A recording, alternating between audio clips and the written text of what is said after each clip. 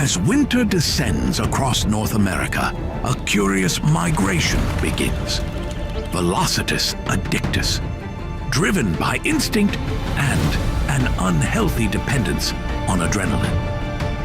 It journeys south to its winter habitat, the sun-baked deserts of Southern California. Here, ritual takes over. The warming of tires, the donning of leathers, and then silence breaks.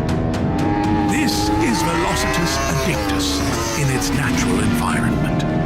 Fierce, vast, and gloriously loud. It's survival of the quickest. CVMA. Learn how to join the migration at cvmaracing.com or watch all the action at 951 Live.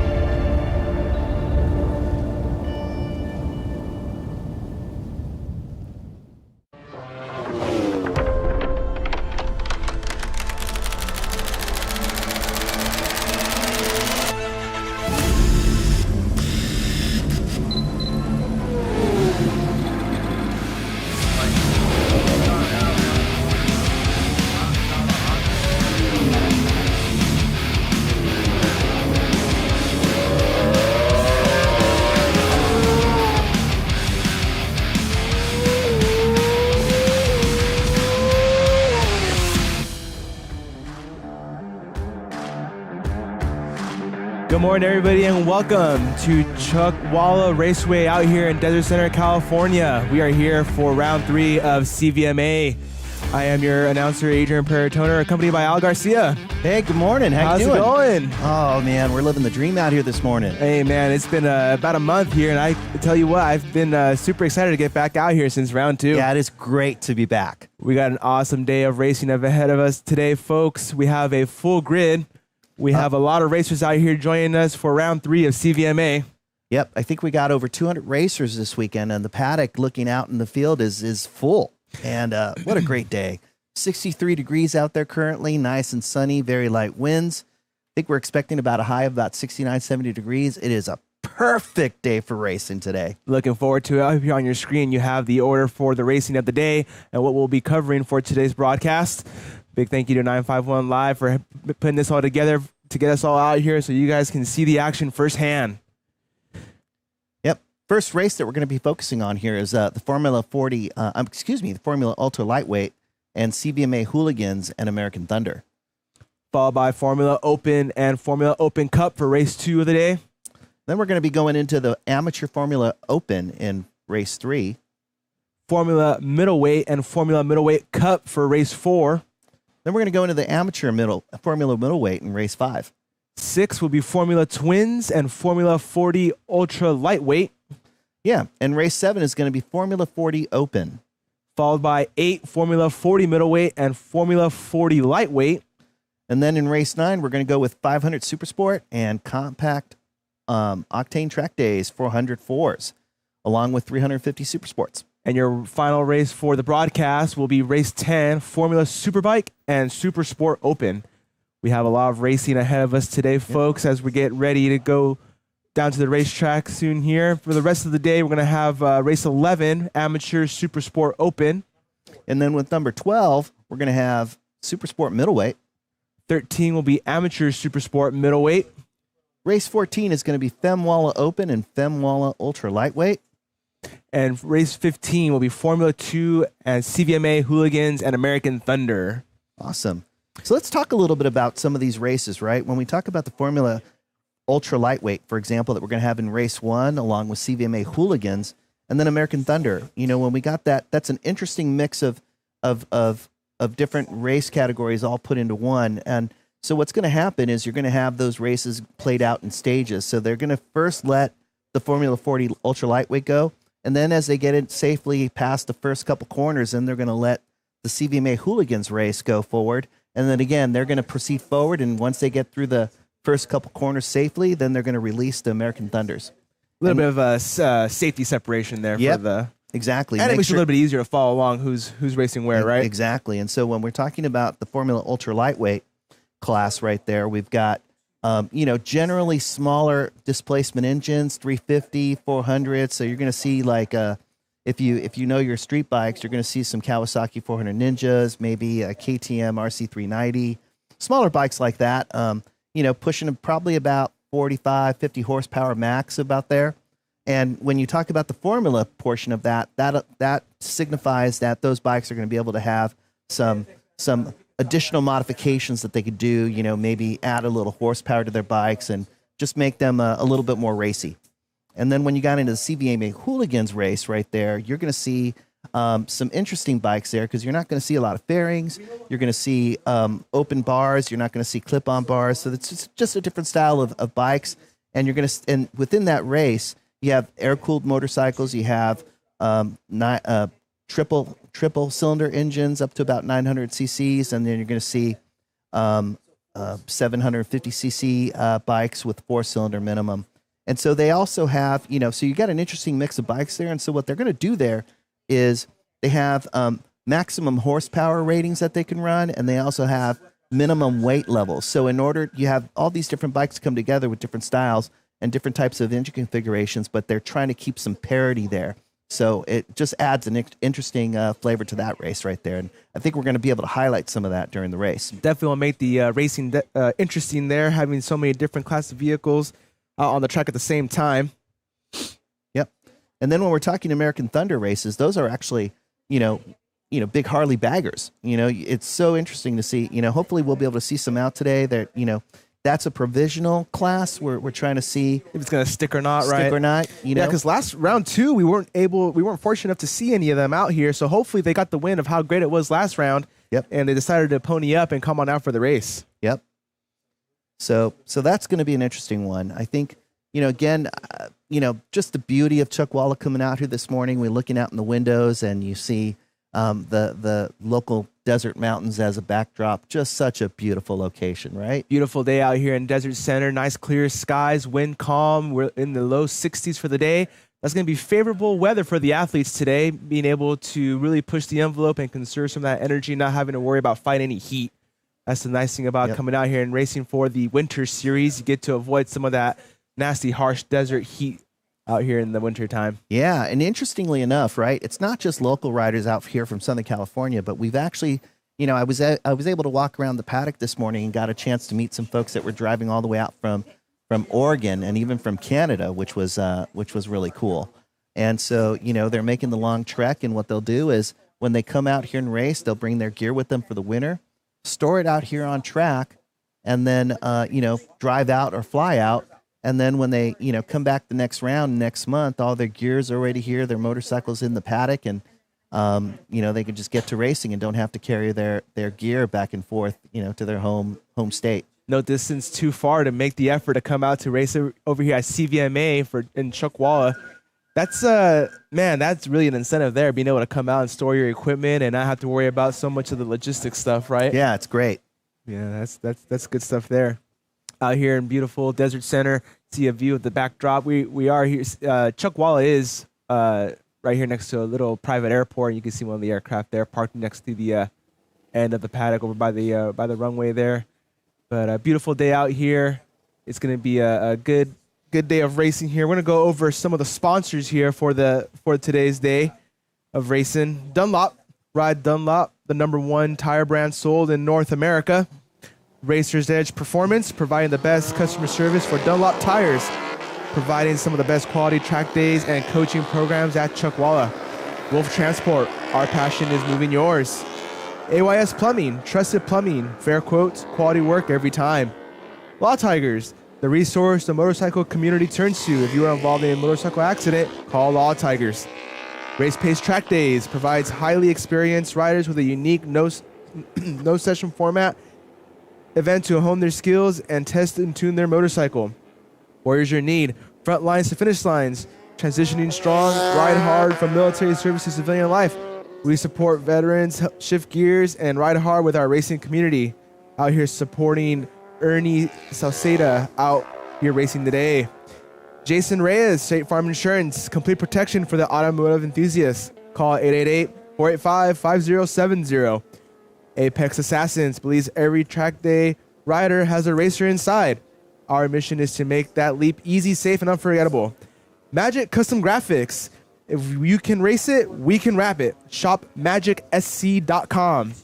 Rider gear, performance you can feel, protection you can trust. And Milwaukee, nothing but heavy duty. And again, special thanks to CVMA and their entire team for all their hard work and putting these amazing events together, not only for the racers out here today, but for the viewers at home. And again, a big thank you to 951 Live for their crew and coming out to being able to put this event together, again, so that everybody can see this at home. Yep. And so that the racers can go back and review what they got going on throughout the day, right, Al? Yep, that's it. So we've got riders out on the track on their warm-up lap for race 1. Again, Formula Ultra Lightweight. And so on the front of your grid, on pole position right here, you have Sawyer Lafayette. In second, you have Nathan Gravel. Third, you have Christian Silva. Fourth on the grid, you're going to have Anthony Estrada. Fifth on the grid, Joshua Smith. Sixth on the grid, Dennis Garcia Delgado. Seventh, Bodie Kaiser. Eighth, Brody Komzak. Ninth, you have Alex Abe. 10th on the grid, you have Justin Napik. 11th, you have Kamesh Kurera. 12th, you have Edgar Roldan. 13th on the grid, Jake Tran. 14th on the grid, Paul Kuhn. 15th on the grid, Abigail Weasels. 16th on the grid, Gordon Branson. 17th, Shea McGregor. And 18th on the grid, Aiden de Caternay. 19th on the grid is David Califano, and 20th is Wesley Lackus. So, wave 2 for the Hooligans. We have on pole, we have Rafael Chavez. 2, we have Billy Houlihan. On third position, Rusty Gill. Fourth position, John Glafke. Fifth, Alex Calloway. Sixth, Aiden Mendoza. Seventh, Douglas Dara. Eighth, David Lancaster. And ninth, Joe Powell. We have no one for American Thunder on this grid, and they're off. Some of your standings from the overall standings for the race series for Formula Ultra Lightweight. You have Sawyer Lafayette leading the class for the championship series, with Wesley Lackus and Alex George second and third for the series, as they're going out into the track for the race start here. And today we're going to be running the track opposite of last round's direction. This would be in the counterclockwise. So here they go in the 15-14 complex. We have the first set of riders in ultra lightweight heading into the bowl right now.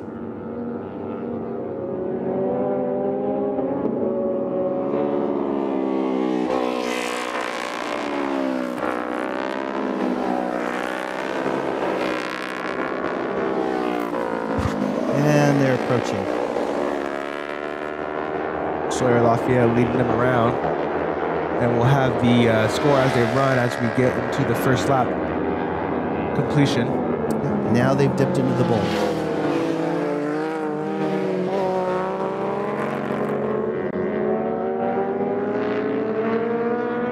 That's coming around the backside of the bowl, exiting into corner 14.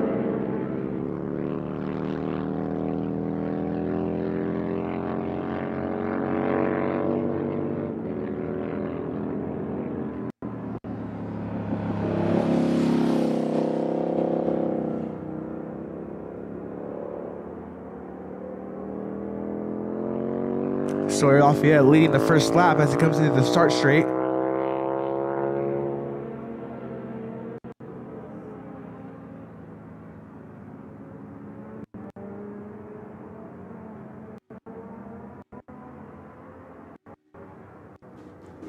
Coming around corner 3, Sawyer Lafayette still leading them around.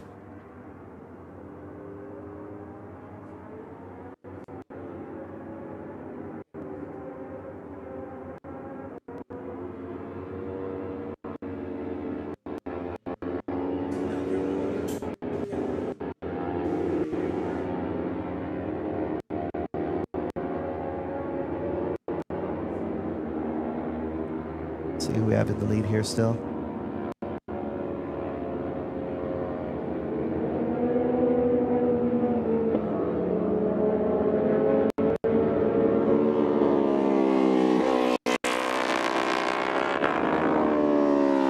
So actually what they're running here is clockwise today. Now they're coming onto the back straight. Dropping into the bowl. Or down the slide, I should say.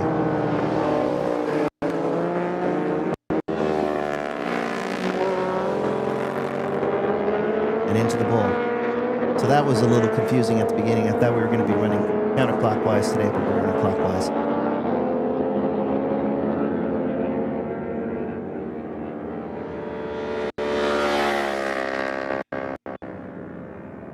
There we go. All right. Sawyer Lafayette leading, Nathan Gravel in second, Anthony Estrada in third, followed by Joshua Smith in fourth, Dennis Garcia Delgado in fifth, as they're still coming out.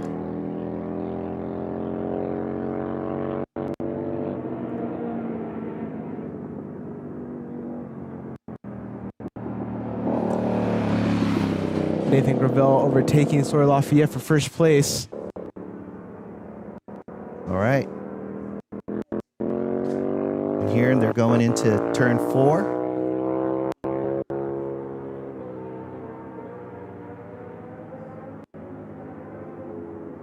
You'll see them going into turn 4, coming in a little, bending out a little wide, then coming back in tight.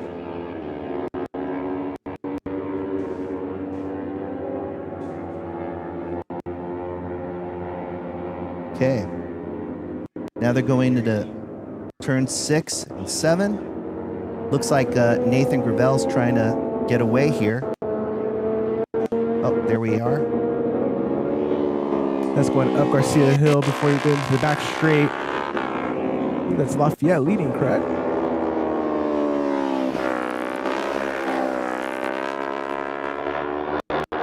Didn't catch that number up front.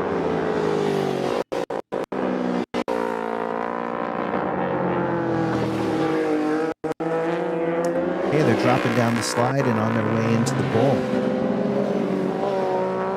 Nice banking on the bowl right there. I think it's about 10 degrees or so. Pretty aggressive corner there. Yeah. Really carry some speed into the bowl there.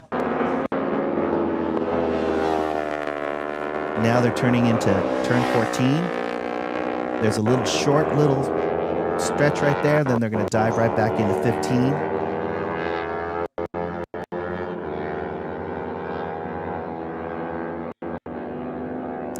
It's important as they're going through these corners to keep their momentum as they're going through that corner, because a lot of these bikes on the smaller side with the ultra lightweights, they don't have a lot of horsepower, so they got to make the most of their momentum going through those corners. Yeah, keeping that momentum up when you're going in and out of those corners to keep your cornering speed high will definitely give you the advantage when you're coming back out into those straightaways.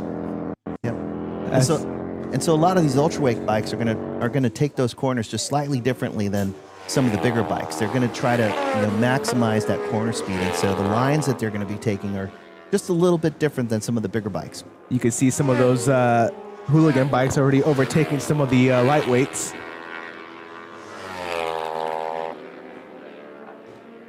Got to be my goal. If I'm starting wave 2 in the hooligans class, yeah, you're going to go out. I'm trying to catch up. Yeah, you got those rabbits right there to chase. Right? Yeah, absolutely. It really helped you get that race pace up. Yep.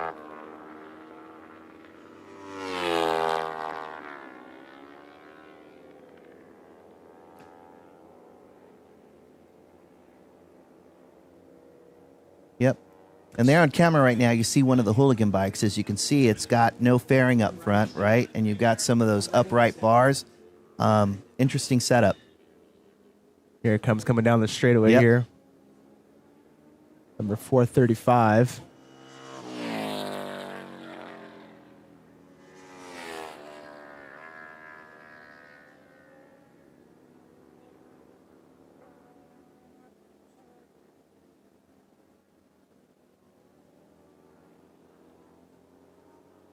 There's the corner, 14 exiting the bowl there with Sawyer Lafayette leading him around.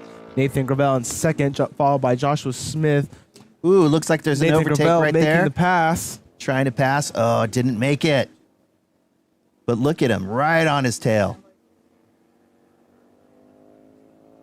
He's going to try to make one right here. There he goes. He's going to get on the power. Outside. Makes the pass. Is he going to stick? Neck and neck into the corner. Breaks earlier. Sawyer Lafayette able to hold him off as they dive into the corner.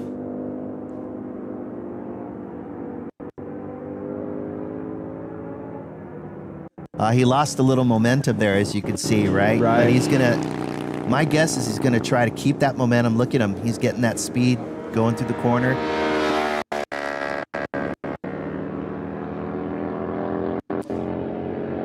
My guess is he's going to try right there again in the 6-7.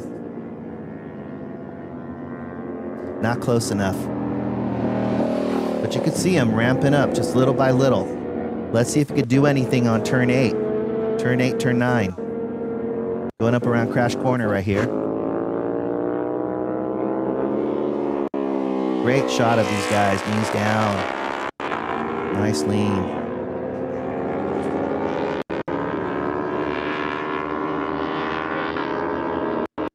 Okay, look at this. He's going to try to get a little bit of draft off him off the back straight, but can't do anything with it. Keeping it nice and tight as they come down the slide.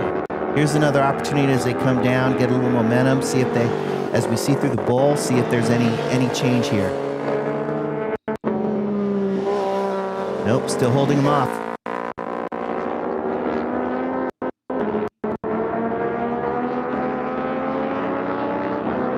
A little bit of dancing between Nathan Gravel and Sawyer Lafayette as we're watching race 1, Formula Ultra Lightweight and Hooligans.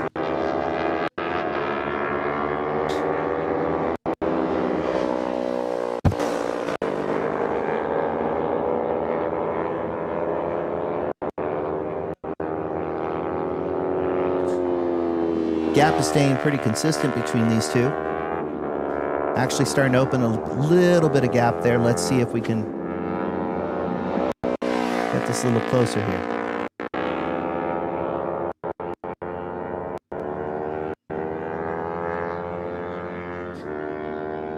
So we have Sawyer Lafayette in second right here. Here he goes. Getting a little closer. Let's see if he could do anything in 6-7 right here. This 6-7 complex. They're going to have to manage. They're going faster than that Hooligan up front. See? Oh, there they go. They get through him nice and cleanly. Sawyer Lafayette still leading us here. Followed by 210 Nathan Gravel in second as they're coming up Garcia Hill.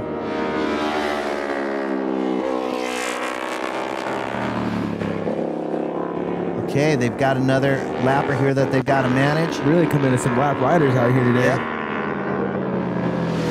Got through that cleanly, no issues right there. Now they're going to drop down into the slide. There they go. They're going to pop back up through the bowl. Bowl is turn 13. As they come in through the bowl. With 1 lap to go.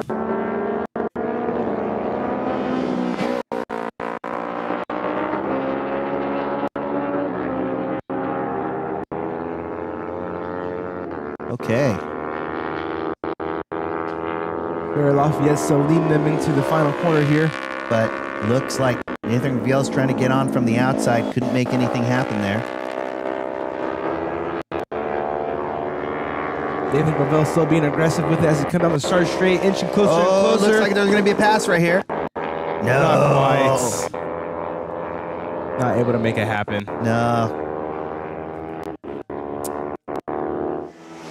Oh, there we go. Okay, that was a last lap right there. And that was taken by Nathan Gravel.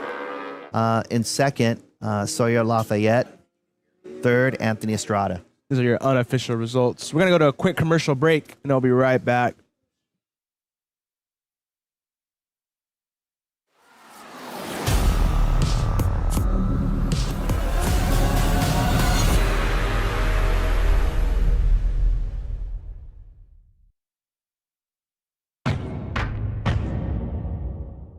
Your vehicle isn't just transportation. It's your pride, your passion, your investment.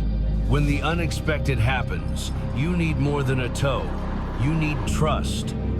Whether it's across town or across the state, your prized possession deserves the best. Wolf Transport, where peace of mind rides shotgun. Got a slow drip? Or perhaps something more serious? It's time to call a professional. AYS. Always at your service. We are more than plumbers. We are your neighbors. Committed to you keeping dry.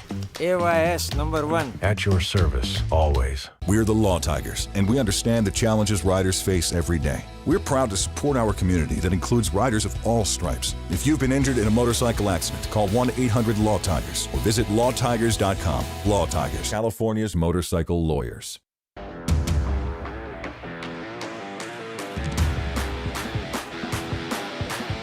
And we're back from the commercial break. Okay, now we got race 2, Formula Open combined. So what we have here is Formula Open as well as Formula Open Cup. So it's essentially, with the Cup, it's a race within a race. You have the pros, who are AMA pros, coming out and racing, and the experts in the Cup get a chance to race with the pros, which is really great. Get a chance to compare themselves to the best. We have a lot of guys out in, who normally race Moto America are coming out in the wintertime out here to get some practice and get some training in. And so, they're also out there to win because there's dollars involved in this race right here.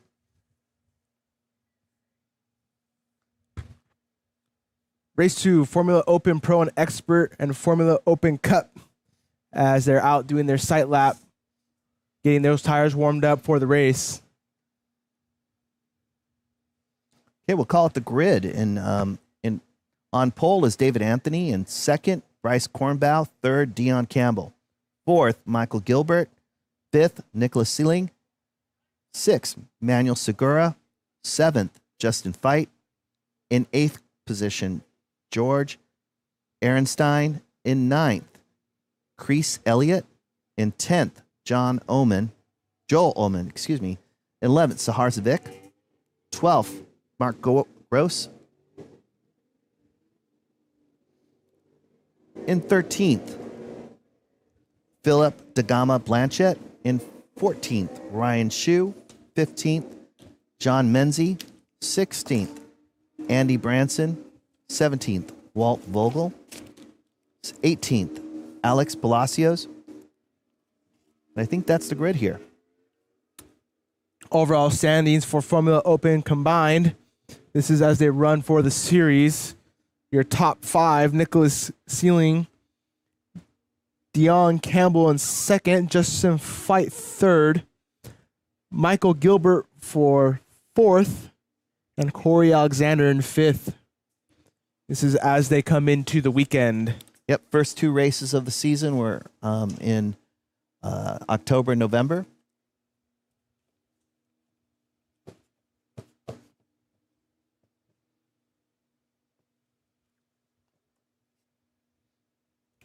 All right. As we get everybody lined up outside into the start straight as they're finishing their sight laps out here.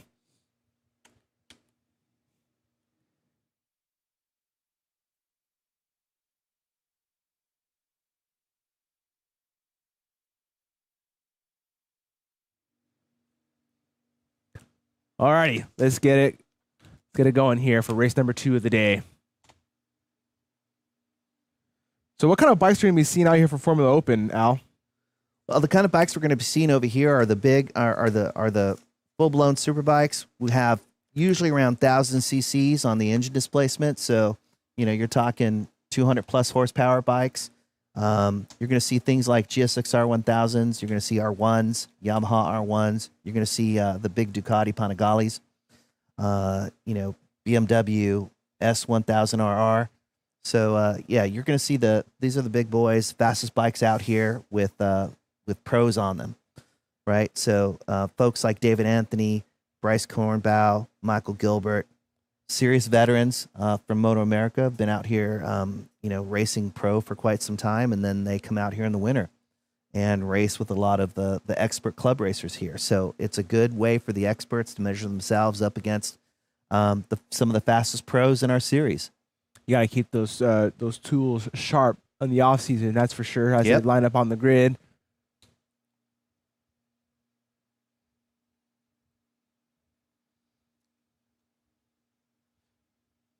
And they're going. And they're off. Yep. Into the first corner they go.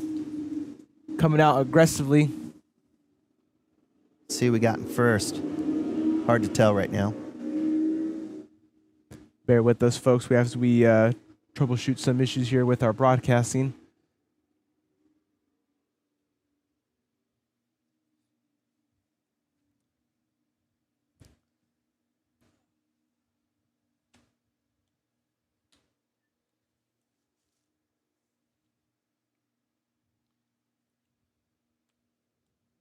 Yep. Well, as they go through this first lap, it's interesting, right? We see again, as we think about some of these pros that are out here, like again, Bryce Cornbow. I remember seeing him race from the time he was a young teenager. So it's cool to see all these years later that someone like Bryce is out here, and then David Anthony goes by Aussie Dave, gentleman from Australia that's been out here racing for decade, 15, 20 years. It's been a long time. And again, some of our club racers, such as Sahar Zavik, has been racing, probably 15, 20 years as well. A lot of vets in this group. Some of these guys out here today with some ambitious goals. You have Justin Fight trying to get a 145 and a shootout podium for the weekend. One of his goals out here. All right, and here we saw David Anthony there in second. Who do we have here?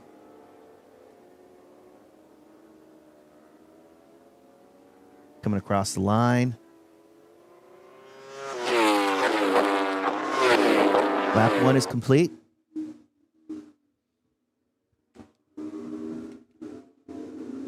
David Anthony leads for Formula Open, followed by Bryce Cornbow and Dion Campbell in third, Nicholas Seelan in fourth.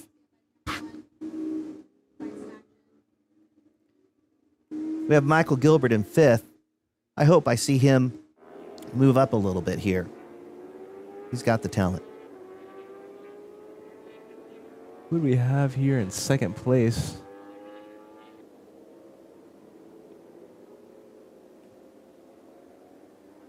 Transponder isn't showing our name. Yeah.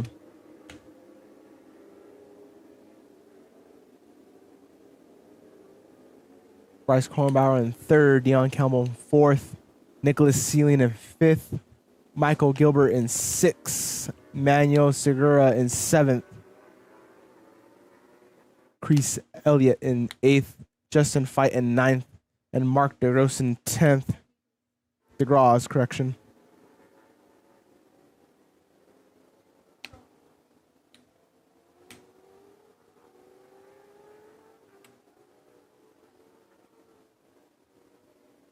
As they're coming out of 14.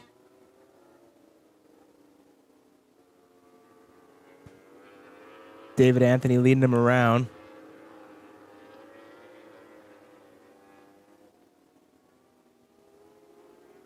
And here I think we got, actually David Anthony we have in second. I'm trying to read that number right there.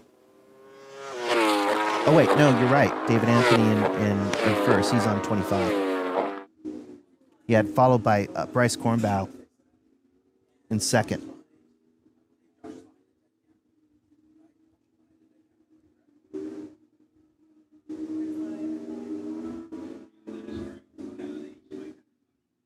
Sorry about that. Bryce Cornbow in third. Can't figure out who's in second right now.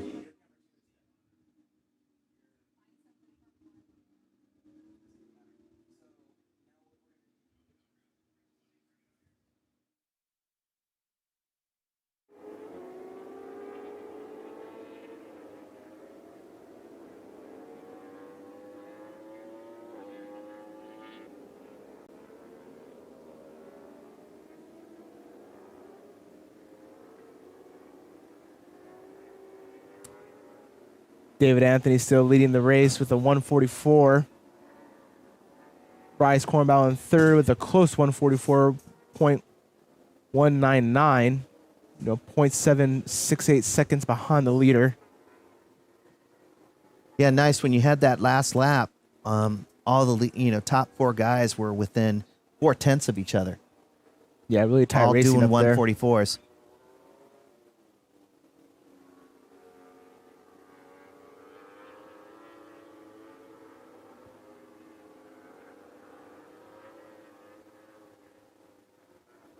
As they're coming down the start straight.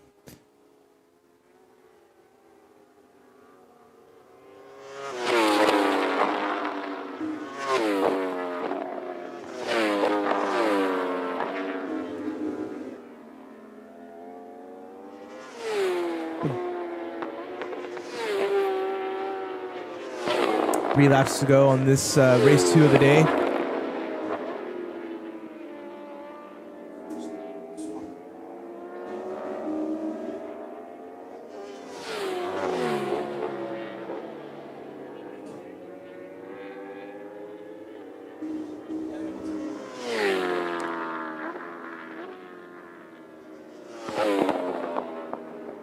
Beautiful shot of the 10 freeway right there.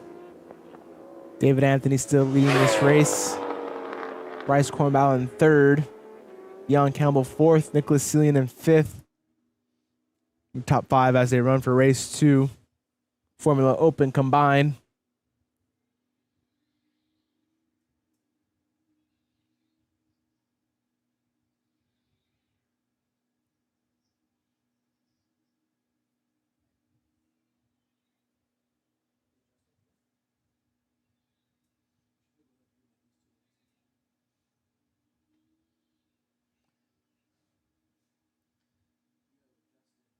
As we see, we got a few technical challenges here. Nonetheless, I mean, if you take a look at that paddock right there, it's nice and so packed this morning. It looked great out there. It's nice to see everybody out in the morning with high morale and getting all ready and anxious to go racing this weekend. Yep.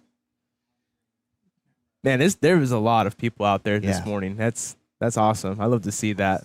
Full paddock is freaking great. Pulling in the other night when Friday night, seeing all the extra trailers out there. It's like, Yep. man, it makes for an exciting weekend. Yep. 4 laps to go. I'm sorry, 2 laps to go. David Anthony still leading us.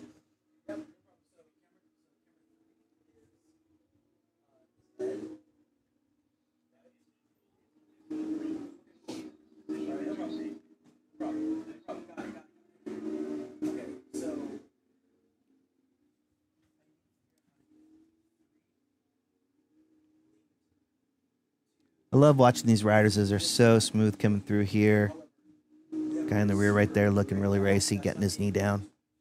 Yeah, this Formula Open class, the racecraft is definitely a lot more elevated than some of these other classes out there. Yep.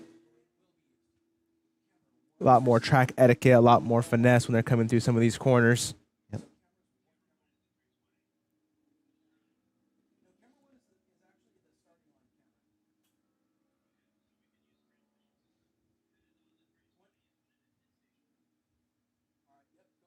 Yep.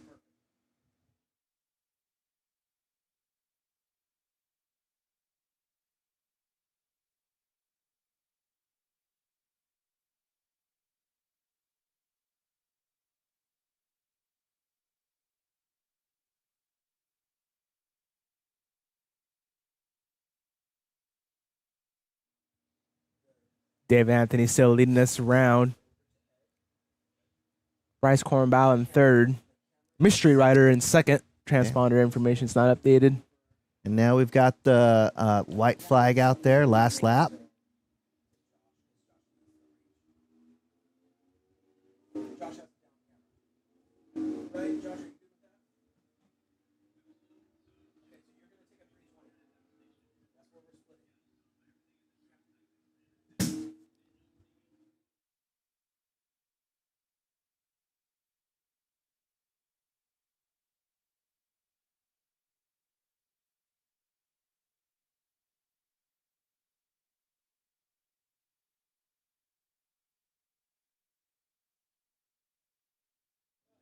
Our Mystery Rider in second place was able to overtake for something must have happened. David Anthony went down 2 positions. Yep.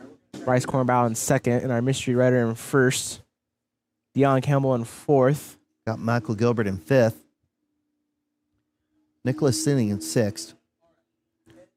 Bryce Cornbauer in first place are within a .009 of a difference in that last change.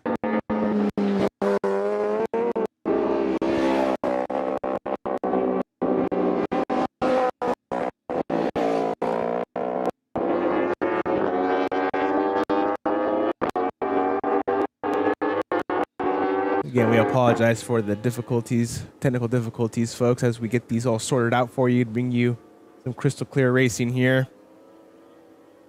Yep. Yeah, sometimes it can be a challenge with getting everything set up here live, and as you know, we're just second broadcast here, so everybody's learning along the way as we do this. But hopefully, as we get this corrected, we can bring some great entertainment to people. Absolutely. That completes race 2 for the day, with our mystery rider taking the position. Bryce Cornbow in second and David Anthony in third. Your unofficial results for race 2, as the rest of the pack keep coming down the front straight. Go. So Harcevic just crossing the line in 11th.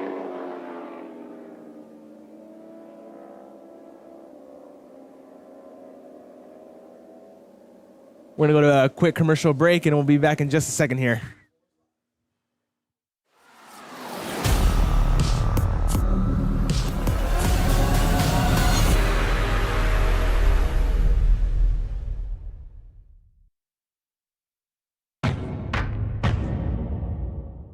Your vehicle isn't just transportation. It's your pride, your passion, your investment. When the unexpected happens, you need more than a tow. You need trust. Whether it's across town or across the state, your prized possession deserves the best. Wolf Transport, where peace of mind rides shotgun. Got a slow drip?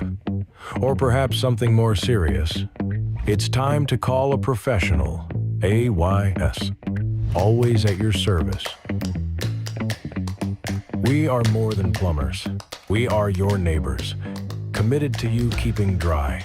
AYS #1. At your service, always. We're the Law Tigers, and we understand the challenges riders face every day. We're proud to support our community that includes riders of all stripes. If you've been injured in a motorcycle accident, call 1-800-LAW-TIGERS or visit lawtigers.com. Law Tigers, California's motorcycle lawyers.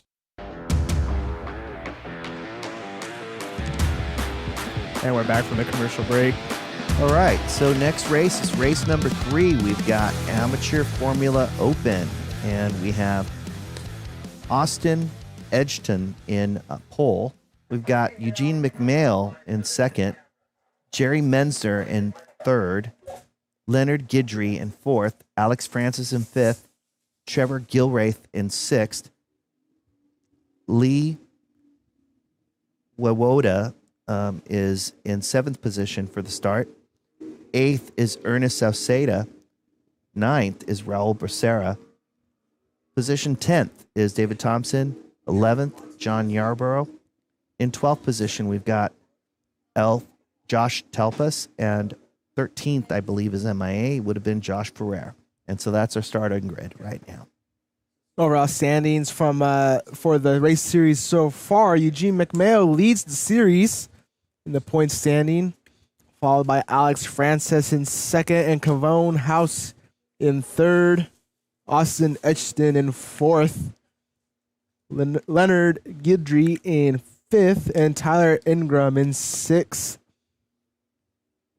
Lucas Cantarelli in seventh, Trevor Gilraith in eighth, Bryce Farabee in ninth, and Daryl Perkins in 10th, your top 10 in the point standings for the series. As they come into the weekend, Yep. We'll see how they leave the weekend and see if they can get some positions moved around here. Okay, now we got a red flag on the track, which means we're pulling folks off. So it looks like we might have a little bit of delay here with the red flag. See how this goes. But thinking back to race 3, again, we have a Formula Open. So again, these bikes are 1,000 cc's generally. You're talking the big bikes, 200 plus horsepower at their max end. But what you have here are amateurs, folks who are new to the sport coming in and hoping to make that extra grid pretty soon, I'm sure, right? So, times might be a little bit slower than they were in the last race. I think we were seeing 44s and 45s in the last race. Maybe we'll see something like 149s, 148s in this race. That's what I'm expecting to come along. And interestingly enough, you see in fourth in the overall standings is Austin Edgton, but he's currently on pole, so maybe he's looking to move on up in the standings a little bit here. That'd be a good way to do it. Give yourself a good position on pole on your qualifying. Yep, so I think that might be a good race here between Austin Edgton and Eugene McMail. We've seen Eugene McMail do pretty well here last month. In particular, if you recall, he was in some battles and was in those pole position and first. He won the he won last week. I think he won, and I think he won one, and I think he was also in second in another. Maybe you have to go back and take a look, but he was up there up front. McMail with the intentions to complete all 7 rounds, coming out from Silverado, California. Alex Francis with the goal of podiuming the championship, and so far he's on the podium with second place for the standings. So looking like he's on the right track so far.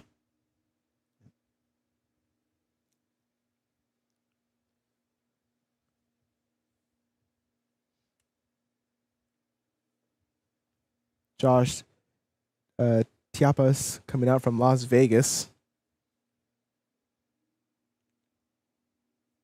And John Yarbrough just trying to be more consistent with better lap times. And out here supporting his fellow racers. Big thing out here, the camaraderie for sure is everybody rooting each other on and getting home safe. Yep. So Austin Edgton qualified on pole with a lap, 1 minute 50-second lap. Eugene McMail was qualifying with a 1:52. See if it get a little faster during the race, right? We'll see if that happens here. Yeah, 2 seconds. I mean, it sounds like a little bit, but that's a pretty good healthy gap if you're Austin, and you're definitely loving that coming into the race for the day. Yep, we'll see if he can get away, right? Mm-hmm. Now they're on the starting grid right now. I mean, Eugene, even though his goal is just to complete all 7 rounds, having such a successful weekend last round, you definitely want to stay on top of that and try to capitalize on your momentum. As they're coming around, completing the first lap here with Eugene McMail leading us around. Austin Edgton in second with a 0.41 difference in lap times by Leonard Goodry in third and Alex Francis in fourth. As they're coming around corner 7.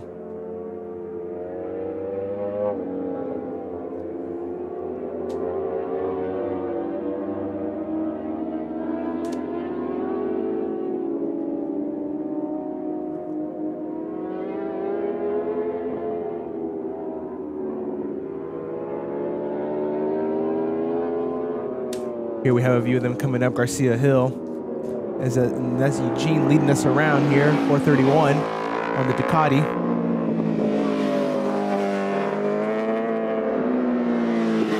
We've got Austin Edgton chasing him.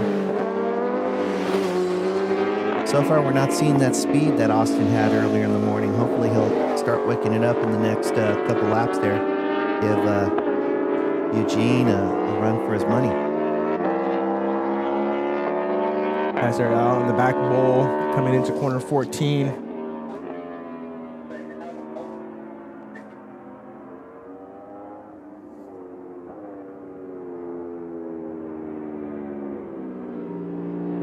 Coming around corner 15 into the short straightaway before 16.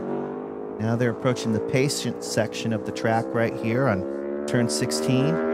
Austin Edgton inching ever more closely to McMail as they're coming down the start straight. You saw Eugene have a little bit of a wheelie, which looks cool, but sometimes doesn't help your acceleration. With Austin getting closer and closer, breathing down his back, coming into the next set of corners, followed by Leonard Guidry and Alex Francis.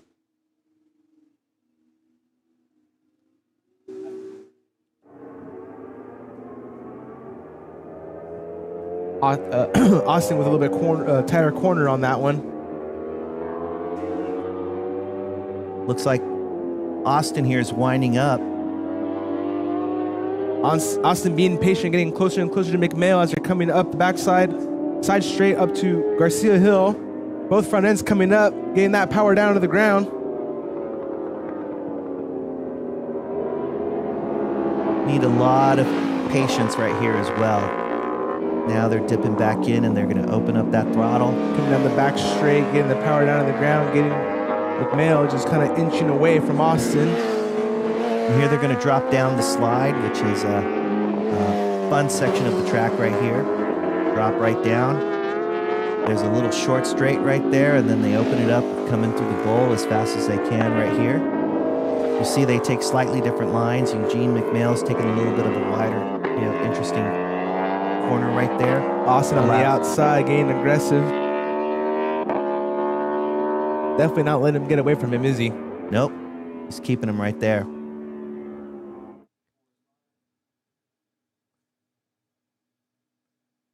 Okay, here we have a shot of the front straight.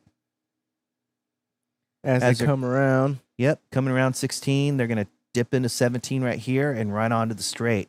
Let's see if Austin has anything for him on the straight right now. See if he can get any closer to Eugene here. Eugene's still leading around, and Austin in a close second.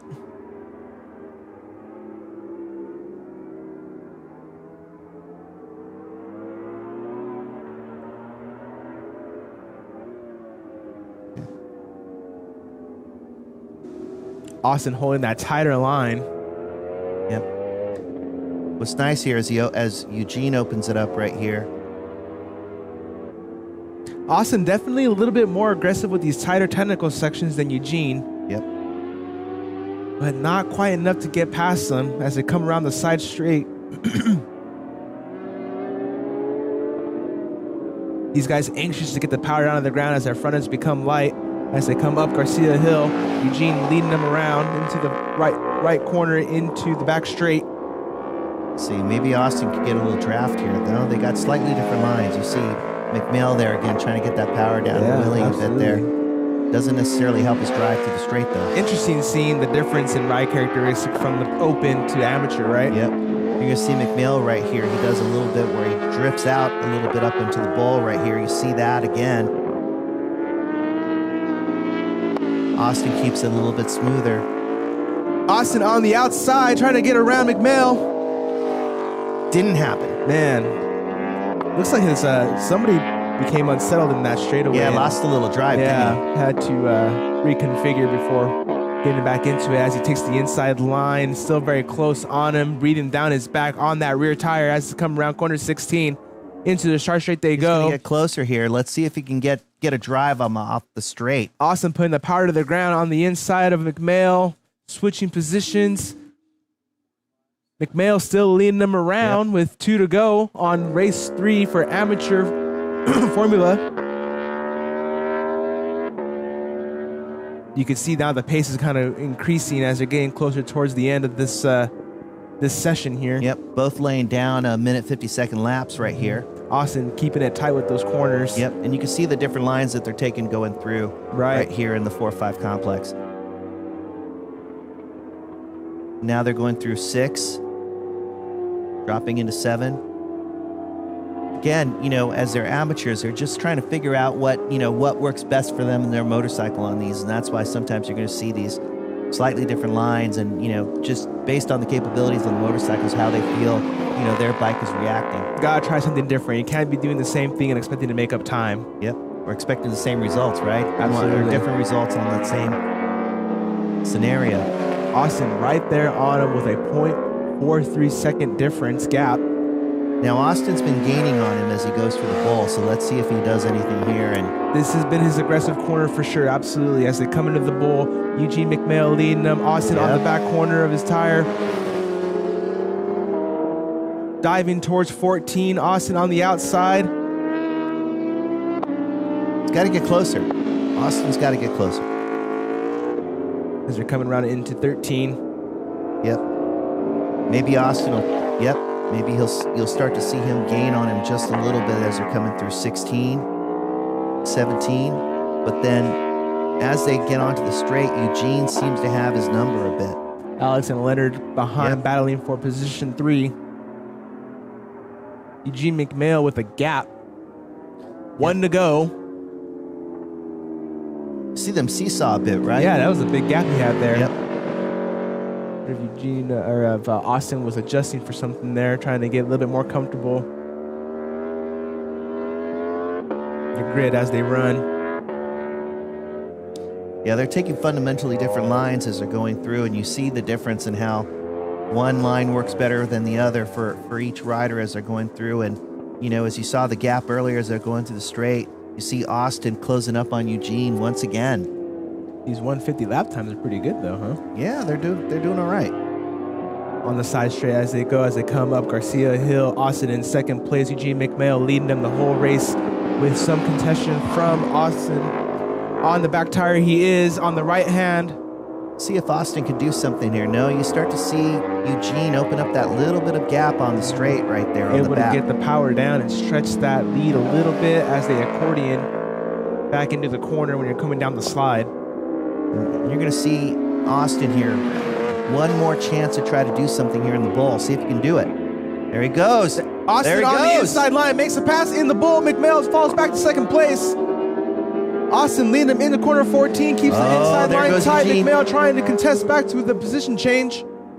Now Eugene's got to keep him really, really close on 16 and 17. And if he can be right on his back on 17, maybe Eugene can catch him at the end of the straight. Almost as if Austin played the patient game. As they come around corner 16, Austin into the front straight first. Eugene trying to make the pass on the inside. He does make the pass into the start straight, getting the power down to the ground and being able to capitalize on that. Absolutely stunning performance from Eugene McMail. Not letting him get away on that start straight. Wow. Yeah. That was crazy. Yeah, that was great. Unexpected. Yeah, you saw that strategy, though. You saw that Eugene was going to have his number on the straight, though. You saw that as they were setting up in those previous laps. Austin seemed to play the patient game, holding back in second, trying to figure out where exactly best to pass, makes the pass. Eugene McMail able to get the power down to the ground and make the pass back for first place. First place, Eugene McMail. Second, Austin Edgston. And third, Alex Francis. Your unofficial race results for race 3. We're going to go to a quick commercial break. It'll be actually, here we have the instant replay, 951 live replay as McMail passes for the lead again here. Yeah, you saw Austin just had nothing for him right there on the straight. Austin here on the inside on 14. After the pass was complete, here was the pass made for first place. You got to give him credit, though. You got to give Austin credit for trying. You saw certain places where he just had Eugene's number. Absolutely. We're going to go to a quick commercial break and we'll be right back.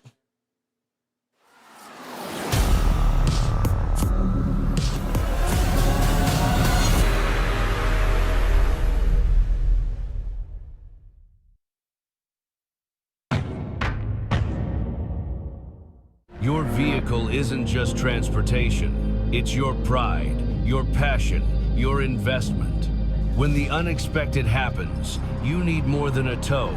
You need trust. Whether it's across town or across the state, your prized possession deserves the best. Wolf Transport, where peace of mind rides shotgun. Got a slow drip? Or perhaps something more serious? It's time to call a professional. AYS. Always at your service. We are more than plumbers. We are your neighbors. Committed to you keeping dry. AYS #1. At your service, always. We're the Law Tigers, and we understand the challenges riders face every day. We're proud to support our community that includes riders of all stripes. If you've been injured in a motorcycle accident, call 1-800-LAW-TIGERS or visit lawtigers.com. Law Tigers, California's motorcycle lawyers. And we're back again out here in Desert Center at Chuckwalla Raceway out here a beautiful Saturday morning. I guess afternoon now. It's 12:11 here. Wow. In Time flies. Southern California. Absolutely. Time has been flying.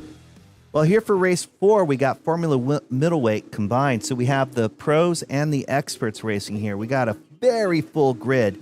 Looks like 35 racers on the grid. So I'm going to try to go through as many of those names as I possibly can. Again, 35 racers on the grid. This is going to be an exciting race. We got Brendan Kettleson in number 1 and pole. We've got Victor Perez de Leon in second. We got Owen Williams on third. Gridded fourth, we got George Ehrenstein. We've got Hayden Meng on sixth. Joel Oman, gridded seventh. Hunter Sealing, gridded seventh. Edgar Zaragoza, gridded eighth. Jordan Tropkoff, gridded ninth. Jacob Monson, gridded 10th. Nicholas Telliard, 11th. Jack Roach, gridded 12th. Lee Callens, gridded 13th. On 14, Logan Oster, gridded 15th. Bernardo Pastor, gridded 16th is Ryan Breckenridge, gridded 17th. Brian Hole. Tim Peters is gridded 18th. Richard Finley on 19th. Position 20, we have Marlon Gonzalez. 21, Josh Lerner. 22nd, Emily Grana. 23rd, Jeff Bean. On gridded 24th, Parker Mayer. Gridded 25th, Matthew Porter. Gridded 26th, Alex Reyes. 27th, Emerson Lau. 28th, Christian Lima. 29th, Oliver Ramleth. Gridded 30th, Jake Jurgensen.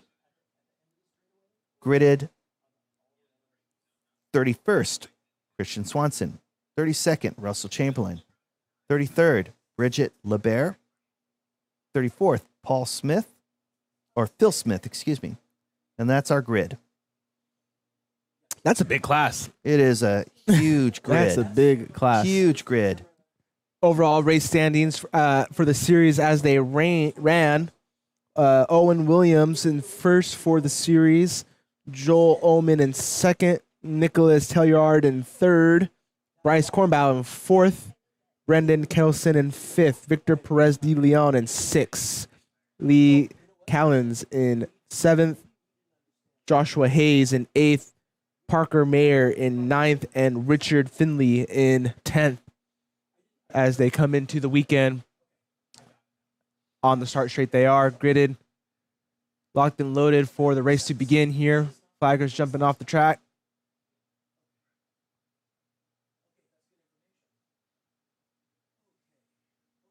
And they're off. All right, they're off. Formula Middleweight combined, so we're seeing a little bit of everything here, right? Right, Al? Yeah, you're seeing GSXR 600s, Yamaha R6s, GSXR 750s. You might see some Daytona 675s, Kawasaki ZX6s. You've got, horsepower, probably around 130 horsepower to these bikes. But notice, even though, they're significantly down on power relative to the Superbikes, a lot of the times that you're seeing aren't that far off from the best pros in the big Superbike class. That's because the short straightaways on this track don't necessarily lend themselves to those bigger bikes being able to use every bit of horsepower. So a bike such as these, and you got, like we're seeing Brendan Kettleson right there in first place right now. So bikes like these, even though they don't have as much horsepower as the big bikes, they're really maneuverable, a little bit lighter weight, and can take advantage of their corner speed on this track. So you're going to see some really fast bikes out here. Brendan Kettleson, for example, dropping into the slide. You're going to see him come through the bowl right as we speak. There we go. Making quick work early in this race to get out in front and try to develop a gap as he comes into corner 14. Brendan Kettleson as he leads him around. Into 14 they go. The rest of the pack following behind. 35 racers out there on the track right now. Kettleson looks like he's developing a bit of a gap here just on the first lap alone. Down the start straight he goes, getting the power down to the ground and inching along. He is moving. Bryce Kornbaugh in a close second place.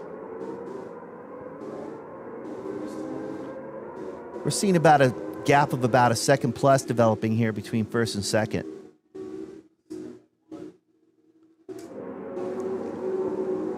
It'd be good to see Bryce Cornbow move up a little bit, keep Brendan Kettleson honest here. Here they go through turn 6 and 7. Brendan Kettleson up in the lead. Leading out early race out here alone.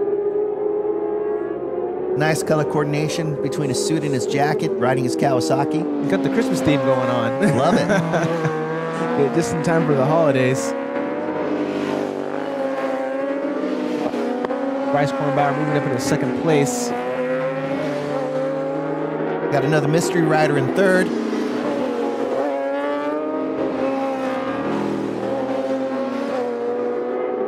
Into the bowl they go as they make the right-hander into corner 14. Kettleson out front with a comfortable lead. I'm sure he's not going to be letting off an inch. Wants to keep that lead, keep himself in some clear air. And when we say mystery rider, oftentimes what we're saying here is we've got timing and scoring here on a sheet, and you have a transponder that is associated. You know, the names are oftentimes associated with the transponders, and in this case, we don't have a name associated with the transponder in the third place position, so that's why we're calling him our mystery rider. Yeah.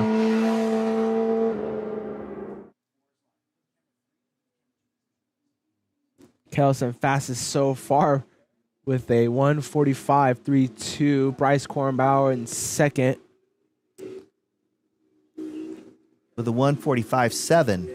So their paces are not too far apart, but Brendan Kettleson was able to take advantage of that start and really develop about a second gap here. And so it may be starting to develop just a little bit more. We may be about a second and a half now. Kettleson with that comfort for the day, just being able to stay out front out there and lead a race of his own. Yep. At the pace they're going, Brendan should be able to control this race, provided nothing happens to him here. Yeah, he's pushing that thing. He's not slouching, that's for sure. Nope. Bryce really trying to get the power down to the ground and find that traction so he can make a smooth lap to kind of close that gap on Kettleson. And again, the guys you're seeing here at the front, they're pro-level racers, so they're racing Moto America as well. They're coming out here and racing. This race here is a paying race. So, you know, opportunities for $1,000+ payouts on for the podium positions here.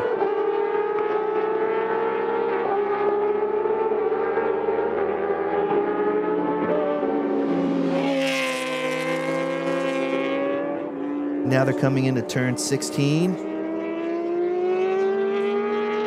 We'll do that little kink on 17 here, and then right back onto the front straight. Looking smooth and in control, Brendan Kettleson. On his Kawasaki CX-6. With Bryce Cornbow in second.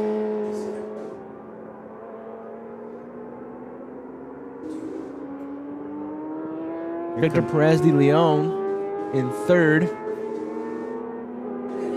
And Hayden Meng in fourth. I think that was our mystery rider they got. There we go, Victor Perez. Updated his live scoring. Oh, maybe not. Oh, no.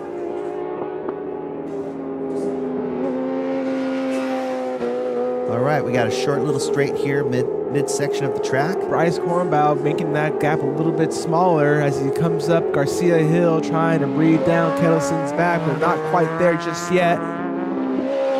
Definitely getting closer, though. He is gaining. Bryce's last lap was about 0.2 of a second faster than Brendan Kettleson's. That's what you're going to need.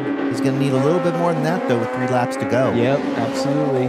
The 1.2 gap, you're not going to be able to make it happen there. Coming into lap riders here. Got to be careful right here. Made it through safely. Getting in there, probably making that 0.2 look for him.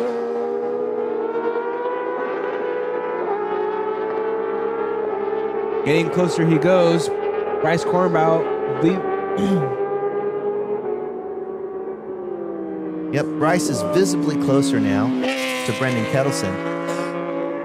We're starting to see a little bit, he's getting up there. Is he going to be able to get there, though, by the time the end of this race happens here? Yep. Bryce's last lap was 0.6 of a second faster than Brendan Kettleson in the lead. Bryce inching Bryce closer is and closer definitely to quarter getting 4 and 5. Now you see it even more so, right? You're seeing them close up. He's making good lap time here in this section coming up. Yep. Bryce is really starting to close the gap. Yeah, here. he is. He's going to make it a race. You're going to see As they come up the side straight, Bryce on the Look at inside this. line, getting the power down to the ground, inching closer and closer towards Kettleson on his rear tire as they go up Garcia Hill. Bryce, right by Yep, Bryce right is gonna try to take him right here, coming out of this corner right here and onto the straight. Back straight they come along. Kettleson leading, Bryson second, Victor Perez de Leon in third. As they're coming down the slide into the ball with 2 laps to go.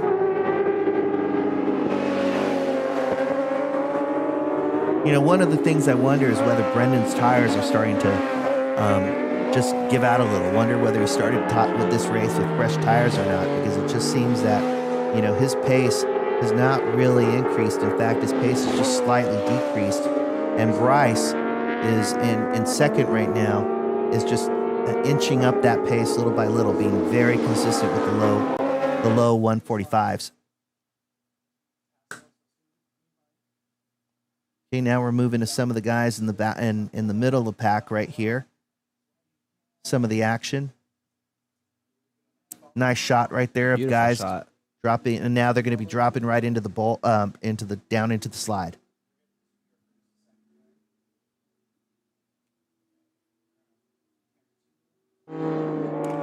Okay, back to the front. Brendan Kettleson still leading them along with Bryce Kornbauer in second, Victor Perez de Leon in third. Bryce Kornbauer trying to do everything he can to get around Kettleson as they come around corners 6, 7. Kettleson on the inside in the front. Bryce is taking a slightly different line, trying to get a drive. Bryce There he closer, goes. makes the inside pass around Kettleson. Nice. Can he hold it? Puts the power down on the ground, tries to inch away further from him. Kettleson not let him get it away. On the inside line, Kettleson goes, breaks later, not quite able to contest his position. Kettleson's got to try to make a move as soon as he possibly can. If not, Kornbauer's going to be getting away from him. Kornbauer coming down the back straight, leading them into the slide. Kettleson's got the power down. He's trying for the pass. On the inside line for the pass. Kettleson makes the pass back for first place position. Kornbauer falling back into second place. We got ourselves a race, folks. Into the bowl they go. Kettleson still ahead. Kornbauer right in second. Few laps to go before the end of this race. Can Kornbauer make it happen? Into 14. Short straight jaunt into 13. Correction, 15. 15, you there. Yep. Kettleson leading them around 16. Yep. Kornbauer right there inching along. Who's going to be able to get the power down to the ground, break later? Kornbauer's winding Everything up. they got down the front straight. Kettleson able to maintain and keeps position for first place. Kornbauer in second. Looks like Brendan's got a little bit more pace on the straightaway, but went way wide right there. A little bit of a. Oh, there we go. Yeah, a little bit of good sportsmanship there from Kettleson and Kornbauer as they kept it clean on that last lap. Fantastic job from the 2 athletes here. With Congratulations. Victor Perez in second. And Kornbauer able to really get that. Look at that. Here's the. I think this is the second pass here. That's when Kettleson went and contested, right? Yep. And there we go. We're going to go to a quick commercial break. I'll be right back.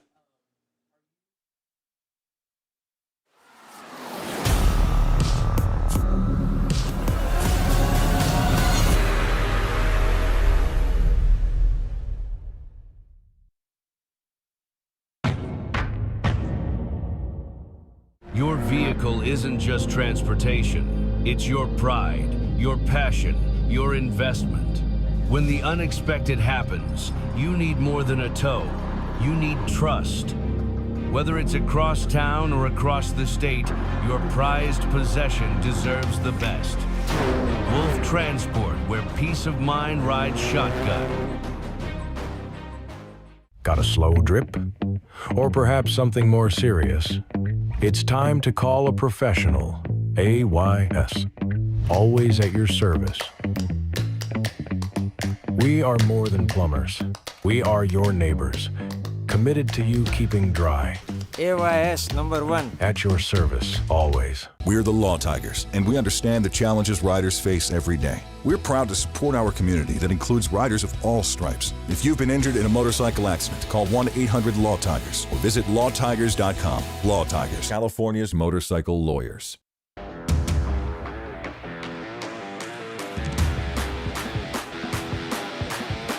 And we're back. Race 5. Amateur Formula Middleweight, excuse me. So again, in this one, we're seeing, middleweight sport bikes, Daytona 675s, Kawasaki ZX6Rs, Yamaha R7s, Honda CBR 600 RRs. So again, topping out at maybe 120, 130 horsepower right here. Again, these are the amateur guys who are looking to, hone their craft. And with that, I'm going to run through the grid. On pole, you've got Tyler Crozier. In second position, you got John Peskin. In third, you got Thomas Hinga. Fourth position, you got Michael Bassani. Fifth position, John Bradley. Sixth position, Jay Bedke. In seventh, you have Ryan Champ. Gridded eighth, Marco Larios. Gridded ninth, Robert Miller. 10th, Sean Vintiner. Gridded 11th, Greg McCord. Gridded 12th, Chris Delaney. Gridded 13th, Wolfgang Van Orten. Gridded 14th, Andres Huang. Gridded 15th, Hunter Underhill. 16th on the grid, Joshua Feinberg. 17th on the grid, Jerry Gerardo. 18th, Chase Rodriguez. 19th on the grid, Tara Lynn Fournier. 20th on the grid, Jonah Schumann. 21st on the grid, Edgar Rudlin. And 22nd on the grid, Dominic Piazza. Again, a full grid here, 22 racers. Going to be battling it out. Beautiful day out here at Chuckwalla Raceway out here in Desert Center, California for round 3 of CVMA. Out here on a beautiful, nice evening, nice cool weather. We're approaching like the mid to high 60s here. Keeping the weather nice and tame for the athletes out there today. Yep. I'm sure someone like Tara Lynn Fournier in 19th is really enjoying the weather out here, particularly since she's coming from Vancouver, Canada. Yeah. Probably a little bit colder out there right now. She might think it's warm right now. Yeah. Likewise with Jay Bedke, he's coming out from Muskegon, Michigan. And so, I would imagine coming out from a cold Michigan December out to a nice, beautiful, sunny California day. Got to be loving it, right? It's for sure a sunny California day, for sure. Nice and warm in the sun and nice and cool in the shade. Your overall standings for amateur Formula Middleweight as they come into the weekend. Tyler Crozier in first for the series. John Peskin in second. Dakota Birdford in third. Michael Bassani in fourth. Alex Reyes in fifth. Lucas Cantarelli in sixth. Thomas Higa in seventh. John Bradley in eighth. Preston Acuff in ninth. And Edgar Isaac Ledesma in 10th. Your point standings for the series as they come into round 3 this weekend. 2 days of racing today and tomorrow. Make sure you tune in to catch all the action here. Big thanks to 951 Live for being able to bring this live broadcast. And big thank you to CVMA for being able to put these events together for all the racers and family to check out and watch at home. Yep. For these guys, again, like I said, they're in the amateur ranks right now, looking to make it up to the expert ranks. We have one racer here, Greg, Chris Denley, whose goal for this year is to finally become an expert. He's been racing about 8 years now. It's about time. Guys got to step up, right? Yeah, sure. Come on. He's coming out of Pahrump, Nevada. So, a ways away. Out of state. We got a lot of guys coming in from out of state Yep. and even further than that, you know. I mean, shoot, we got amateurs from Vancouver, Canada, people from Michigan. Yep. And again, with Tara Lynn from Vancouver, Canada, she's still, honing her racecraft. She says she's still more of a track day rider and has been racing for less of a year. But you know what? You're out here. Once you're out here gridded, you're a racer. So I love that. So Al, a question for you. We got everybody loading up behind the start straight, right? Is that what that is? Looks like it. Went back out for another sight lap. It Yep. looks like Another sighting lap. maybe there was something on the track or something.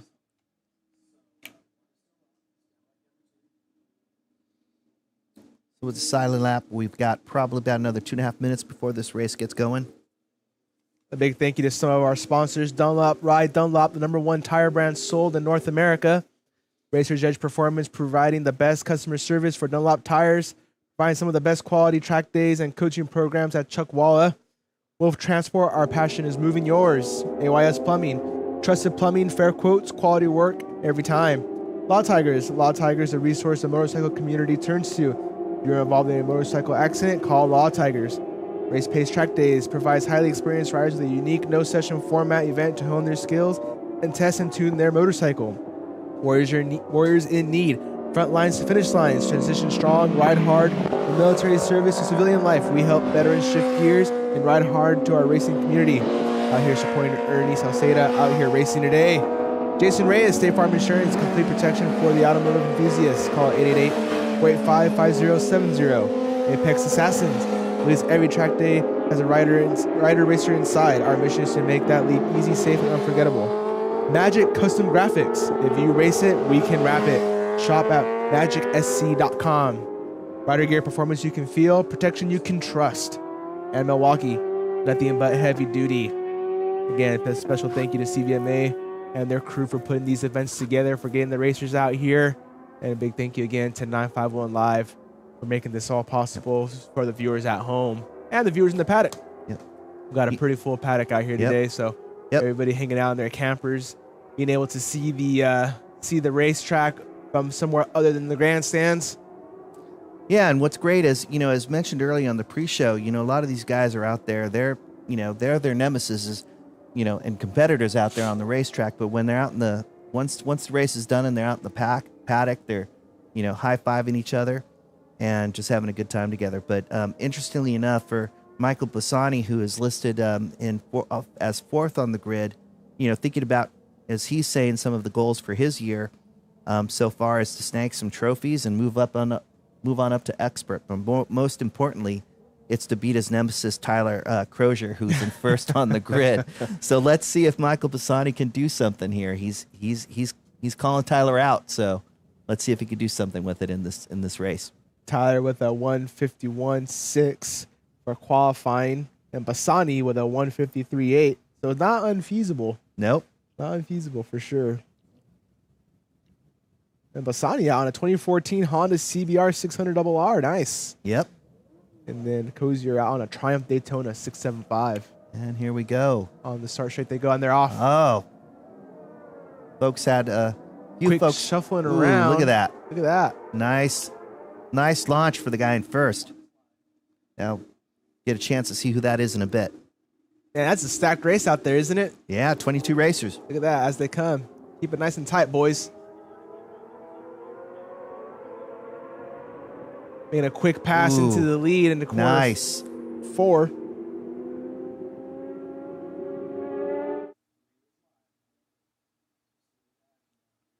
Yeah, interesting as they come on this first lap, everybody's jostling for position, trying to, make their way up the grid, right? It's so crucial you make quick advantage of the start of the race. Everybody's bunched up.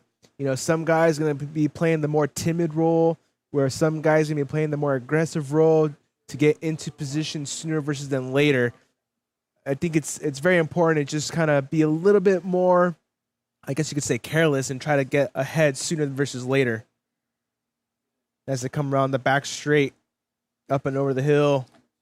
Man, that's a high-speed corner there. Yeah, it's a nice shot, right? Get Yeah. a sense of the speed that they're carrying as they're coming through as they're coming off the straight down into the slide. And this is their first time coming through the bowl.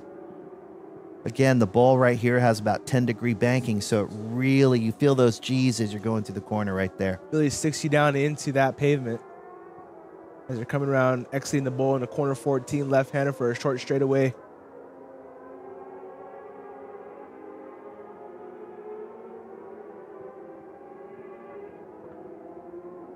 All right, here we go. Leaders going into 16. Little short flick on 17 right here.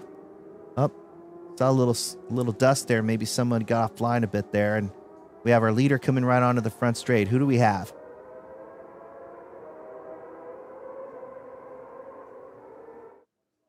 And it's Tyler Crozier. Bassani down in 8th. He's got to pick up the pace, Bassani does, if he wants to catch Tyler this race. Marco Larios in 2nd. John Pexton in 3rd. John Bradley in 4th. Jay Badik in 5th. Ryan Champ in 6th. Thomas Higa 7th. Michael Bassani in 8th. Sean Vintenier in 9th. Robert Miller in 10. Your top 10 as they run into race 5 out here for amateur Formula Middleweight. Out here at round 3 of CVMA out here at Chuckwalla Raceway.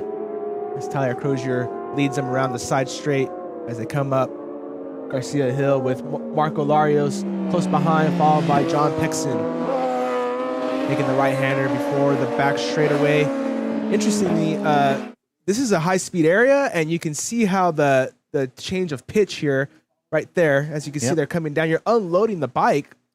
So that's an area, not only you have high braking, but you're going to have a little bit of instability, right? Yep. And you see those cones, right? You see the 4 cone, the 3 cone, and then right here, the 2 cone. Those are set up to give the riders a sense of, okay, where do they need to hit their brakes? And what they're trying to do is, you know, as they get more experience and they move on towards experts, what they're trying to do is hit those, making sure that they're hitting the marks in generally the same place each and every time as they're going through. And those cones there are set up to aid the riders to make sure that they, know that high braking corner is coming. Your goal would be to try to break the latest, right? So you can try to keep that speed into the corner. Certainly. Crozier leading them around into lap 2 here. Marco Larios in 2nd and John Pexkin in 3rd. Tyler Crozier did a 1:53 on that last lap. John Bradley in 2nd also did a 1:53. But looks like Tyler Crozier's got a bit of a lead on everybody, and if the people behind him don't pick up the pace pretty quick, Crozier may have the opportunity to run away with this. John Pexton in 18th, not good, as he is your 2nd place for the overall point standings. Definitely going to want to have to figure that out if he doesn't want to lose too much points here for the weekend. He's going to have to pick it up. Nice shot of Crozier here coming into the 8, 9, 10 section right here.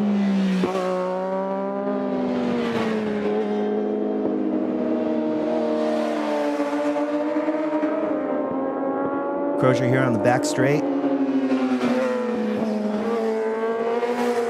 And he's dipping right in, starting on the slide, dropping down right here.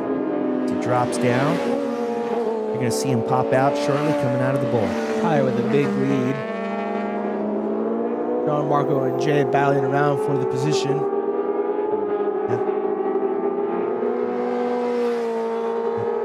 Tyler's running away with this so far. Someone's going to have to give chase.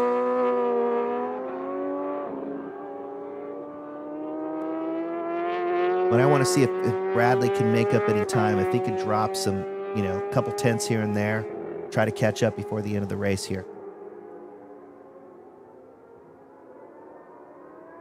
Larios, Badik, and Champ all in a tight battle for third place here.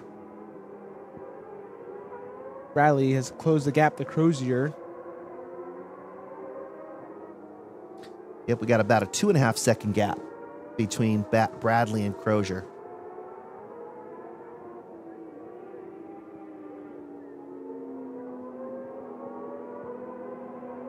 Given that they're on the 3rd lap out of 6, we're going to have to see Bradley pick it up by another second or two if he wants to have any chance of catching Crozier before the end of this race. Absolutely.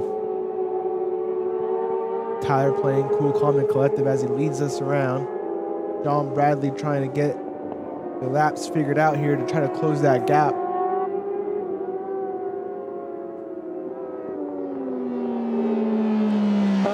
Looking at Crozier, what's nice about his riding right now is he seems to be hitting his marks pretty much on spot when you see him go from lap to lap. He's being pretty consistent in his racecraft and learning how to really just hit those marks over and over and over. I think Bassani has some sort of issue as he falls down to 20th place.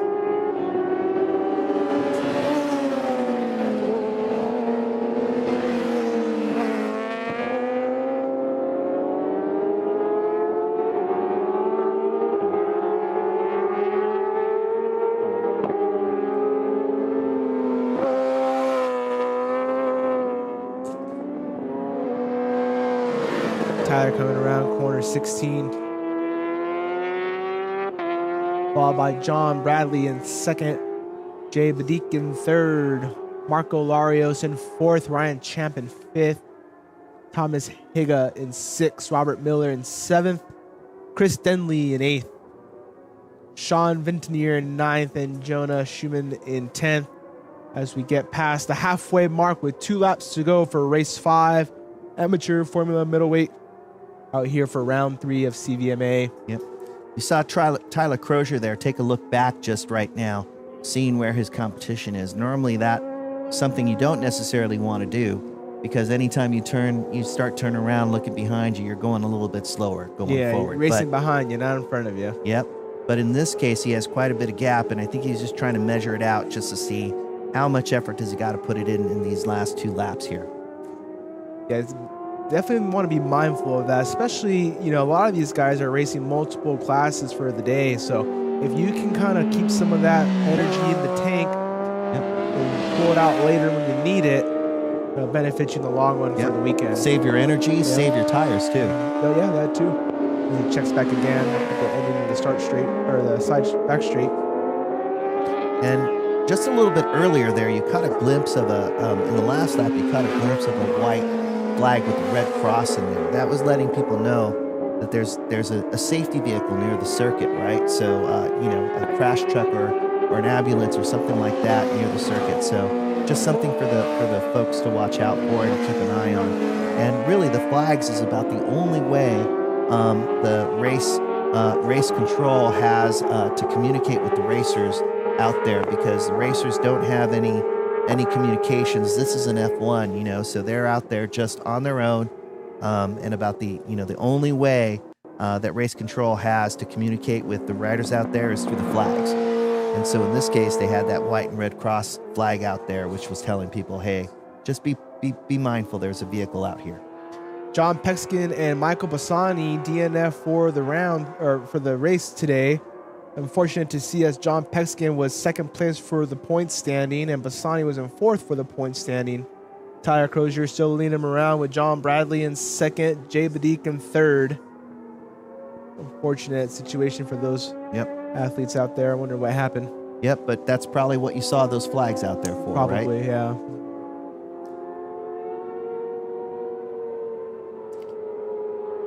Yeah, and you see Crozier right here. He's just controlling the race up front.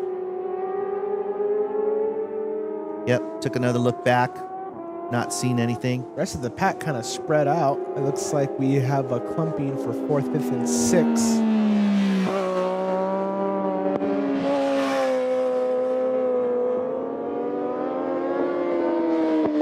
Yep. Crozier looks like he's going to be able to cruise to this win. Just has to make sure he keeps it clean, make sure that he doesn't do anything foolish or ridiculous as he's dropping through the slide and going into the bowl. Just make sure he keeps it nice and tight. John Bradley in second. Will be able to make anything happen for this last lap here.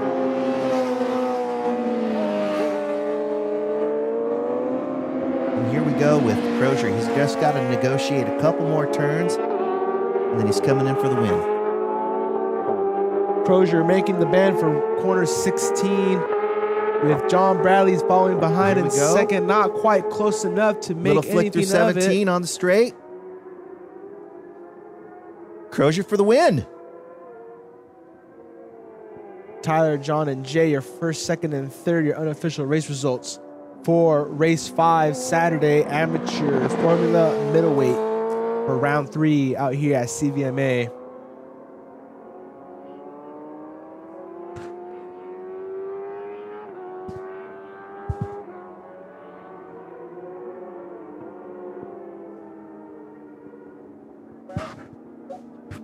As the rest of the pack funnels in through the start straight.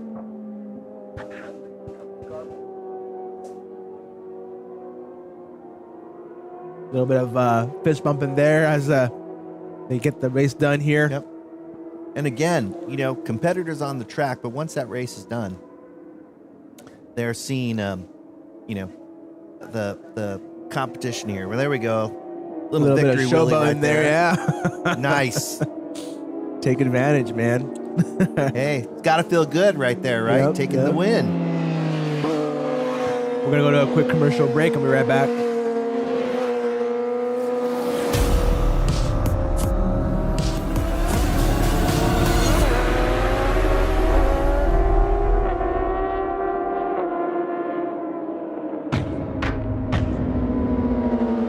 Your vehicle isn't just transportation. It's your pride, your passion, your investment. When the unexpected happens, you need more than a tow. You need trust. Whether it's across town or across the state, your prized possession deserves the best. Wolf Transport, where peace of mind rides shotgun. Got a slow drip? Or perhaps something more serious? It's time to call a professional. AYS. Always at your service. We are more than plumbers. We are your neighbors. Committed to you keeping dry. AYS number 1. At your service, always. We're the Law Tigers, and we understand the challenges riders face every day. We're proud to support our community that includes riders of all stripes. If you've been injured in a motorcycle accident, call 1-800-LAW-TIGERS or visit lawtigers.com. Law Tigers, California's motorcycle lawyers. Welcome back from the commercial break out here at Desert Center, Chuckwalla Raceway out here in Southern California. Just wrapped up race number 5. Moving on to race number 6 for the day. I'm Adrian Peritone, accompanied by Al Garcia. For those of you just tuning in with us, we have a long day of racing ahead. Yep. As our competitors are out for their sight lap before the race start. And this one is another fully packed grid. We've got 2 separate races in this grid right now. We have race 6A and race 6B. 6A is Formula Twins, and race 6B, again, they're going to be staggered at the start. So race 6B is Formula 40 ultra lightweight. So we've got a total of almost looks like about 40 competitors out there. So I don't think I'm going to be able to run through everybody's name here, but I'm going to give it a shot. On pole for Formula Twins, we have Gio Alvarez, followed by Justin Bordenaro in second. In third, we have Alexander Enriquez. Starting fourth, we have Alfonso Califano. And starting fifth, Matt Hornshoe. In sixth, we have Nicholas Capuzzo. We have Geyser Hernandez in seventh. In eighth, we have Andrew Crawl. In ninth, we have Gene Frykes. And in seventh and 10th, we have Mark Buckheim. So 11th as well, we've got Harry Brim. In 12th, we have Stephen Ludwig. In 13th, we have Sawyer Lafayette. In 14th, we have Jared Kapoor. 15th, we have Nathan Aldridge. 16th, Byron Garay. 17th, Dave Oster. 18th, Jimmy Avila. Go Jimmy. 19th, we have Seth Rothhammer. 20th, we have E.Y. Pan. 21st, Kevin O'Neill. 22nd, Charles Silver. 23rd, Tyler Preston. 24th, Rainey Pogue. 25th, Tyler Irvin. 26th, Ryan Perlinger. 27th, Jim Dobson. 28th, Anthony Morrison. 29th, Edwin Clement. And that is our grid for Formula Twins. Anthony's go out there and says, "Don't fall off." That's a good idea. Love it. That's a good idea. He's been racing for 40 years, a little bit older than Dirty says. Love it. Oh, brother. Overall standings for Formula Twins combined. You have Gio Alvarez leading the series for round 3. Matt Horseshoe in 2nd. Justin Bordonado in 3rd. Andrew Crail in 4th. Mark Breckenheimer in 5th. Gene Ferrix in 6th. Stephen Lowig in 7th. Oh, false start. Oh, here we go. And they're off, folks. Geyser Hernandez in 9th. And Sawyer Lafayette in 10th for the series. Yep. And so separately, I wanted to, as we're going through this first lap here, Formula 40 Ultra Lightweight. On pole was Jojo DeBalos. 2nd, Chris Binker. 3rd, Anamata. 4th, Joshua Smith. 5th, Dennis Garcia Delgado. 6th, Dan Hatrup. 7th, Rob Linders. 8th, Paul Kuhn. 8th, Paul Kuhn. 9th, Angela Brunson. And then in 10th, we have Jeff Sikachi. Better you than me saying that one. Chris Binker, We got a point series. We got a nice race coming together here. Got folks bunched up quite nicely here, coming through into the back straight. This class is really a lot of fun here because you got a mix of young up-and-comers along with guys who just work for a living and need to get home in one piece generally. This Formula Twins class up front, you have guys running, anywhere from about 75 to 90 horsepower engines. They're running bikes like R7s, SV650s, Aprilia 660s, things like that. Those are the bikes you're going to see on the street that have their equivalent out here on the racetrack. It's funny, you see a lot of Aprilias on your starting grid. Top 4 bikes are all Aprilias. Yeah, the top Aprilia, well, that's because the Aprilias are making a little more horsepower than the R7s coming right out of the box. Mm-hmm. But you got a lot of raciness happening right here. You got a big grouping top nice. 5 here. A lot of jockeying for position there. Who do we have up front?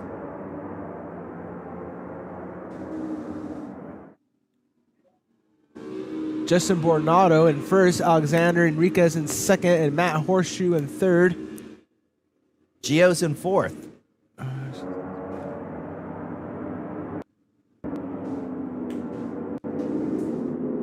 Ooh, nice pat. Oh, look at that. They're getting Dicey there. Yep. Bar to bar. Justin Bordonado leading us around into corner 7. Followed by a close Alexander Enriquez and Matt Horseshoe in 3rd. Gio Alvarez in 4th. You got a tight grouping here for the top 5 athletes here. It looks like we had some changes of position here. We got Matt Horseshoe now in 2nd.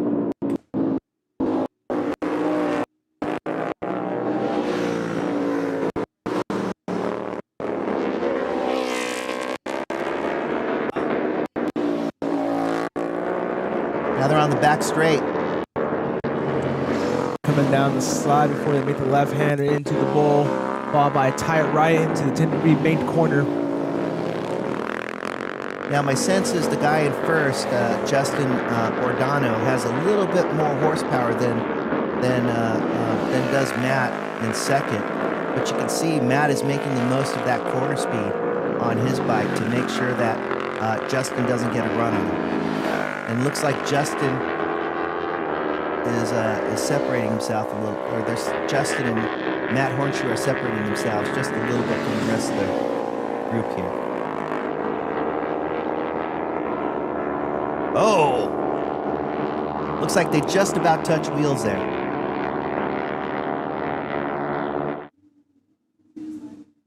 Into the first corner they go. All right. Justin Bornato, Matt Horseshoe in second, Alexander in third, Alfonso in fourth, Gio in fifth. Yeah. Matt in second is currently the fastest guy out there on the track. Keeping a nice tight inside corner into 5 as they go into 6. Matt was running about On the inside half a line. second faster lap than Justin up ahead of him. And Matt is looking for a way to get around Justin. Inching closer and closer. Matt on the inside as they come down the side straight.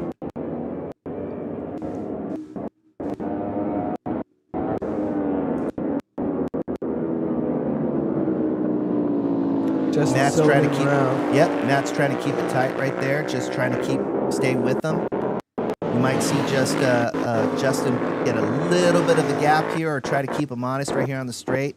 And you're going to see Matt probably trying to make something here as they drop down in the slide and head into the bowl. Your top 5 keeping your top 5 leaders keeping this race within 1 second of each other. Nice and tight.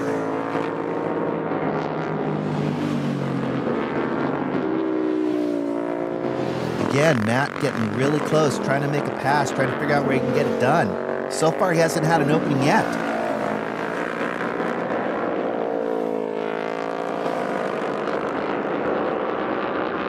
Coming in the corner of 16. Justin Bornato still leading the group. And look at this, they're all tightening up. Oh, there goes Enriquez. Looks like he's trying to make a pass. Look, does he make it? Yep. Enrique with the pass from the start straight as they come into corner number 1 with Justin Bornato still leading. Yep, Matt looked like he was trying to fight back. Got the door closed on him.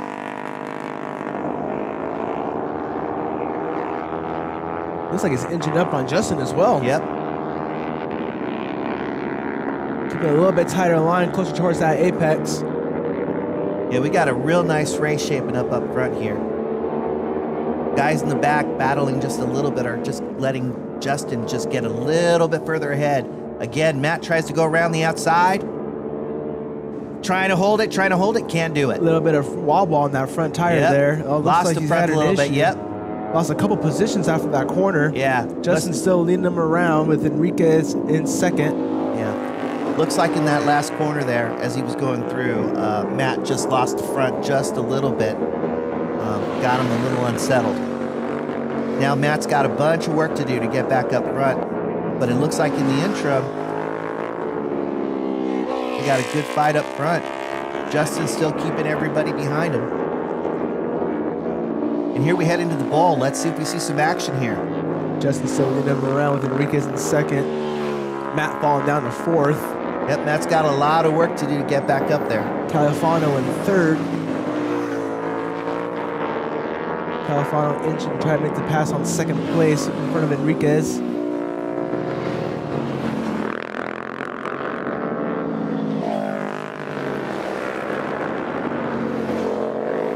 As they're completing lap 3 out of 6 for race 6 Formula Twin combined. Justin leading them with Enriquez inching closer and Look at that, closer. look at that, the pass. No, gets the door closed on him. Matt's doing the best he can to try to get himself back up into 3rd. Justin Ordinaro, Alexander Enriquez in 2nd. Getting ever so closer to Justin with Matt Horseshoe in 3rd. Geyser Hernandez moving up to 4th position and Gio dropping down to 5th. Looks like there's been a few changes up front right here. We see Matt dropping into 5th.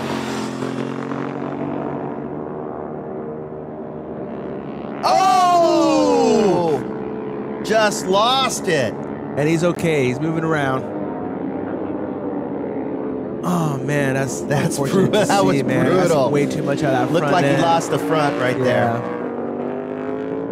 He low-sided right there, right? Let's take a look at the replay here. Yeah, just look at that. Just lost. Too much. Rear tire kicks out. Lost the front right there. Just lost the front. Boom. Thankfully, he's okay, man. That's a hard hit. Yeah, it is. Yeah, your butt's going to be a little bit sore in the morning for sure. All right, as we're coming through the bowl, let's see where these guys are at. Okay. Who's our leader now? Enriquez? Hard to tell. Looks like you have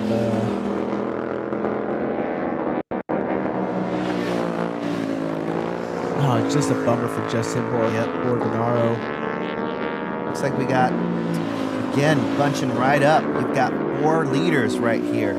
Our top 5 have really been keeping this race nice and tight. And you see where Alexander Enrique is leading us. Yep. Looks like, oh, tried to make a pass right there. Just couldn't get it done before the first corner. Guys are moving up around positions from 5th to 2nd place. Matt Horseshoe in 2nd through the start straight. Gio Alvarez in 4th. Alfonso Califano dropping down to 5th place. Yep. You got Matt right there back and forth again.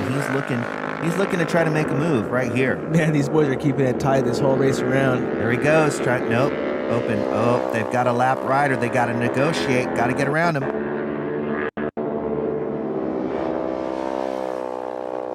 Another lap rider.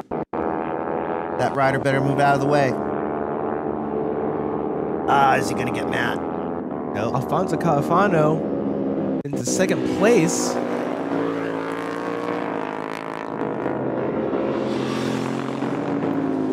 Enriquez leads as Califano takes 2nd place on the back straight, inching closer towards Alexander. Trying to negotiate the slide. As they drop down the slide, things are going to start to get a little bit desperate for guys who are in 2nd. Last lap, trying to make everything possible. Looks like we lost Matt from this lead here. Alexander leading him into 14. Califano in 2nd.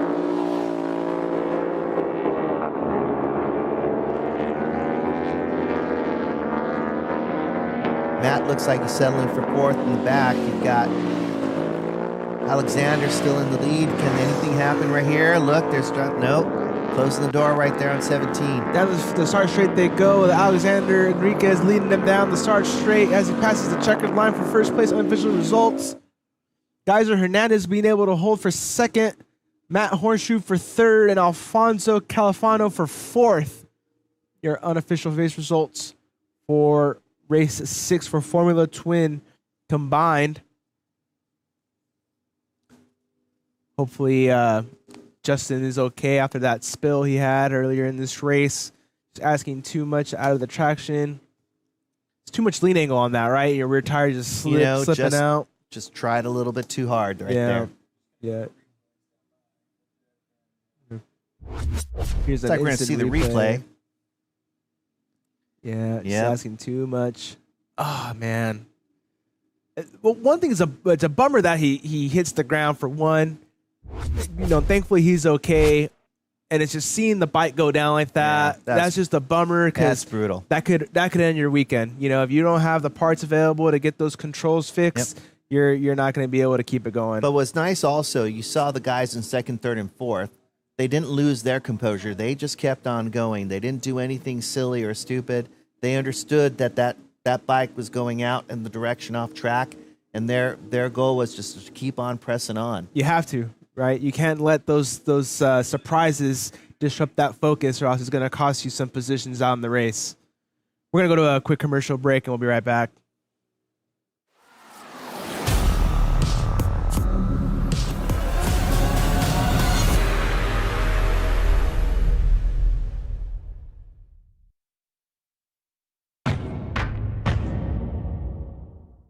Your vehicle isn't just transportation. It's your pride, your passion, your investment. When the unexpected happens, you need more than a tow. You need trust. Whether it's across town or across the state, your prized possession deserves the best. Wolf Transport, where peace of mind rides shotgun. Got a slow drip? Or perhaps something more serious? It's time to call a professional. AYS. Always at your service. We are more than plumbers. We are your neighbors, committed to you keeping dry, AYS number 1. At your service, always. We're the Law Tigers, and we understand the challenges riders face every day. We're proud to support our community that includes riders of all stripes. If you've been injured in a motorcycle accident, call 1-800-LAW-TIGERS or visit lawtigers.com. Law Tigers, California's motorcycle lawyers. We're back from the commercial break, and a word from our sponsors. I am Adrian Peritoner, accompanied by Al Garcia in the booth. Out here in a beautiful day in Desert Center, out here at Chuckwalla Raceway for round 3 of CVMA. Yep. And coming up, we have race 7, which is Formula 40. And this is Formula 40 with the open class. So basically right here, you're having bigger bikes, again, such as the Yamaha R1, BMW S1000RR, Ducati V4S. And when we call it Formula 40, the idea with the 40 here is that all racers are 40 years old or over as the date of the race. It's that vet class, baby. Yep. The old guys party better. You know, skill and treachery, right? Yeah. So yeah, so this is a fun race here. You have some grizzled vets mixing it in with a few over 40 amateurs, as we see. For example, you have Sahar Zavik, who's been racing, as I said, for quite some time, along with someone who's an amateur like Eugene McMahon. But we have quite a few fast guys in this group, so that's it's going to be a fun race. The overall standings for the series as they come into the weekend. Justin Fight leads the series for Formula 40. Eugene McMahon in second. Stuart Smith in third. Sahar Savik in fourth. John Menzie in fifth. Steven Sinakis. Apologize if I butchered your last name there. Jeff Whitmer in seventh. Alix Palacios in eighth. Brian Burden in ninth. And Thomas Badcock in 10th. Your top 10 for the series for Formula 40. Yep. And up front, I got to say, I apologize to those out there if I butcher their name as well. I know I've butchered a few so far. Yeah. We're learning them as we come along. Some of you guys out there are just way too exotic for me, all right? We're the Jones and Roberts and the Garcias. We need more of those, the easy ones, Look, right? man, I'm just your typical SoCal dude, so some of these last names, they're just not going to happen for me, all right? You want to come and yell at me later, my trailer's in the back corner of the paddock. Yeah, or we can coach us in the paddock this evening on how to pronounce your name. We appreciate it. But hey, listen, I'm going to run through the grid right here as we go through. And we've got on the grid, on pole, we've got Justin Fight. Second, we have Sahar Zavik. Third, we have Justin Napkit. Fourth, we have Eugene McMahon. In fifth, we had Jerry Menzer. In sixth, Leonard Guidry. In seventh, John Menzie. Eighth, Jeff Whitmer. Ninth, Walt Vogel. 10th, John Gafke. 11th, Alex Palacios.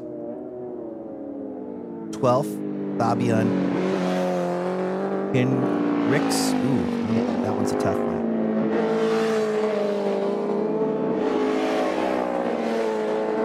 As they finish the sight lap after warming up those tires, coming back into the start straight.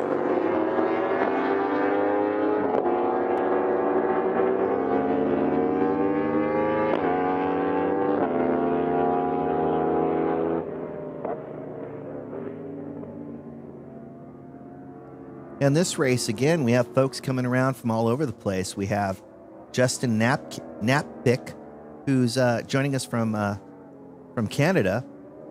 We have right here Walt Vogel, who's joining us from Castle Pines, Colorado, again with John Glafke, who's joining us from Boulder, Colorado. So again, demonstration. Folks are coming around from Canada, from other parts of the country, a little bit colder, coming out to race in the warm California sunshine. Gotta love it.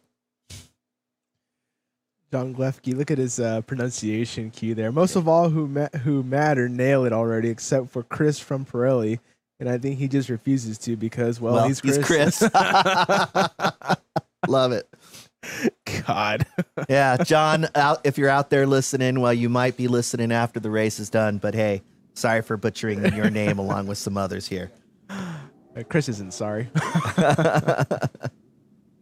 On the start straight they are as they get the revs up and get ready to start this race. And they're off. Making quick. Ooh. Oh, that's our front end. I get the Yeah, power that down was to the ground. that was McMail right there, showing us a wheelie there as he launches off the start. Into corner one they go as they get Ooh, shuffled around. looks trying like to make somebody went position off track early. there. Oh, we're kind of wide there, huh? Yep. Looked like a red Ducati went off track there for a bit, just couldn't make the corner. Was that McMail that went off track? It might have been McMail, maybe. Yep, Or no, that's him in second right there. it might be. Yeah, it was another red duck-looking bike that went off the track there. Onto the side straight they come. And there's McMail. Second place. You got Sahar Savic leading us around in the first lap here as it comes in the right-hander down the start back straight. See if McMail's going to be able to get a drive on him. Yep, certainly is. He's On the going for the inside line, lead. makes a pass for the inside on lap one of this race. Leads him down into the slide into the right-hand bowl. But that straight line speed isn't going to be enough to hold back Sahar Savic. He's going to, gonna need to step up his riding right here. McMail is. He's want to keep Sahar behind him.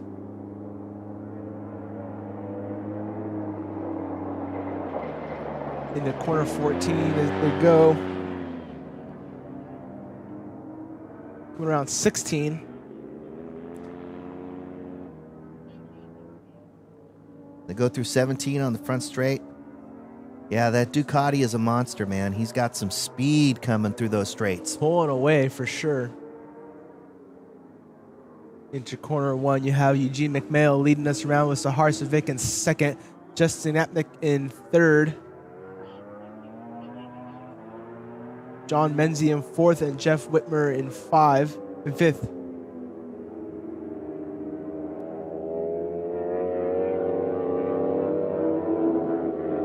And there we goes with Eugene up front, going through 6. Hanging it out there, making the turn into 7. Sahar close behind. Sahar's got more corner speed, but man, that duck flies on the straights up front. McMail leading us around, making the right-hand corner before the back You're gonna straight. see- Sahar in second, trying to get the power down to the ground, trying to make of this gap that McMail is able to develop. Justin in third behind. Sahar being aggressive with the cornering, trying to close that gap. Yeah, you saw him try to close it up right there, right? You're going to see probably a little bit more as we come out through the bowl right here. On the inside, Sahar Yeah, makes there the we pass. go. McMail not able to hold him. Now, McMail's going to try to answer back. There he McMail goes. makes the pass back into first place as they come into corner 14, leading them into 15 for the left-hander. Sahar not able to quite contest again. Yep. Now McMail's got to do his best to try to run away, use his advantage on that high horsepower Ducati. He's got to keep it tight right here, flick it into 7, and try to break away right here on the straight. You see that gap start to open up. See that right there? Justin not too far behind them. Sahar's going to close up a little bit right here.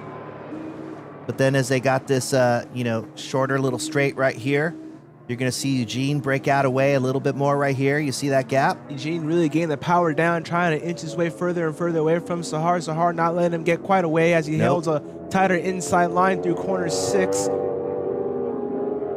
Sahar's got the corner speed, but Eugene's got the straight line covered. Justin also able to stay relevant in this battle here as they're coming down the side straight. Oh, a little bit of a wobble there from McMail. Yep, as he gets that wheel, drops it back down on the ground. Sahar trying to keep close behind them through Garcia Hill. making the right-hand corner on the back straight. Justin following close behind them. I'm sorry, I think that's John Menzie, actually. Yep, you see Eugene again breaking away as they go on the back straight. Sahar is then catching back up. You'll see the different lines they take coming right through the bowl. McMail's got this wider approach that he takes. And in that wider approach, he's just using up more track. He seems to be putting the apex later in the corner, right? Yep. Trying to dive down and use that momentum and speed versus where Sahar is trying to make the apex early and just try to get more power out on the exit. Yep. He's just being smooth and carrying that, rolling that corner speed through the corners. McMail coming around 16 again, leading us into lap 3 on race 7 out here at Chuckwalla Raceway at Formula 40 for round 3 of CVMA. Yep. And you can see McMail's getting a good drive coming out of off of 17 into the straight.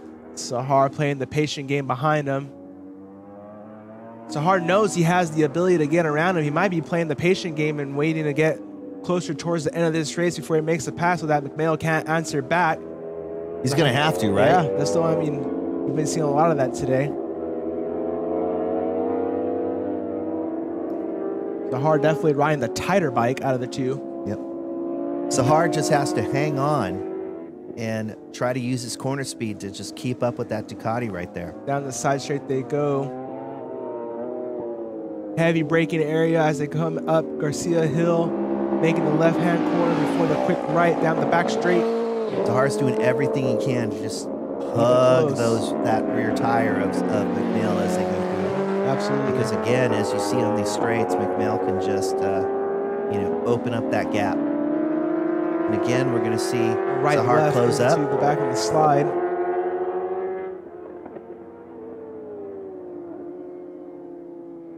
And again, Sahar makes a pass into the bowl, leading McMail into corner 14. McMail trying to answer back, getting the power down to the ground as they go in the left-hand corner of 14, short straightaway into 15.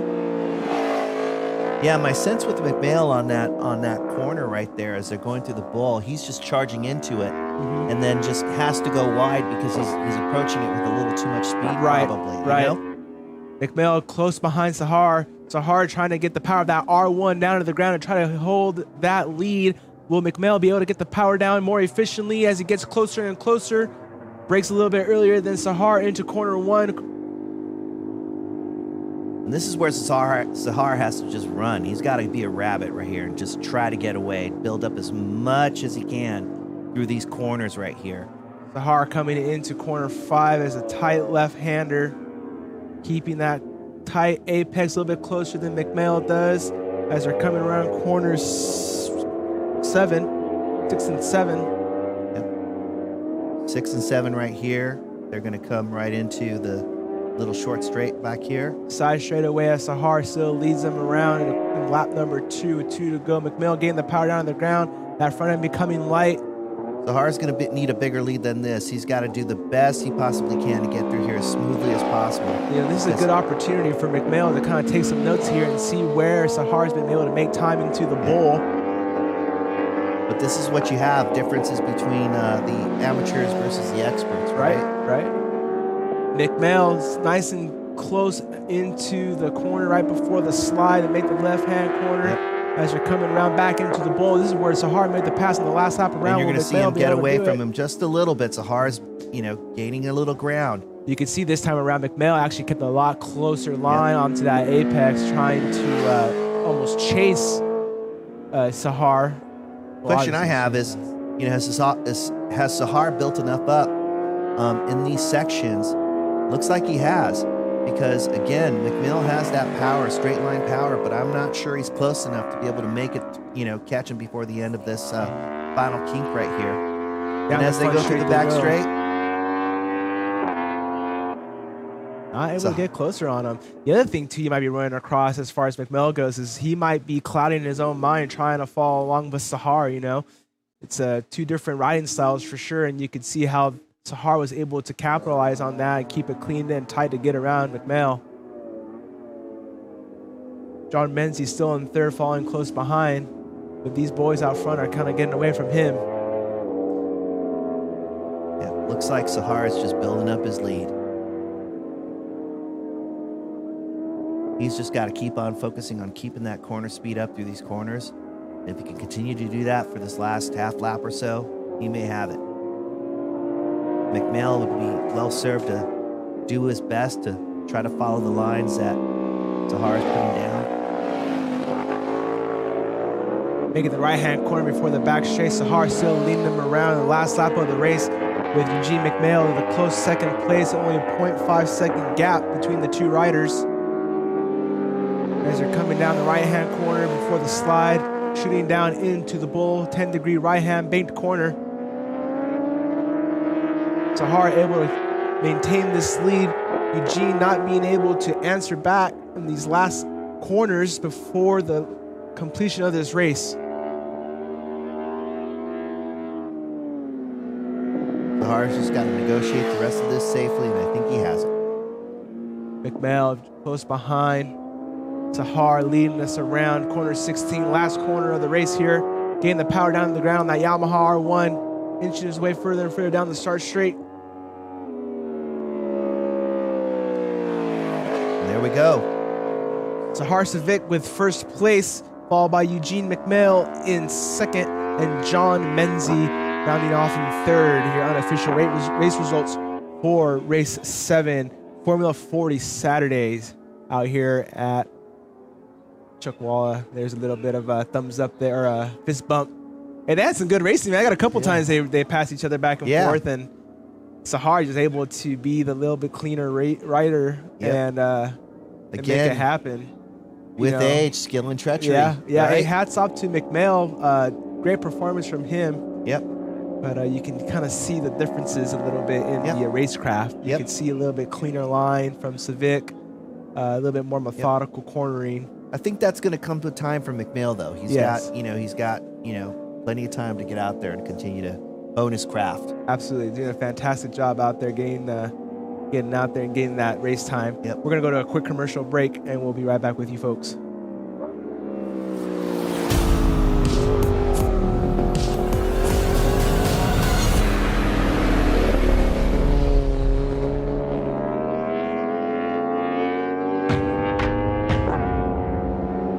Your vehicle isn't just transportation. It's your pride, your passion, your investment. When the unexpected happens, you need more than a tow. You need trust. Whether it's across town or across the state, your prized possession deserves the best. Wolf Transport, where peace of mind rides shotgun.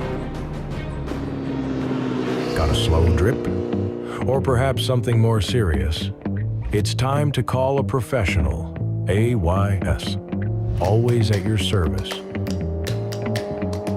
We are more than plumbers. We are your neighbors, committed to you keeping dry. AYS #1. At your service, always. We're the Law Tigers, and we understand the challenges riders face every day. We're proud to support our community that includes riders of all stripes. If you've been injured in a motorcycle accident, call 1-800-LAW-TIGERS or visit lawtigers.com. Law Tigers, California's motorcycle lawyers. Welcome back from the commercial break, and a word from our sponsors out here at Chuckwalla Raceway. Round 3 of CVMA out here in Desert Center on a beautiful, cool day in Southern California. Quick word from our sponsors. Dunlop, Race Dunlop, the #1 tire brand sold in North America. Racer's Edge Performance, providing the best customer service for Dunlop tires, providing some of the best quality track days and coaching programs at Chuckwalla. Wolf Transport, our passion is moving yours. AYS Plumbing, trusted plumbing, fair quotes, quality work every time. Law Tigers, the resource a motorcycle community turns to. If you are involved in a motorcycle accident, call Law Tigers.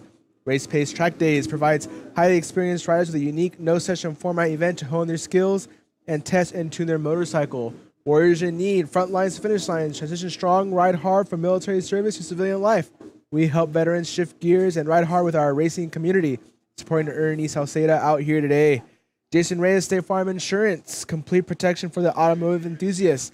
888-485-5070. Apex Assassins believes every track day rider has a racer inside. Our mission is to make that leap easy, safe, and unforgettable. Magic Custom Graphics, If you can race it, we can wrap it. Rider Gear Performance. Rider Gear Performance you can feel, protection you can trust. And Milwaukee, nothing but heavy duty. And again, a big thank you to CVMA for putting on this race series and their entire team for all their hard work and putting these events together, not only for racers out here today, but for the viewers at home. And a big thank you to 951 Live for putting this broadcast together and getting this feed out to the viewers out in the paddock and the viewers at home and abroad. I am Adrian Paratoner, your announcer, accompanied by Al Garcia here in the booth, out here doing our thing for CVMA Round 3. Gotta love it. So now coming up again is race 8. Again, this race 8 is split into 2 waves, and so we're gonna have a very full grid out here today. We've got about 40 racers out here on track right now. And again, for the first wave is going to be Formula 40 middleweight. So again, you have your bikes like Yamaha R7s, GSX-R 600s. You have something like a Kawasaki Ninja 636. And with Formula 40, again, every starter in this race is 40 years old or older. And you also have Formula 40 lightweight in the second wave. And again, in this one, racers are 40 years old and older, and you have bikes like the Aprilia RS660, Yamaha R7, bikes like that. So you're going to see some good competition. The guys up front are running probably about 120, 130 horsepower up front on the first wave. On the second wave, probably about 95 horsepower or so, maxing out right there. Maybe, as far as they're willing to disclose, maybe something along those lines. Okay. You can't put all your cards on the table, there, right? Right. So yeah, and again, the race is about to start. So we'll talk about the racers as they go through here.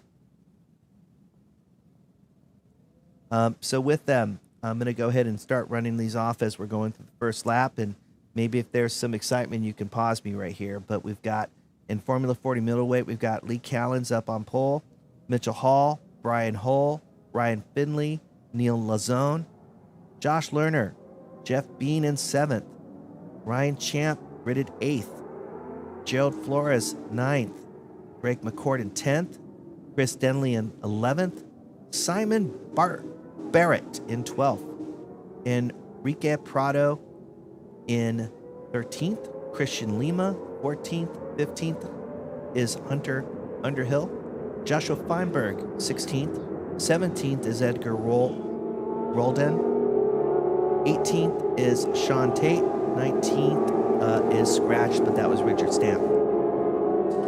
And as we take a look at the leaders right here, who do we have up front?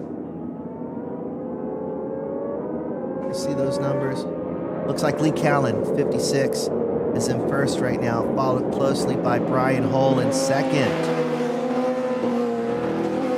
Into the back right-hand corner, they go over the back, start back straight.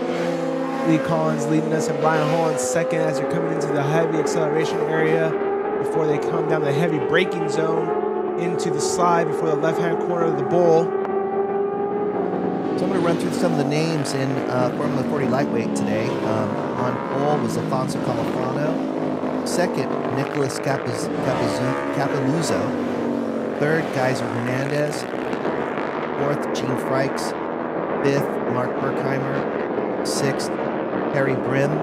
Seventh, Stephen Ludwig. Eighth, Jason Kapoor. Ninth, Todd McNaughton. 10th, Nathan Aldrich. 11th, Byron Gray. 12th, Randall Workman. Qualifying 13th, Michael McIntosh. 14th, Dave Oster. Qualifying 15th, my man, Jim Avila. 16th, Charles Silver. 17th, Wayne Dixon. 18th, Jim Dobson. 19th, Tony Morrison. 20th, Fabian Hire something I can't pronounce. Lee Collins leading us around, followed by Brian Hull and Mitchell Hall in third, Richard Finley in fourth, and Neil Lazone in fifth. It's coming around corner number 7 into the side straightaway. Brian Hull breathing down Lee Collins' back on the outside, trying to go for the pass here. Not quite enough. Lee Collins still leading him around. Brian Hall in close second, and Mitchell Hall in third as they're making the right corner into the heavy acceleration zone.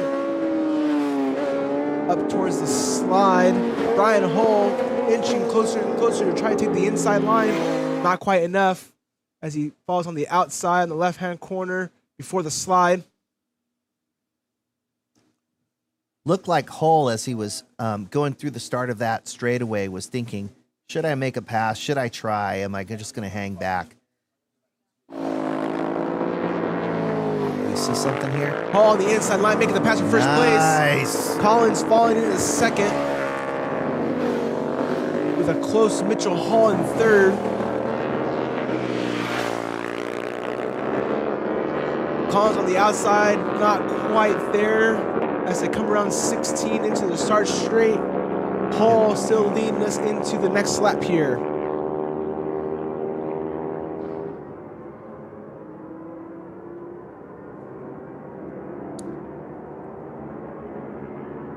It's really important too when you get past like that. You need to maintain focus, because if you get too scatterbrained when you get past, then you can allow other racers to inch up on and capitalize on it. You got to be ready to attack.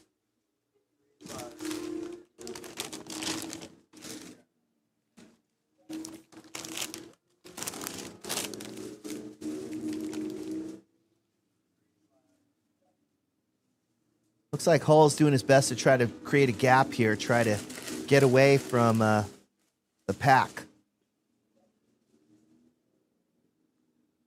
On the side straight we go. Brian Hull still leading us around. Lee Collins in a close second. Mitchell Hall in third. Richard Finley in fourth. As they're coming around Garcia Hill, making the right corner for the back straightaway. The heavy acceleration zone. Moving on settling for that heavy acceleration.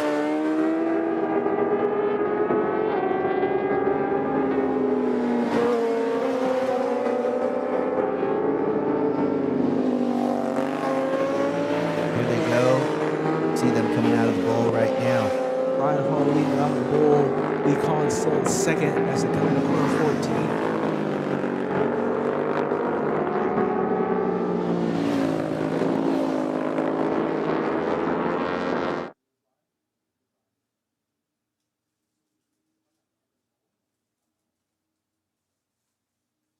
And there we go, tipping in nicely.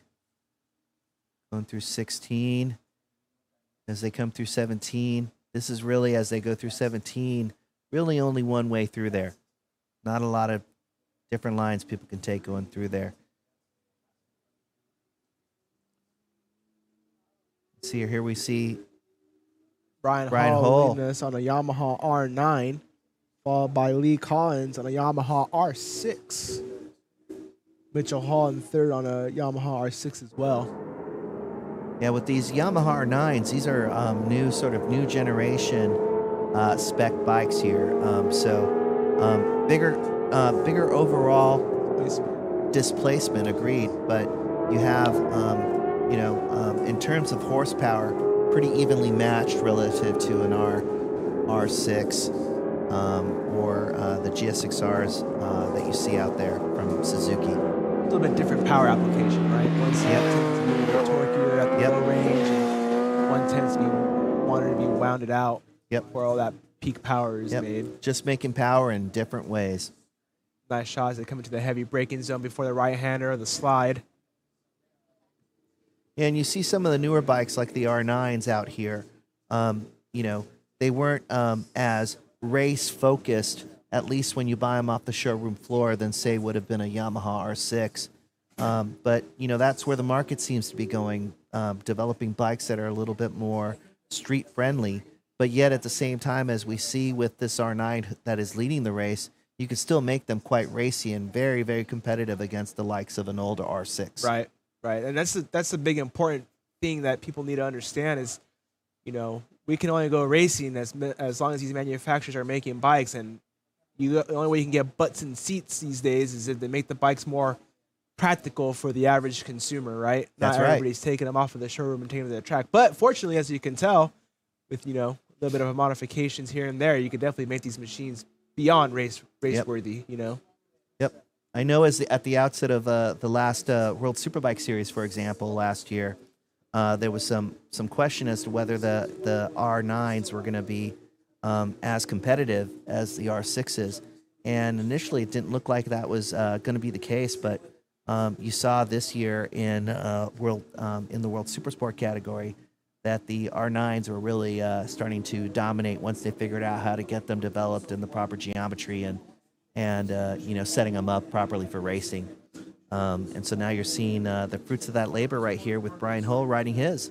Absolutely. As he comes around the Garcia Hill down into the right-hander before the back straight, a different angle of it here. Beautiful shot from the 951 live crew. Heavy acceleration up the hill before they pitch back down into the heavy braking zone. I can imagine, Al, that coming out of that corner is just a blind straightaway, right? You're not seeing that corner until you you're don't over that see hump. that right as you're dropping down. You don't see it as you're really getting right on top of it as you hit that last cone, really. So you just got to know what you're doing as you're going into that corner. It helps when you have a lot of laps on this track. Right. 2 to go for race 8 for Formula 40 middleweight. Out here at Chuckwalla Raceway for round 3 of CVMA, we have Brian Hull leading us around, followed by a close Lee Collins and Mitchell Hall in 3rd, Neil Lazone in 4th, Richard Finley in 5th, Brian Champ in 6th, Jeff Bean in 7th, Josh Lanier in 8th, Gerardo Flores in 9th, and Joshua Finberg in 10th. And here as we go on to our last lap, I just want to give a real shout out to the camera crew out there. I know earlier on in the day we were having some challenges with the multiple cameras, and right now we're down to just a few cameras. But as you can see, we're still getting these beautiful, beautiful shots of the riders as they're going through they're putting the bikes through their paces through the corners. So hey, good things are worth waiting for. All right. Yep. Yep. One way or the other, we're making it happen, right? No problem at all.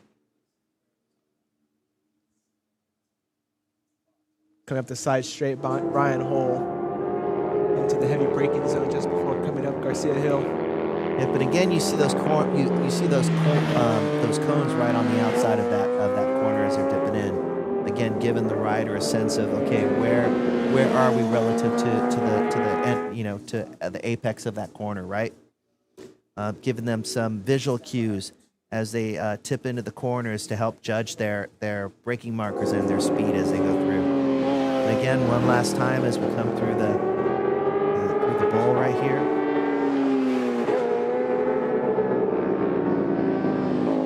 Brian Hull, your race leader for race number 8 as he exits the bowl into the left-hander for corner 14, inching his way closer and closer to victory for this round, or this race of the round 3 of CVMA.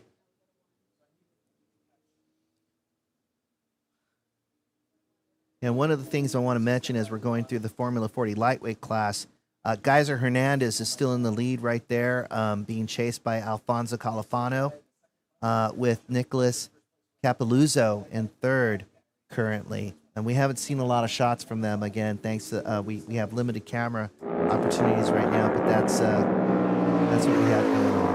And official race results with Hull, Brian Hull, Lee Callens, and Mitchell Hall.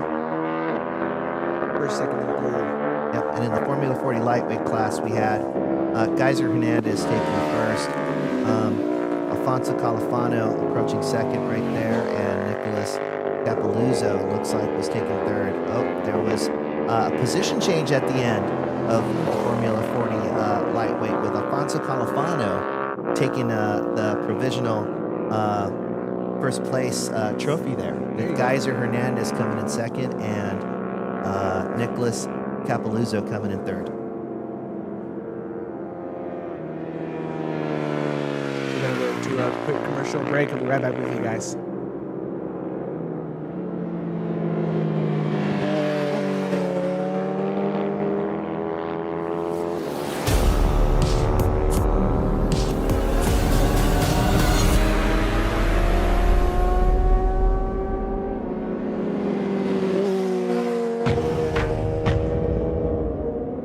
Your vehicle isn't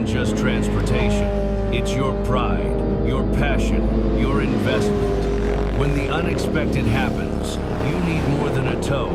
You need trust.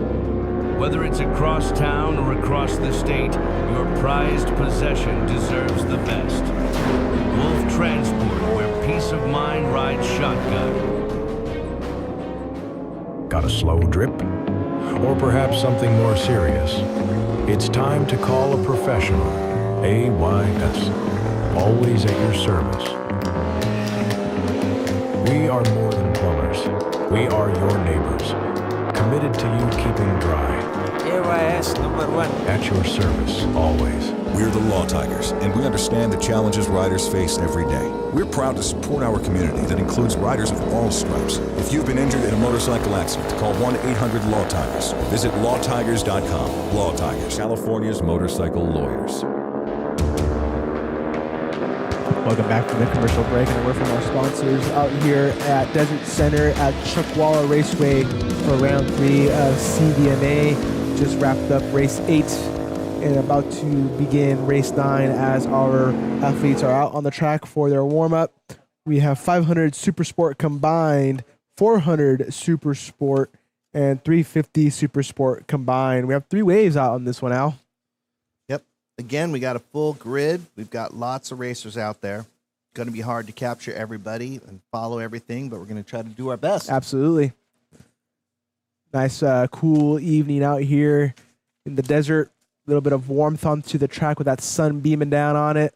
Makes for good traction, but keeps the athletes cool as they're coming around. Yep. So again, with 500 Supersport combined, looking at the grid, on pole we have Nathan Gravel. On second, we have Sawyer Lafayette. And completing the third row is Christian Silva. Fourth, Anthony Estrada. Fifth, Bodie Kaiser. Sixth, Brody Kornzak. Seventh, Alex Abe.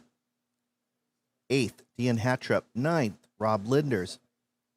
10th, Jake Tran. 11th, Paul Kuhn. 12th, Abigail Weasels. And 13th, Angela Brunson. In the second wave, 404 Supersport, excuse me. On pole is Stephen Cho. Second on the grid is Scott Christensen. Third, Faith Fatih Boyu Conso Mez on third.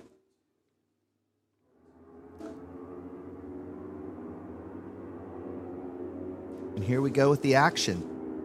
I think that's your warm-up, I believe.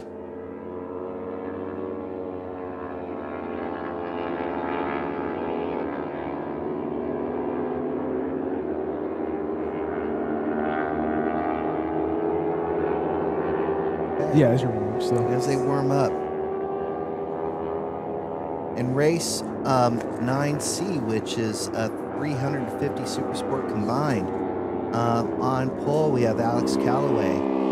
Second, Himesh Carrera. Third, Tyler Urban. Fourth on the grid, Luis Labonte. Fifth, Mickey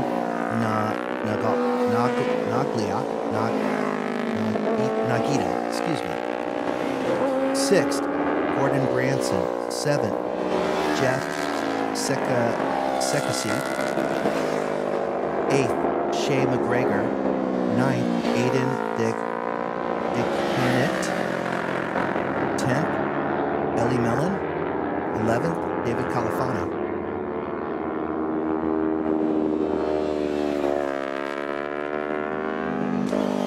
So up front in the 500 Supersport race, I wanted to give a little shout out to the person on the ninth on the grid, who's Rob Linders. For those that don't know, Rob's son Tyler raced for many years, first at the club level, and then as an expert racer with, or a pro racer, I should say, with Moto America. And so Rob was Tyler's crew chief and all-around racer dad that took care of his son through thick and thin for many years as he was racing. And since then, Tyler's moved on and is now out in the working world as a financial services professional, and And for Rob's 61st birthday, he decided to get himself a race bike and come out and go racing. So one thing it proves is you're never too old to get back out here. And two, what a cool story, right? I mean, Absolutely, Yeah. man. That's a hallmark right there. Yeah. You know, being able to support for your child and get them everything they need, the coaching, the support they need to go out there and do their racing. And then, hey, I'm just going to go ahead and Yep. dust off the good old leathers. And yeah, it's my turn, right? yeah, I'm going to go out there and do some racing. Yeah, and what I saw, what was cool is, for Rob's first race back, and first race out here, at this age, his son Tyler came out to crew chief for him this time, and so again, nice. Just think that's Even so cool, better, right? Yeah. Hey, man, it's my turn. You go out here and pit for me there, bucko. Yeah, Oh, go brother. dad, right? Absolutely. What an awesome! Again, this sport is just awesome. Yeah, you can't beat that, right? First wave is out onto the track. 500 Supersport combined as they come out for their first lap of the race, followed by second wave 404 Supersport and 350 Supersport combined. I believe that all be one wave. Oh, we had someone on the grid who probably stalled right there. Put his hand up. Did you see that? that's Thankfully, to no- notify everybody else that you stalled. Is that is? Yep, Okay. letting everybody know, hey, I've got a problem. Don't run into me. Please don't hit me. Yeah. Yeah, 'cause there's no brake lights on these things. So. No brake lights, no rear view mirrors. You don't know what's coming. Yep.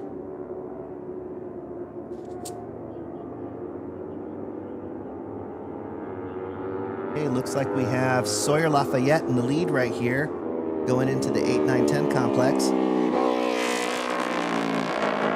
Coming around me, the right-hand corner is the heavy acceleration zone.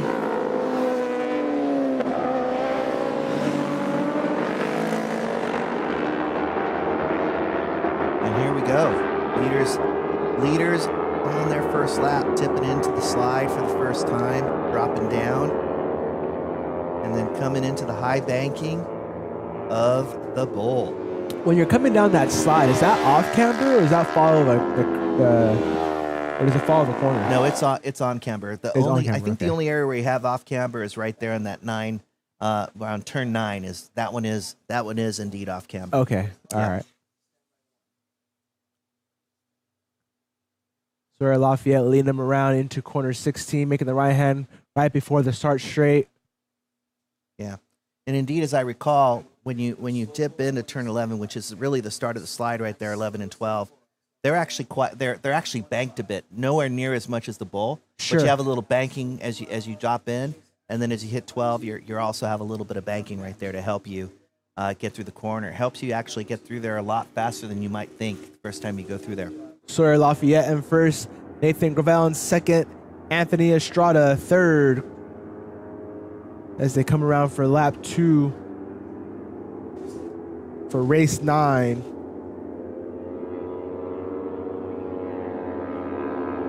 For your 404 Supersport, you have Scott Christensen, Faith, not even going to try that one. Steven Cho in third.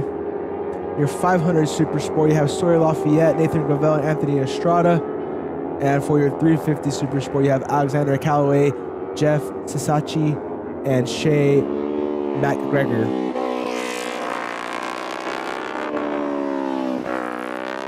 Here we go again as we come through on the front straight. Going into turn 11 right here, which is the start of the slide. Again, slightly banked as you go through 11, and again 12, also slightly banked.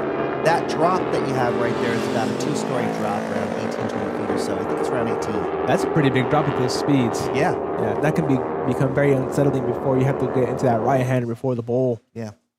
Gives you a little bit of heart palpitation the very first time you ever do it on a track day, for sure. It's like a roller coaster. Yep.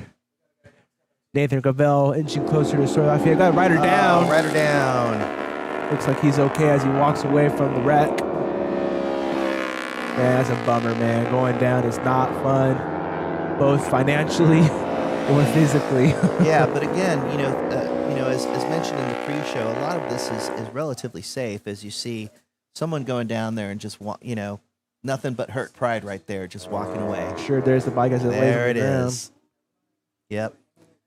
And again, nice to see folks walk away, even in these circumstances. Sawyer Lafayette still leading us around. Nathan Gravel in a close second. Anthony Estrada 4 seconds behind the leaders.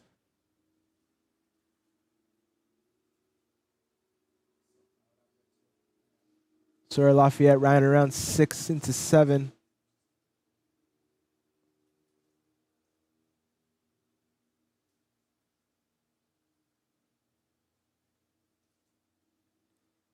Wonder who that was that went down earlier. Yep. And again, when you see the club racers right here, sometimes you'll see like Sawyer Lafayette coming through here. You'll see a lot of discoloration on his leathers. He's been down a few times himself. Yet Sure. is still out there going. For the club racers, as opposed to say the pros, don't necessarily always have sponsorship from leather manufacturers, right? So they gotta dust themselves off, patch up their leathers, and get back out there. And those leathers aren't cheap, I'll tell you that. No, they're not, but very protective. So when it comes to these machines being all the same displacement and a little bit smaller in size, you really have to rely more so on the athletic ability of the rider, right? You don't really have too much difference in power. Yeah, a lot right? of these bikes aren't going to have huge horsepower differentials right here in this class. You're probably talking maxing out. You're going to see the Aprilia RS 457, for example, maybe a Ninja 500, a Ninja 400. They're all going to be running around maybe, 50 horsepower or so, right around there, 50 to 60. Not a whole lot more than that.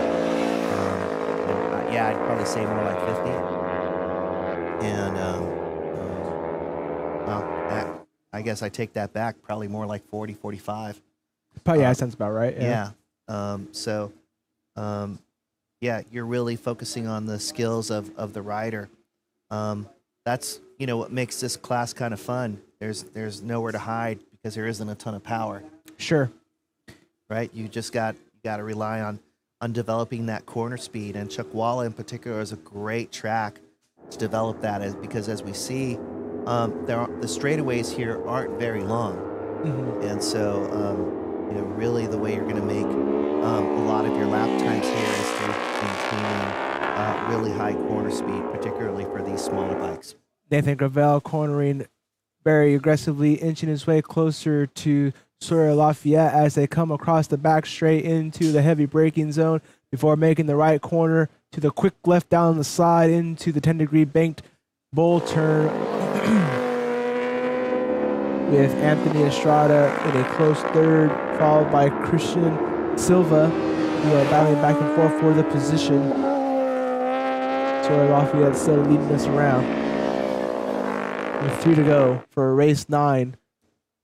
Yeah, it looks like Nathan is catching up here. He looks like he's setting up to think about where he's going to make that pass on Sawyer.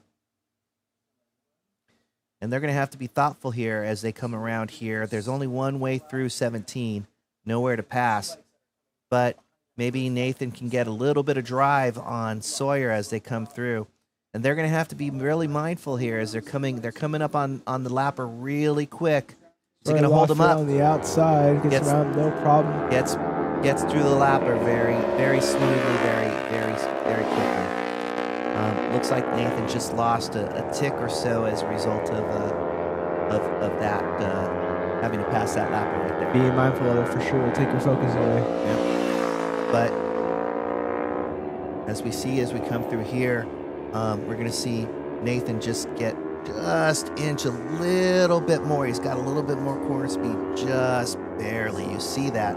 There's about 1/100th of a second there that he's gaining. Oh, and that drive coming out of there really Trapped him behind him nice and close. Yep. Will he dive sooner on the inside, brake later? Yep. Sawyer Lafayette trying to make sure he keeps that position locked down as he makes the right-handed before the back straightaway. Nathan Gravel on the inside line trying to inch ever so slightly closer to try to make something happen. Sawyer Lafayette looking back at the competition. Yeah, don't look back. Nathan Gravel making sure that he is known that he's right behind him, waiting for him to make a mistake so he can capitalize on the situation. Makes the left-hand corner down the slide into the right-hand banked corner of the bowl before entering into 14. Yeah, this is one of those things. You know, when you hear that bike coming up that close to you, don't look back. You know it's there. Just keep your eyes forward. You can feel it. You don't have to hear it. Yeah. You can feel those things. Nathan Gravel right behind Sawyer Lafayette as they're coming around on lap 2. 2 to go, correction.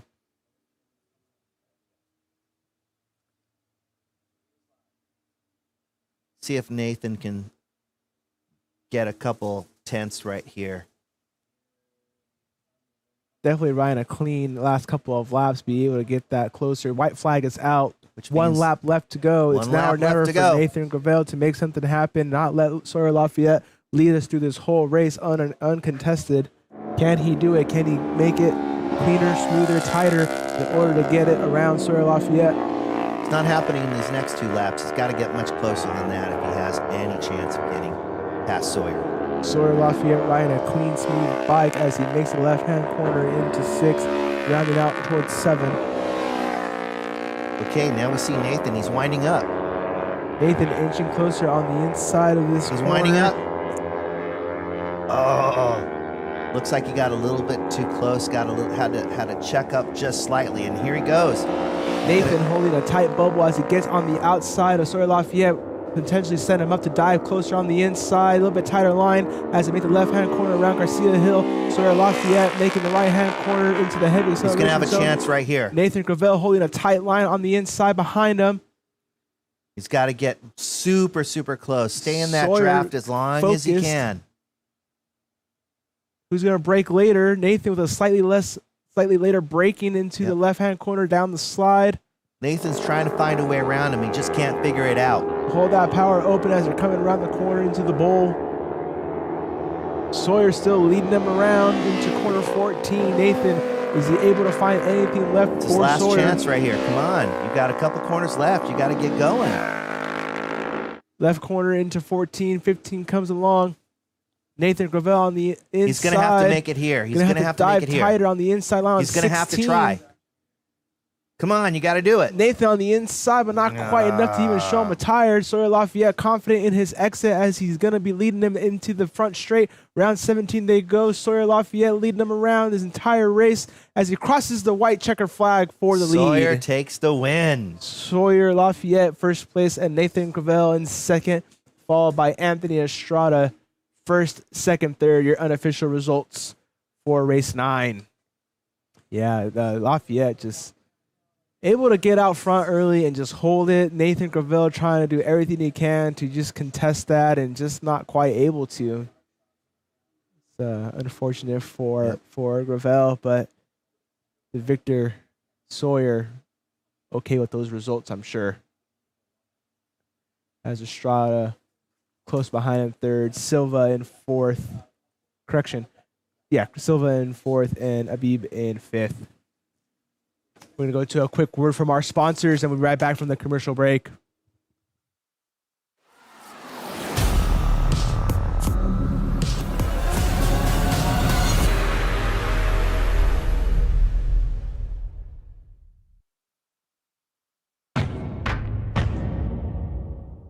Your vehicle isn't just transportation. It's your pride, your passion, your investment.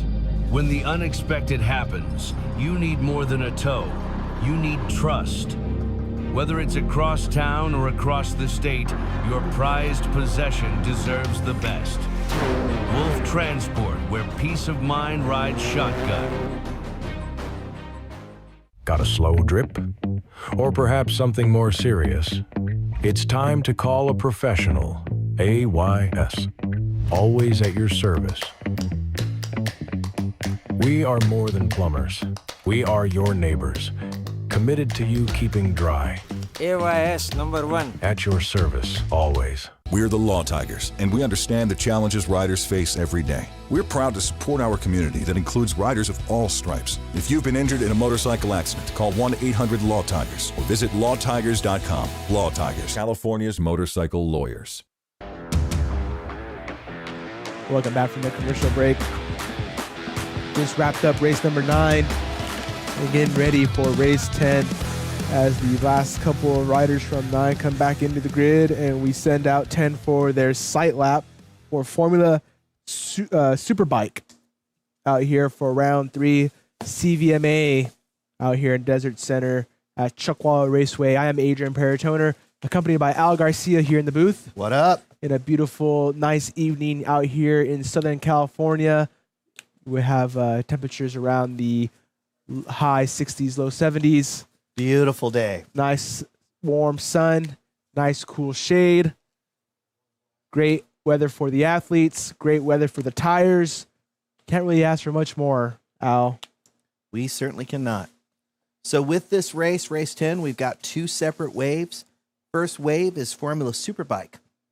On pole, we have David Anthony. Second, we have Dion Campbell. Lined up third on the grid, Michael Gilbert. Nicholas Sealing in 4th, Manuel Segura in 5th. 6th, we have George Ehrenstein. 7th, we have Chris Elliott. 8th, we have Joel Oman. Position 9th, we have Bernardo Pastor. 10th, we have Jeff Whitmer. 11th, we have Andy Branson. And 12th, we have Alex Palacios. In the second wave, Supersport Open, we have Victor Perez De Leon on pole. Justin Veit on second. Completing the first row, Hayden Ming. In 4th, we have Sahars Vic. 5th, we have Mark DeGrosse. Position 6, we have Logan Oster. 7th, Philip Degama Planchette. 8th, Ryan Shu. 9th, Justin Knappick. And 10th, we have Walt Vogel. Quick little side note, Al, from the last race. If you're following along on our YouTube channel, our live chat, you could see there that Sawyer's grandma was able to watch the race, and she's so proud of her 14-year-old grandson. Woohoo for the win. That's awesome. That is awesome. If you guys aren't, make sure you guys are chiming in on the live chat on our YouTube channel at 951 Live. We'd love to see what you guys are commenting out there. And love grandma's in on the just fun. love that the family's able to get a glimpse of what these racers out here are doing. This is awesome. Absolutely. So this isn't only just for the racers, but also for the family and friends back at home. Big thank you to 951 Live for being able to put this together with CVMA to bring live broadcasting to the viewers here at the paddock and at home. Yep. Big thanks to the audience out there as well, family and friends. As they're coming around to finish their sight lap for the day for race 10, Formula Superbike and Supersport Open. What's the difference here between Superbike and Supersport? So with Superbike, you're going to have bigger motorcycles, bigger engine displacement motorcycles. Let's put it that way. And so you're going to see, again, bikes like Yamaha R1s on the Formula Superbike grid. You're going to see big Ducatis. You're going to see GSXR 1000s. You're also going to see sometimes, once in a while, you'll see some bikes like the R6s and the Ducati V2s. Sometimes are going to be racing up. Okay. So they have, the bigger bikes can't race down in class, but the smaller bikes can race up. A smaller displacement can race bigger displacements. Yep. The bigger displacements can't race smaller displacements. Yep. And as we were talking about earlier, those smaller bikes aren't at a huge disadvantage, notwithstanding the displacement, because there aren't the kind of really long straightaways at this track that you're going to find at others. So depending on the rider, you may see comparable lap times. And here we go. Yeah, those guys are cooking out there. You can definitely tell the difference in pace on the on those super bikes in comparison. They really get out there and jaunt away. Is that David Anthony leading us around? Yep. And here's wave 2 for Sport Bike Saturday.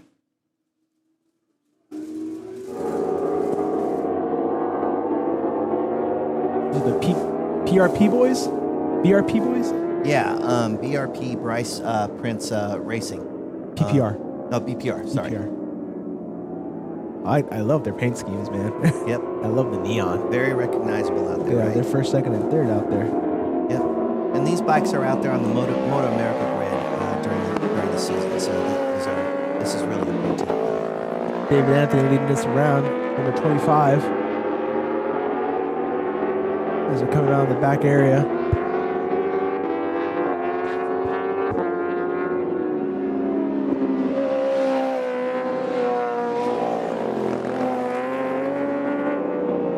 Here we go through the bowl for the first time. Ooh, looks like a lead change right here. Teammates going at each other. Yeah, keep each other honest, right? Yep. One thing they got to do is not crash each other out. That's the worst. That's going to be a rough conversation with the team manager. Teammate on teammate violence is not condoned at Chuckwalla. As they're coming around 16 to 17 into the front straightaway.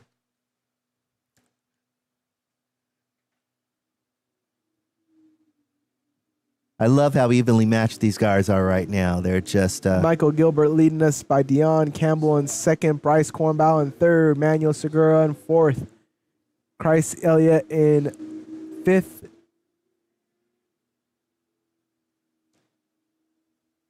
Michael Gilbert holding a nice tight line, leading us around as Dion Campbell taking the inside for the pass. Ooh. Gets just around about exit of number that 6 was into such 7. a sweet move. Such a sweet move. Leading us around 7 to the side straightaway.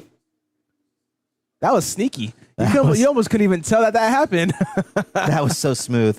And looks like Gilbert's winding up right here. He's going to try to get back as soon as he can.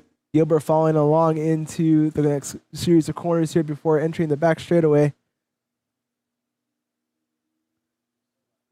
As Campbell leads us down the back straight. The beautiful decked out R1s they have. Yep. Gotta love that scheme. Making the left-hand corner down the slide into the bowl. Here we go. Man, they're grooving, huh? They got some speed behind them. Yep. Looks like Dion is just inching away just a little bit, and Michael's got to do everything he can to try to keep him honest right here.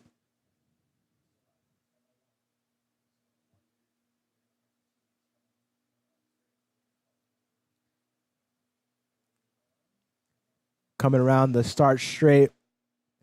Dion Campbell leading us with a close second place of Michael Gilbert, followed by Bryce Kornbaugh and Manuel Segura in fourth, correction.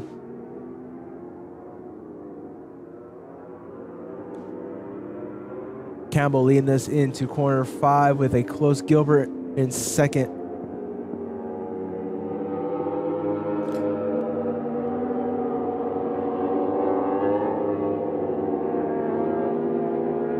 Love that Gilbert right there is winding up again. Look at this. He's trying to get right behind Dion's tail right here. Gilbert inching closer. Not close enough yet to make a move. The goal here is to just tuck in right behind him as much as he can. Campbell leading us down the back straight as Gilbert inches closer and closer. Kornbaugh in third. Into the heavy acceleration, down into the heavy braking before the right-hand corner down on the slide. Gilbert making sure he can stay nice and close to him, capitalize on any mistakes that Campbell might make so he can get around him. Back for the lead. As they make the right-hand corner into the bowl, Campbell still leading us around. Gilbert really close behind.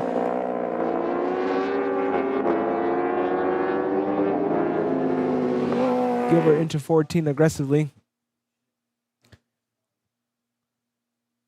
They're relatively evenly matched right around here. You see that Gilbert does have a little bit more speed as they're going into a few of these corners like this one right here. Campbell really muscling that bike as he pilots it around into 16, into 17, into the straightaway. You could tell they're really getting aggressive with the acceleration. That bike becomes a little bit unsettled. Yep. It's through here and through the next couple corners where we're going to possibly see Gilbert just try to... This is his faster section for sure. As Gilbert in second place as he dives into the corner, holding a little bit tighter inside line. Yep. Yeah, you see him right there trying to squeeze closer and closer. And he's probably going to gain a little bit more right here going into 6, 7. As he holds the inside line, can't make it, not close enough. Becomes unsettled and isn't able to hold the line. Still inching closer on the outside of Campbell. Gilbert on the inside now, trying to get up on the inside of this back side straight. Makes the pass. Doesn't quite make it stick. Makes it stick. Nice.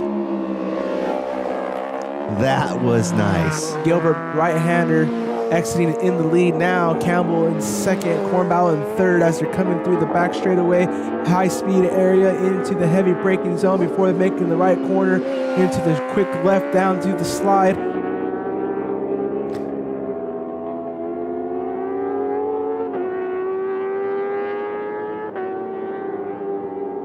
Yeah, Dion's sticking really close to Michael right here. Into the corner 14. A little bit of unsettling. Yeah, slightly different lines as they go through that section right there.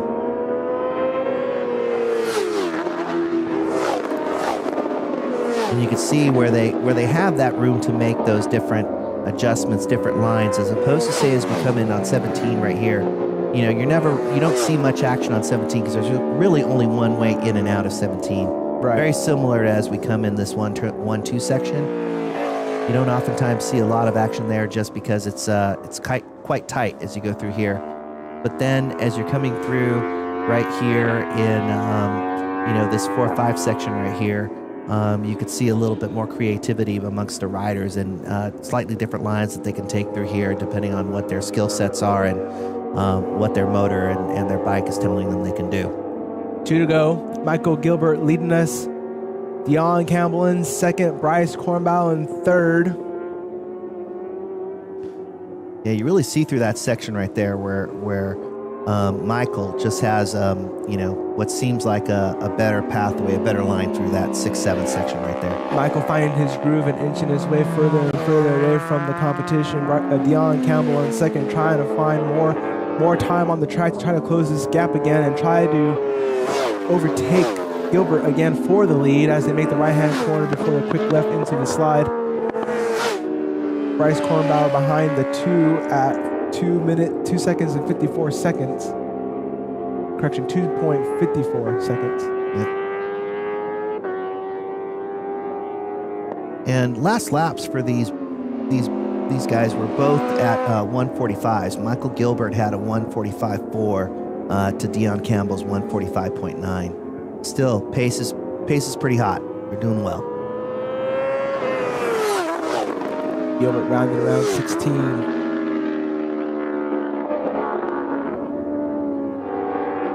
White flag is out as Gilbert crosses the finish line. It goes for one last time. Dion Campbell in second will be able to contest.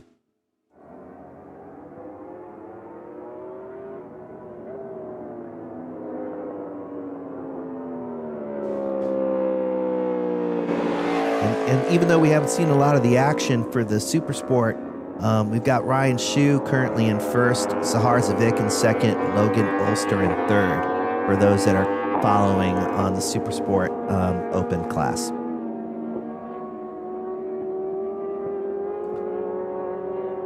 Sahar Zavik having a good day today, huh? He's having a great day. Getting those trophies. All right. It looks like Michael Gilbert here is going to have some lappers to negotiate pretty soon. You saw them in the, off to the side and on the camera. Let's see how he manages it. Make sure that he gets through here cleanly. Gilbert able to manage his lead and inch away from his teammate Dion Campbell with Bryce Cornball in third and Manuel Segura in fourth. As he comes around the bowl for one it looks last like time. it's not going to be a problem for any lappers right here.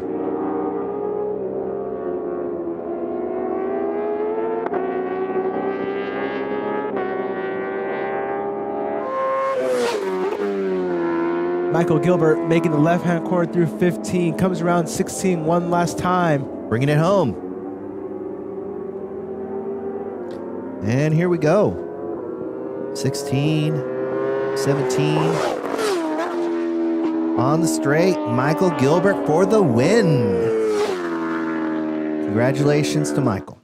Dion Campbell with a second place and Bryce Cornball in third. He earned it. He earned it. That was some nice couple passes back and forth amongst themselves.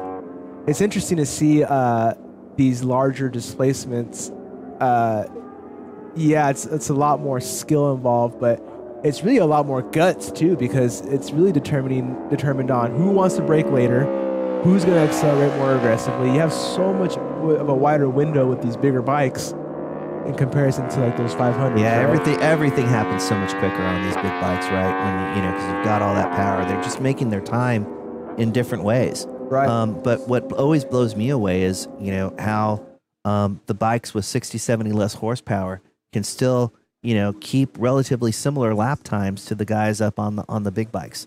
In the right hands, a super sport bike can be a pretty lethal weapon around here. It's pretty awesome. For Supersport Open, Sahar Vivek was able to come around for first place with Ryan Shu in second, Mark DeGrosse in third. Those are your unofficial results for race 10. We're going to go to a quick commercial break and we'll be right back.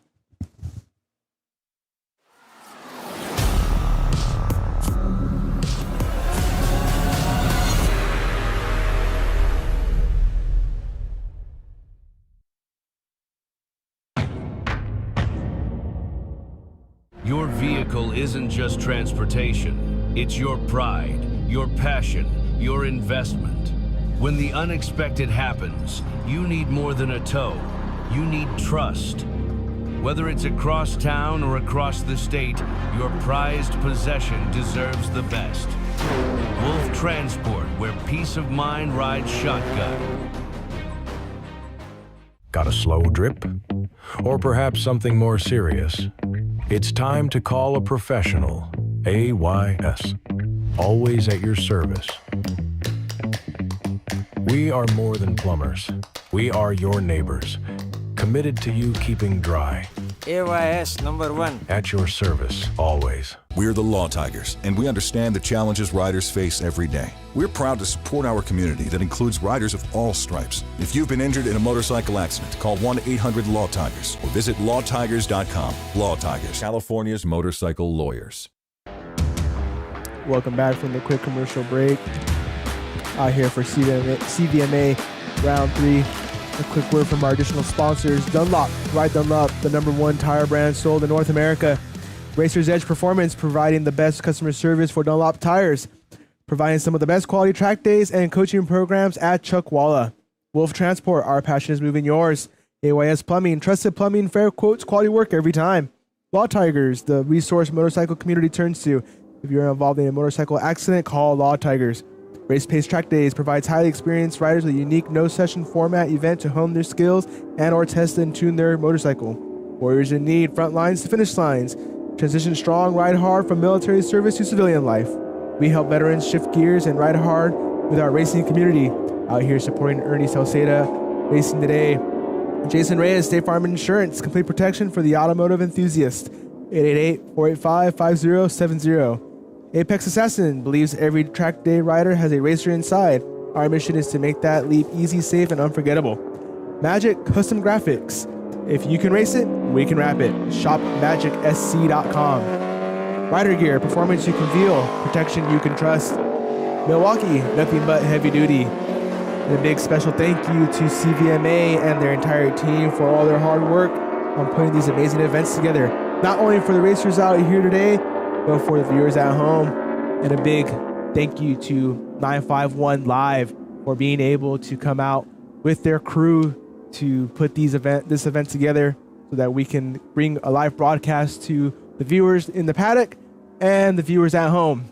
I am Adrian Peritoner, accompanied by Al Garcia out here in Desert Center for round 3 of CVMA out here at Chuckwalla Raceway. Wrapping up race number 10 and going into race 11 as our riders are on the track for their opening warm-up lap. And so again, in this one, we have amateur supersport in race 11. And in this case, the supersport designation allows for large displacement motorcycles, So you've got, again, Yamaha R1s, Ducatis, the big ones, the Yamaha the Suzuki GSX-R 1000s.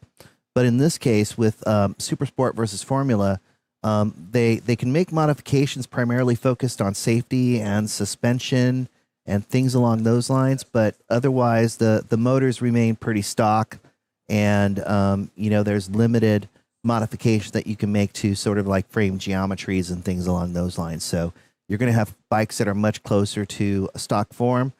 Keeps the racing a bit cheaper when it comes to these big bikes versus going with a full-blown formula type superbike. And so with that, on pole you have Austin Edgerton.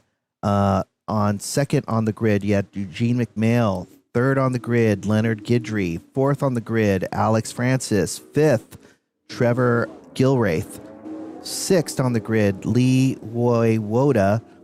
Seventh on the grid, Wolfgang Van Orten. Eighth on the grid, Ernest Sauceda. Ninth on the grid, Raul Becerra. 10th on the grid, David Thompson. 11th on the grid, John Yarbrough. And 12th on the grid, Josh Talbus. Eugene McMail making quick work, leading us around in the first lap. Your overall standings for Amateur Supersport Open as they run into the weekend. Austin Edgerton leads the series in first with Alex Francis in second.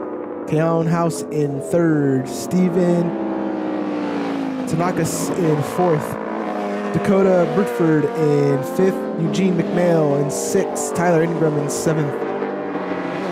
Trevor Gilraith in eighth. John Yarbrough in ninth. And Bryce Farabee in 10th. Your standings, your point standings into the weekend as they come, with Eugene McMail leading us around into the first lap here.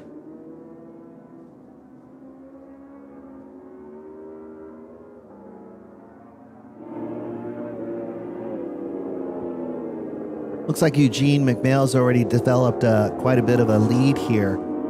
Looks like he's got at least about a 1.5 second lead. We'll see a little bit more as they cross the line for the first time, but he's developed a nice lead here.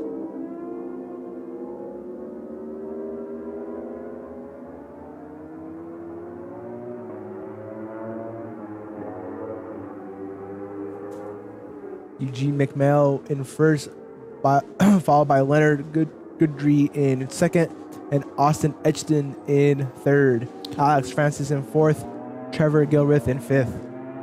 Yep, that first lap for Eugene McMail was at a 1:52.3, and that was about 1.22 seconds ahead of Leonard Guidry, who was running a 1:53.5. One of his faster laps for the day, right? Yeah. He was running 154s earlier. Yep. And I think he started dropping down into the 151s, I think is where he was at. Yeah. On that Ducati. Yep.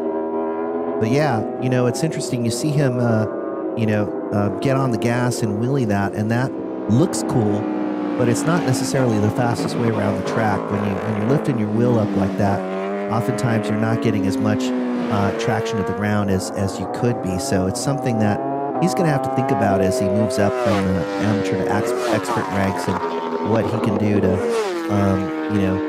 get more of that traction going in a proper forward direction. It's easy working for him now, though, Al. Yeah, no, agreed. And that comes up to the competition. But as you're moving up from amateur to expert, it's a whole different class, right? A whole different group of guys. And I have a feeling he's going to be there quick. Yeah, he's looking good. Yeah, this is his first season out here, right? Yep. Yeah, for being his first season out here, he's very he's able to definitely make work with what he has, and there's definitely some polishing that can be done, just like with any of us. But he's doing a great job so far. Yeah, no, he's doing great. Leonard in second, Austin Edgerton in third, with they're about a second behind. Eugene McMail with a 149 on that last one. Yeah, he was moving. I think that front wheel up in the air is probably helping him there, huh? That could be wrong, right? Yeah. What do I know? I'm not out there on that damn You're thing. out here sitting next to me, so. Yeah. Oh, man. Classic couch critic, right? Yeah, that's his fastest lap for the day, I want to say. Yeah, I think that is. Yeah, he's cooking. Yeah, he's doing pretty well. Yeah. Eugene McMail, as he comes around the side straight. Now he's just taunting you with that front wheel. Hey, take one of these, Al. There you go. Oh, brother. It's pretty funny. Into the heavy acceleration zone. The heavy braking before the right-hander.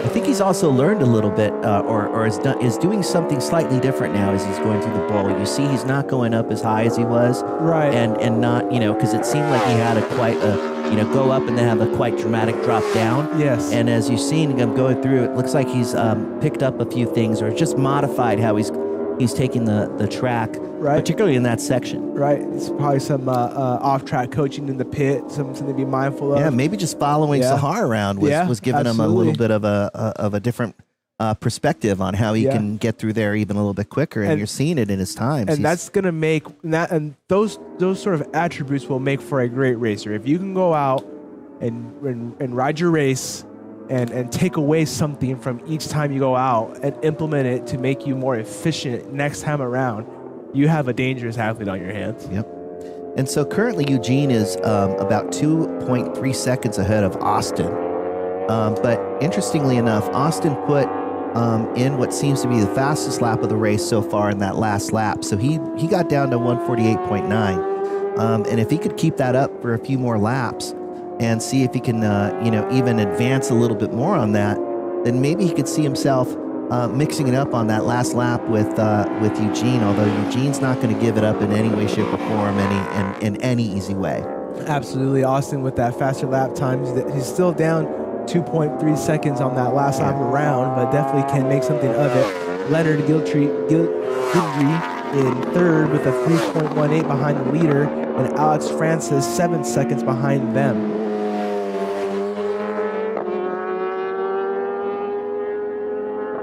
Yeah, I saw definitely holding a lot tighter line around that bowl. Yeah. I love that though. I love to see, the Evolution, racer, right? yeah, and race by race, literally, you're seeing the evolution of Eugene as he's figuring out different ways to do this and different, taking what he's seen out there from other racers and giving it a shot. Love that. And you can see the confidence too as he moves around more on the bike this race around, being able to get on the side of that saddle. That's kind of the neat thing too with the amateurs in general, right? It's a lot more pronounced when you're seeing the difference. I wouldn't say mistake, but no, it's not a mistake.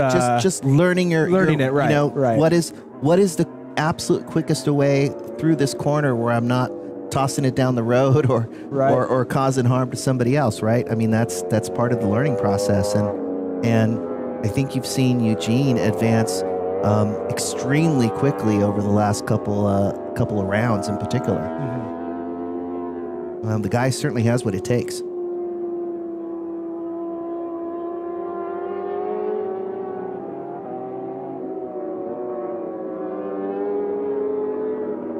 Austin Edgson right there behind Eugene McMail for second place. Can he put some laps together?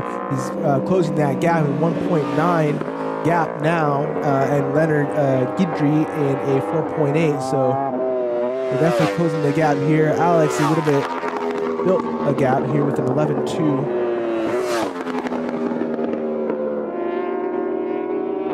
As they come around in. Yeah, let's see what they're doing right here.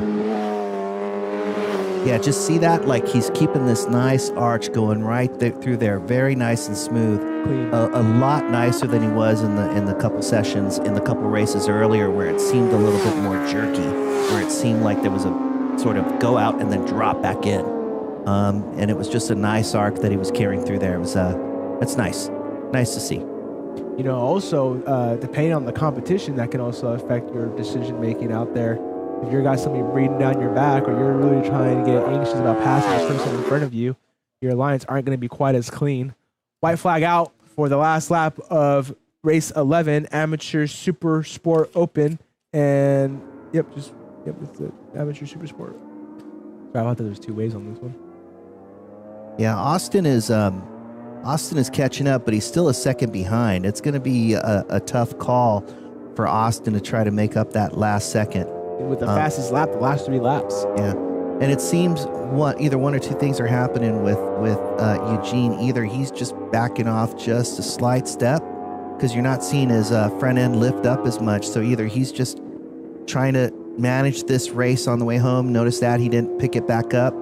He probably senses that he's got that win in the bag as long as he keeps everything cool and collected in this last lap. Austin Edson making sure he can try to do everything he can to capitalize on this demeanor that McMail may be presenting to him as they're coming around the back straight, heavy acceleration area. Austin Edson inching closer and closer, trying to close that gap with McMail. Heck, Eugene might just be taunting Austin a little bit, just giving him a little taste. Come get me, right? Sure. But you're never gonna do it. Yeah. Oh no. Right? Eugene exiting the bowl before the left hand on 14. He's just got to keep it in line in the last couple corners here, and I think he has it. Austin inching closer and closer behind McMail as they come around corner number 16. Hey, got a lot closer before the end of this race. Yeah, no, that's what I'm It's saying. not I think, enough. I think Eugene might have just been toying with them a little bit. Checker flag is out. Eugene McMail crossing the finish line for the win. For first place. Austin Edson in second, followed by a close Leonard Guidry in third. Your unofficial race results for race 11 for Amateur Supersport Open. Good race. Good race indeed. That's going to give Eugene some points for the overall standings for the weekend. Yep. We're going to go to a quick commercial break, and we'll be right back.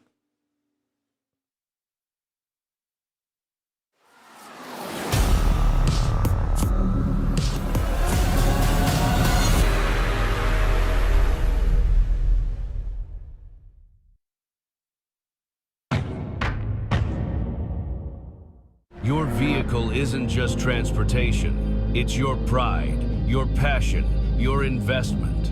When the unexpected happens, you need more than a tow. You need trust. Whether it's across town or across the state, your prized possession deserves the best. Wolf Transport, where peace of mind rides shotgun. Got a slow drip? Or perhaps something more serious? It's time to call a professional. AYS. Always at your service. We are more than plumbers. We are your neighbors, committed to you keeping dry. AYS #1. At your service, always. We're the Law Tigers, and we understand the challenges riders face every day. We're proud to support our community that includes riders of all stripes. If you've been injured in a motorcycle accident, call 1-800-LAW-TIGERS or visit lawtigers.com. Law Tigers, California's motorcycle lawyers. And we're back, folks, at CVMA. Beautiful Chuckwalla Raceway out here. We've got temperatures in around 70 degrees. It's a sunny day. As we come into the final couple races of the day, we're having a great day, and we've seen some wonderful action on track outs here today so far. Right here with my partner. Here I am. Big shout out to 951 Live for being able to bring this live broadcast out to you. Make sure you guys follow on YouTube, subscribe, Instagram, Facebook, TikTok, and check us out at 951.live. And a big thank you to CVMA for putting these events together. Make sure you follow them on Instagram at CVMA Racing, Facebook, and check out their website, cvmaracing.com. So, Adrian, for you, any highlights of the day so far that you've that stick to your mind and some of the races we've seen? You know, Lafayette being able to just keep composure at that age and just being able to manage these races and keep himself out front. That's a testament to just tell you, you know, age is only a number, right? Yep, that's awesome, right? That's natural talent right there, buddy. So, in this race, we got race 12. It's Supersport Middleweight. And again, the classes that we're seeing here, given that they're middleweight, are R6s, GSX-R 750s. We're going to see some, we might see an R9 out here again, for all we know. But the Supersport designation here, again, is telling you that the modifications to the motor and chassis are generally going to be relatively limited. So you could do some changes to, say, your suspension. You might have a pipe. You might have other things that didn't come with the bike. If you got an older bike, maybe a slipper clutch. But in terms of motor modifications, the idea is to keep it relatively stock and keep the bikes in a much less expensive, competitive state. And oftentimes, if you have a super sport category bike, you might race up in formula. But if you have a formula bike, you can't race down into super sport. Makes sense. Yep. All right. So we've got a full grid on this one as well. We've got about 30 competitors, 29 competitors I see. On pole, we got Hunter Seelig, second on the grid, Edgar Zaragoza. Jordan Tropkov is third. Jacob Monsoon in fourth. Nicholas Telliard in fifth. In sixth, Jack Roach. Seventh on the grid is Lee Callens. Eighth, Mitchell Hall. Bernardo Pastor is in ninth. 10th on the grid, Ryan Breckenridge. 11th, Tim Powers. Richard Finley, 12th.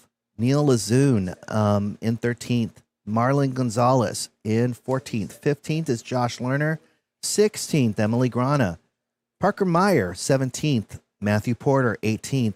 19th is Alex Reyes. 20th on the grid, Anthony Estrada. Emerson Lau, 21st on the grid. Simon Barrett is 22nd. Oliver Ramleth is 23rd. Jake Jorgensen, 24th. Christian Swanson, 25th. Russell Chamberlain, 26th. 27th on the grid is Sean Tate. 28th is Bridget LeBert. Paul Smith is 29. There you go. Full grid, my friend. Yeah, that's a big grid right there. Absolutely. Full grid. For your overall standings for Super Sport Middleweight, you have Nicholas Telliard in first, Bernardo Pastor in second, Parker Mayer in third, Evan Lutzen fourth, Ryan Breckenridge in fifth, Bryce Kornbaugh in sixth, seventh, Alberto Riverosa, Emily Grana in eighth, ninth, Terrell Dickman, 10th, Marlon Gonzalez. And here we go, going into turn one. We're seeing a little bit of raciness right here. Be nice to see how we get through here. And for racers out there who might be listening, if you're feeling upset that we're butchering your last name or your first name, fill out the questionnaire and let us know how we should be pronouncing it. Yeah, you can't get mad at us if you're not filling out the questionnaire. All right? We're giving you an opportunity for us to not butcher it. Let us know. We'd appreciate it. Oh, man. And I promise we'll get better as the season comes along with the names. He promises. I don't know if I can promise that. There you go. Thanks, Adrian. Hey, brother. All right. As you're coming around Garcia Hill, come up the back straightaway. Nicholas Telliard's up in the lead right now, followed very closely by Hunter Seelig. As they right corner down to the slide. drop 12 and then drop into the slide, and then they're going to be coming shortly around the bowl.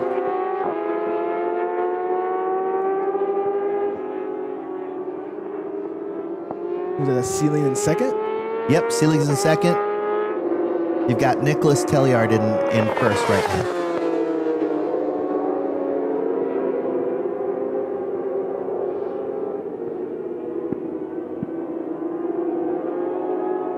Nicholas seemed to break away just a little bit coming out of that corner. You got to do it now. Keep the amps up high and get away sooner than later. Looks like he's got about close to a second gap right here. We'll see what it looks like as we get our first set of times right here. Yep, 1.5 seconds in the lead. We're going to see that close up pretty quickly, though. Nicholas Telliard in first, Jordan Tropkov in second, Jacob Monson in third, Ryan Breckenridge in fourth, and Bernardo Pastor in fifth.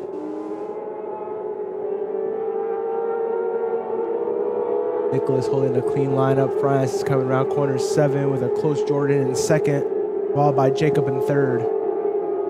As they come around the side straightaway, getting the power to the ground, jaunting their way towards Garcia Hill. Jordan inching closer and closer as they break late into this inside right to left, back to right, up to the back straightaway. It's interesting, right? Because on our timing, we're showing Jordan Tropkoff in second, but that's Hunter Seelig based on the numbers, who's in second right now. Yeah. I wonder what's going on there. Maybe a little bit of a bobble with the time, scoring and timing, but we see the numbers. Very closely matched as they come out of the bowl.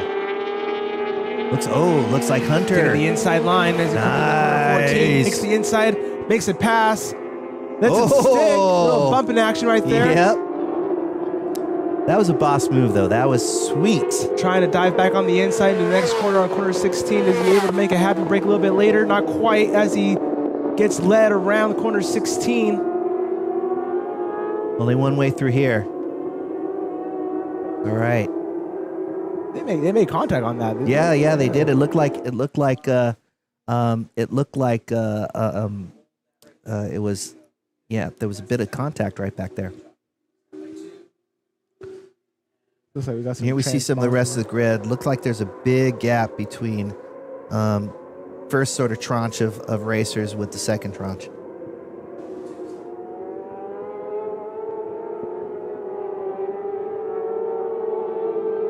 Hunter Seelig leading him around with Nicholas in second.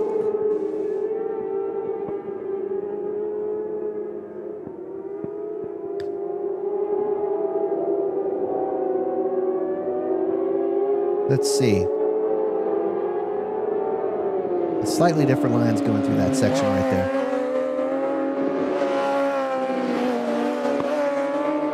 Here we go, back straight.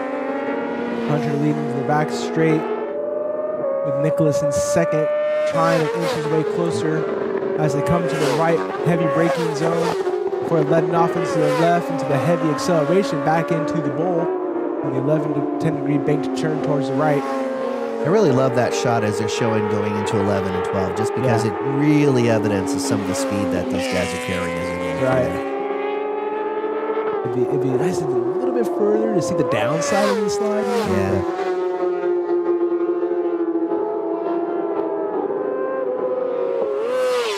You see a little bit of trying to get on the gas. That rear wheel was protesting a little bit for Nicholas right there.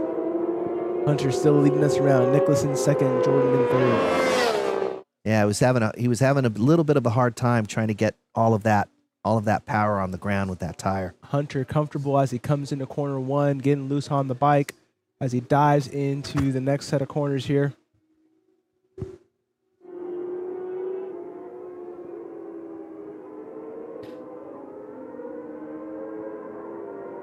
Keeping a nice tight line around 5. Nicholas a little bit tighter than him. Yeah. Hunter having a little bit of an unsettling on the exit of that corner. Nicholas getting aggressive with it, trying to get a little bit closer as he comes into the side straightaway. Is he able to get the power down and inch a little bit closer towards Hunter? Yeah, it's interesting, right? Because Nicholas lost a little bit somewhere around, it looked like around turn 3. But now he's trying to get some of that time he lost back and starting to move right back in to where maybe if he's close enough right here, he can get a little bit of a draft off of Hunter up in the lead and maybe try to get a little bit closer by the time they get to the bottom of 12. Right-hander to a quick left, down the slide they go. And let's see how that's worked out for Nicholas right here. Nope, still seeing a bit of a gap there.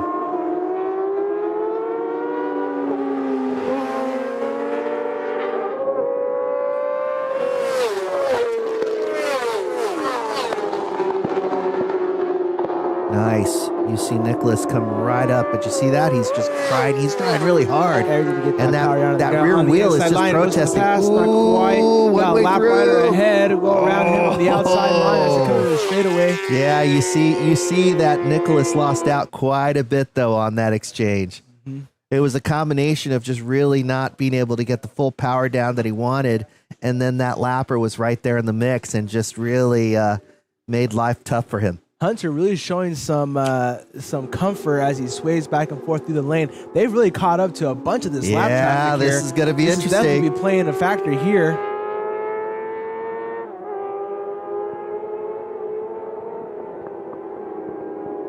All right, here we go.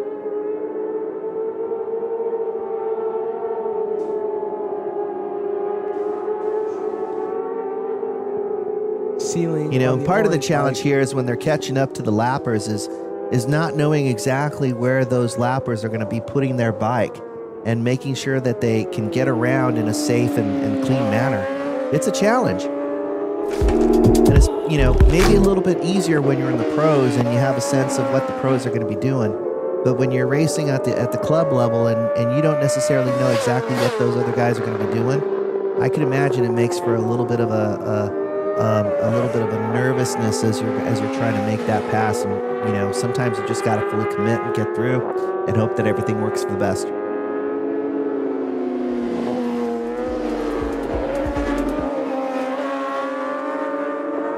we go.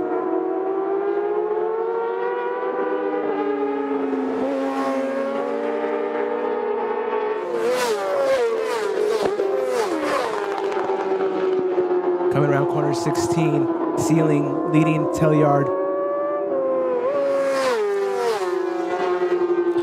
With one lap to go after this pass of the start straight, white flag is out. Ceiling leading tail yard into the last lap of the race.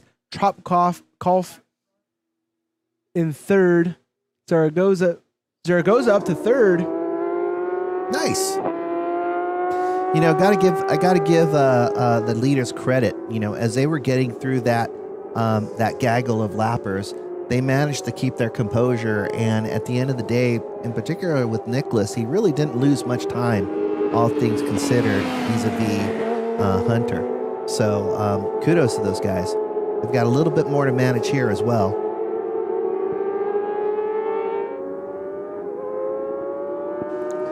Ceiling tight on the side straightaway as they come into the heavy braking zone. Will Hunter be able to hold him off for this last lap as Nicholas is breathing down his back as they make the right-hand corner in the back straightaway into the heavy acceleration zone. Get the power down on the ground and get out of there, boys. Ooh, passing him, getting close, making sure he makes him brake late.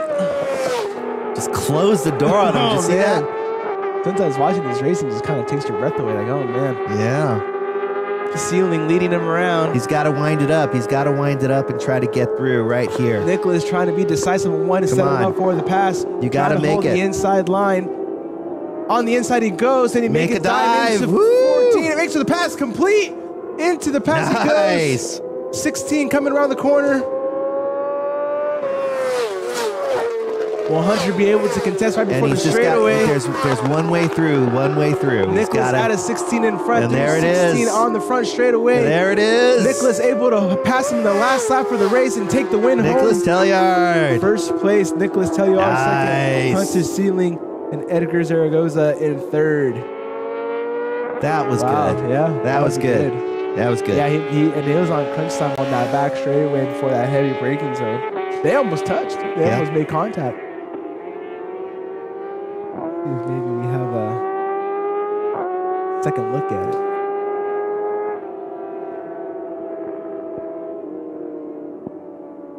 Stretch those legs out. You can only imagine how, white knuckling you are in those scenarios. Here's the replay. Let's see. This was the earlier pass today. Yeah, and both of them had to figure out how to get around that lapper. And man, that's a tough one because it really closes up on you here. And you got to make sure that you're able to give the lapper enough room. Here's the pass for the win. Yep. Clean. That was nice and clean. Smooth move.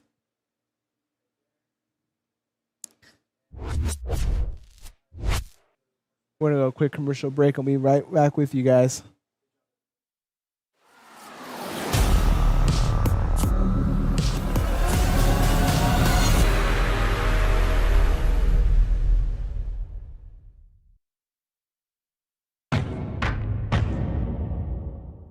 Your vehicle isn't just transportation. It's your pride, your passion, your investment. When the unexpected happens, you need more than a tow. You need trust. Whether it's across town or across the state, your prized possession deserves the best. Wolf Transport, where peace of mind rides shotgun. Got a slow drip? Or perhaps something more serious? It's time to call a professional. AYS. Always at your service.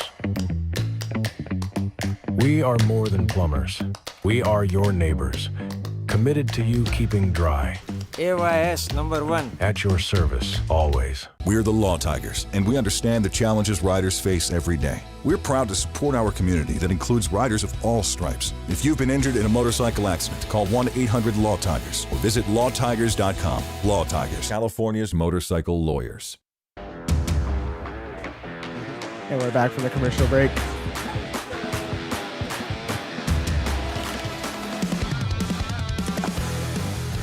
Race 13 coming up, Amateur Supersport Middleweight out here at round 3 for CVMA. We're having some good racing today. Huh? We're having great racing. Yeah. Yep. So next up, we've got race 13, which is Amateur Supersport Middleweight. Safe racing too. Sorry to cut you off. Yeah, no, it's been great. It looks like everybody has been racing safely, cleanly. It's great. So on pole, we've got Tyler Crozier. Second on the grid, John Peskin. Thomas Higa's third on the grid. Michael Pisani, fourth. Fifth on the grid, John Bradley. Sixth on the grid, Jay Bedke. Seventh, Marco Larios. Eighth, Robert Miller.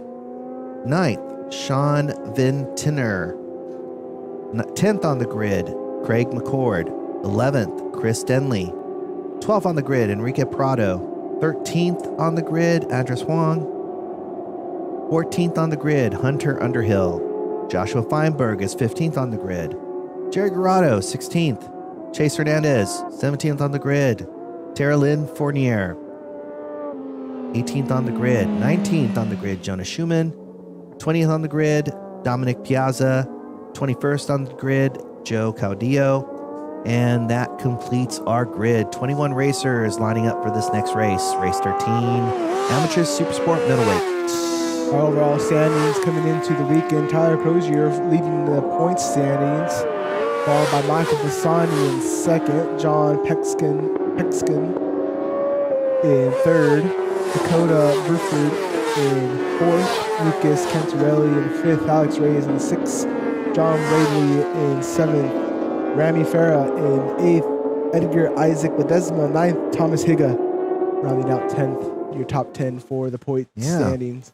And Bassani, we got it. You know, he disappointed a little in that last race. I must say, he's got to pick it up in this next one, right? I think he had some sort of issue or something. Yeah, I think he DNF'd, right? Yeah. So again, you know, his goal is to beat Tyler. So I want to see him hit his goals. Yeah. I want to see him hit his goals one way or another, right? Yeah.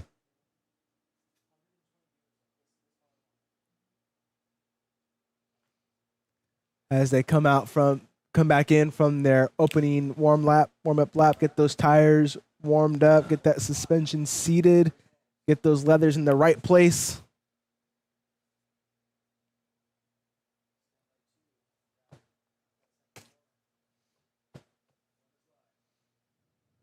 Yeah, interesting. You see the 15 in the background, right? That road, that's about 6 miles out. So thinking about these cameras, pretty cool. You know, they do great. Man. Yeah, how much they can capture, right? Yeah. It's pretty cool. Yeah, 951 Live definitely killing it with the video coverage for sure. Absolutely. For sure.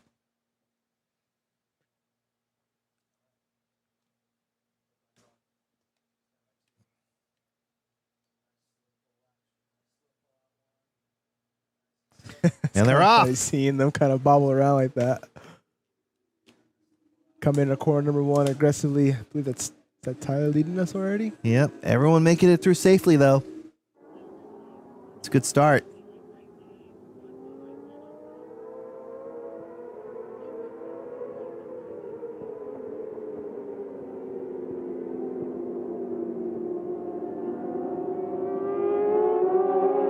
see who's leading us as they come around for the first lap here.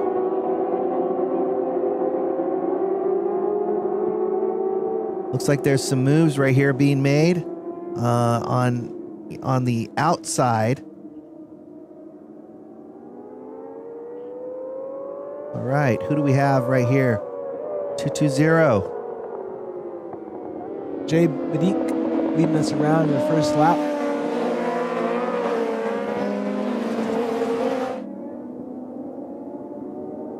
Yeah, Jay Bedke came from sixth, and now he's leading the pack.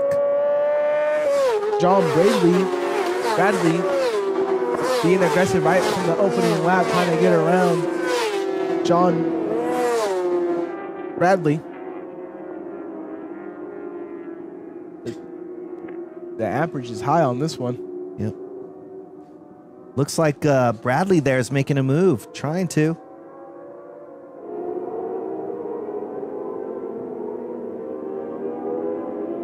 Looks like Bedke is still up in the lead, correct?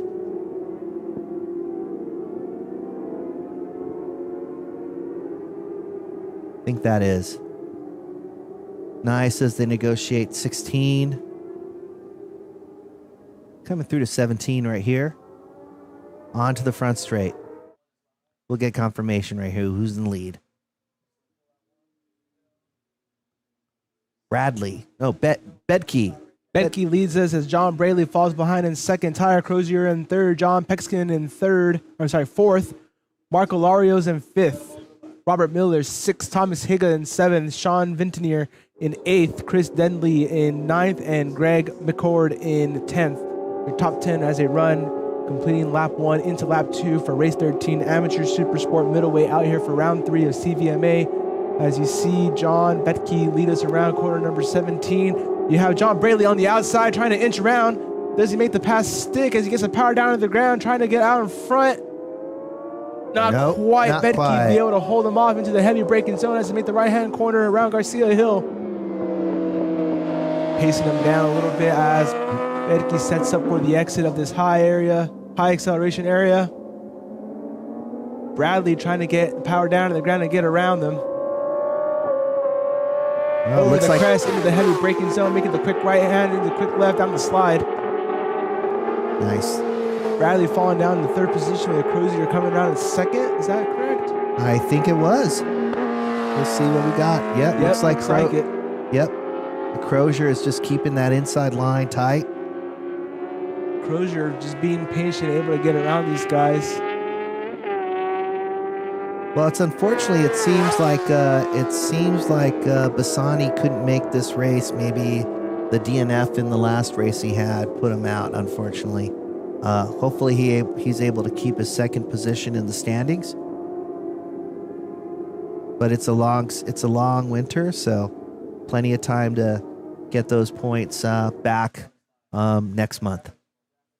Jay Bedke still leading us around in lap 3. Tyler Crozier up to second place. John Bradley shuffling down to third by John Peckskin in fourth.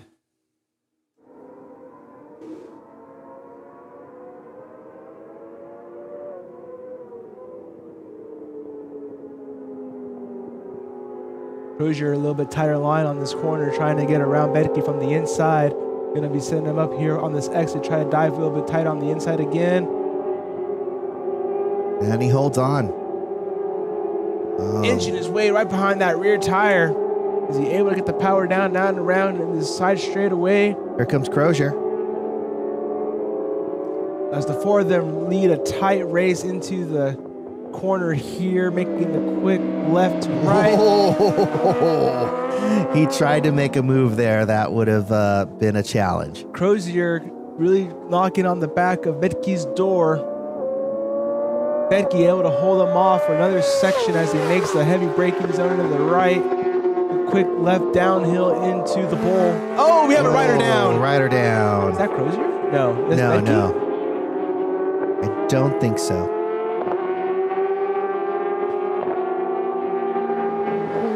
Oh, it's okay though. He's moving around. Yeah, he's got to get away from the track though. Crozier made the pass into first place. Bedke in second. I think that's Bradley in third. Looks like it. Crozier making the move quick early into this race as they come around to complete lap 3 into And now we're going to see whether Crozier can do anything here on the front straight and try to create a gap.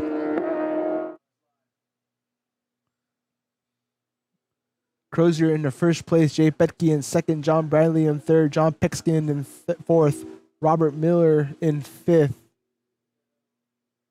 Correction, Thomas Higa in fifth, Robert Miller down to sixth.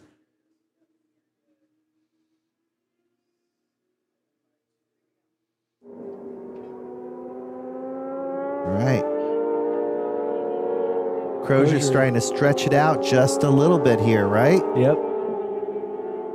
Can't get too comfortable though. Needs to get out and away sooner than later because you got a tight knit group of 4 up here up front. Yep. Seems like Bradley's nipping on Bedke right there, looking to see what he can do to try to get around. Crozier holding a clean race. Bedke in second, Bradley in third.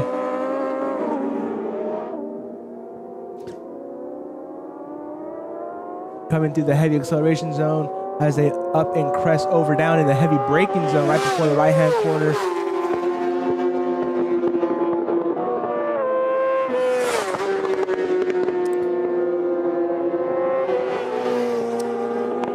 All right, let's see how they're doing here. Oh, wow. Looks like Crozier is starting to really stretch it out, right? Looks like he's got about a 2-second gap pretty easy right there. And looks like the battle for second, third, and fourth is brewing pretty hot and heavy right now.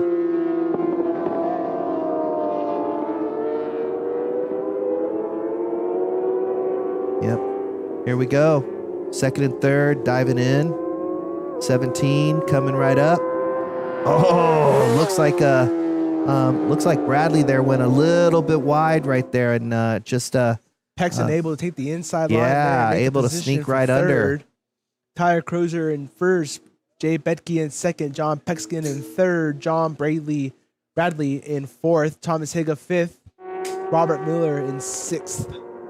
As we have 2 to go for race 13, amateur Supersport Middleweight. Tyler Crozier leading us into corner 6 here. Yeah.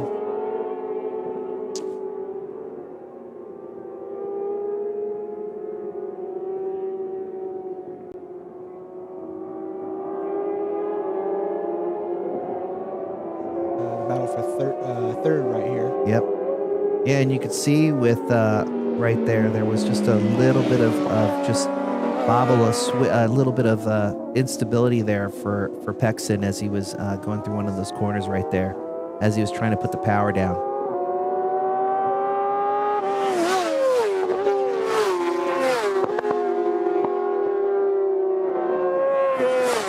Crozier on that Daytona 675R, Pexton on the Kawasaki ZX6, Betke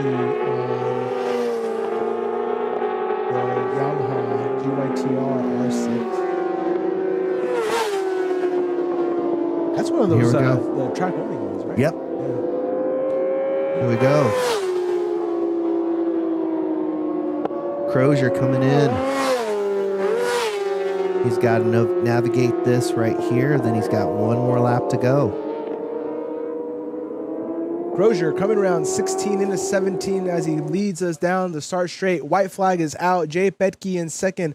John Pexton in third. John Bradley in fourth. And Thomas Higa in fifth. Your top 5 as they run.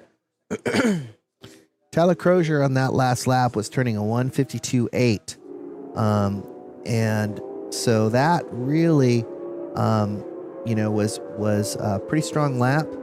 But you had Bedke just a little bit faster at a 152.5. So in this case, the gap is closing right back up. You could see Bedke is making a run for it right here. On the inside line, Bedke goes. Not quite. Yeah, not quite there yet.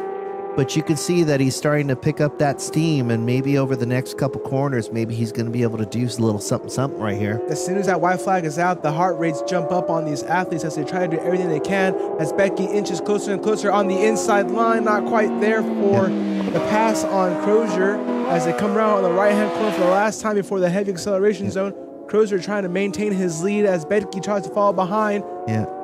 Bedke got a little too eager there. He could have been just a little bit more patient and just try to follow him through that corner, not really to set him up to pass him in that one, but really in the next complex right around here.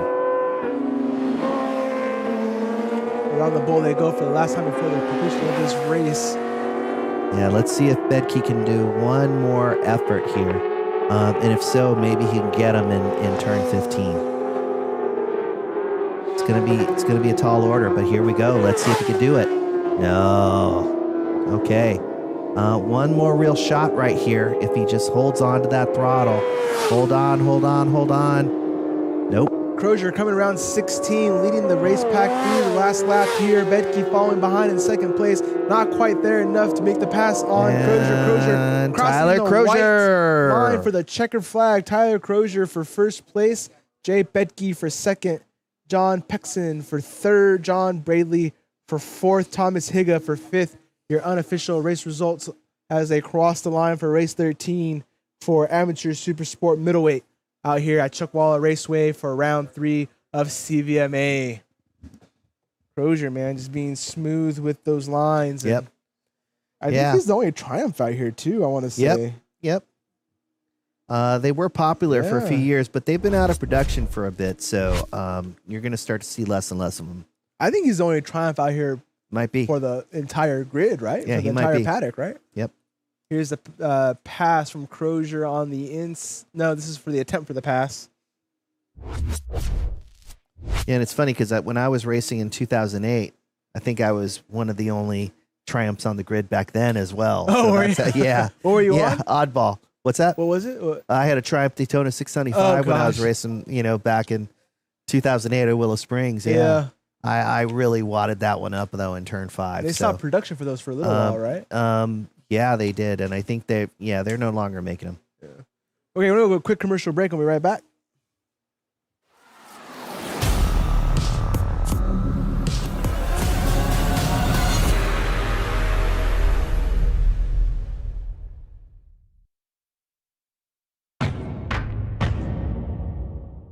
Your vehicle isn't just transportation. It's your pride, your passion, your investment. When the unexpected happens, you need more than a tow. You need trust. Whether it's across town or across the state, your prized possession deserves the best. Wolf Transport, where peace of mind rides shotgun. Got a slow drip? Or perhaps something more serious? It's time to call a professional. AYS. Always at your service. We are more than plumbers. We are your neighbors. Committed to you keeping dry. AYS #1. At your service, always. We're the Law Tigers, and we understand the challenges riders face every day. We're proud to support our community that includes riders of all stripes. If you've been injured in a motorcycle accident, call 1-800-LAW-TIGERS or visit lawtigers.com. Law Tigers, California's motorcycle lawyers. And we're back from the commercial break. Out here for round 3, CVMA, Chuckwalla Raceway out here in beautiful Desert Center, Southern California, as we're coming up around 3:30 p.m. local, 3 o'clock local. Nice, cool evening. The cold is going to start coming back pretty soon on us here, Al. It's going to start to cool that track down and cool those tires down, but I'm sure that the athletes will make do just fine. That's right. We are staging right now for Femwalla Open. Get the ladies out there. Race 14. They say the ladies do it better, right? That's right. As they go out for their sight lap for the day. And so we've got 2 waves here for Femwalla. We've got Femwalla Open. And so in that first wave, we've got Emily Grana on pole. We got Tara Lynn Fournier on second, and completing the front row, Bridget LeBert. For Femwalla Ultra Lightweight, which is the second wave, we've got Luis Labonte on pole, Mickey Nagita on second, completing the front row, Abigail Wessels. 4th on the grid, Angela Brunson. 5th, Shay McGregor. 6th, Ellie Mellon. And then your overall point standing for your racers as they come in for the weekend. For Femwalla Open, you have Emily Grana leading the points series, followed by Stacy O'Brien in 2nd, Bridget Leber in 3rd, Katrina Downey in 4th, Leanna Reese in 5th, Rainey Pogue in 6th. Interestingly enough, when you look at Angela Brunson, she says her 2025, 2026 goals are to accept and embrace mediocrity. And I'm going to challenge that. I'm going to say, by definition, if you are out there on the grid, I don't care where you are on the grid, you are embracing and accepting awesomeness. Yeah, absolutely. Awesomeness. Big shout out to Angela also. She's from Colton, California. That's down the street from my neck of the woods. All right. She's a local gal. Yeah, so props to Angela Brunson. She's accepting and embracing awesomeness. Femwalla Ultra point standings, you have Mickey Nagita in 1st for the series, Angela Brunson in 2nd for the series, Abigail Wessels in 3rd, and Megan Anderson in 4th. Yep.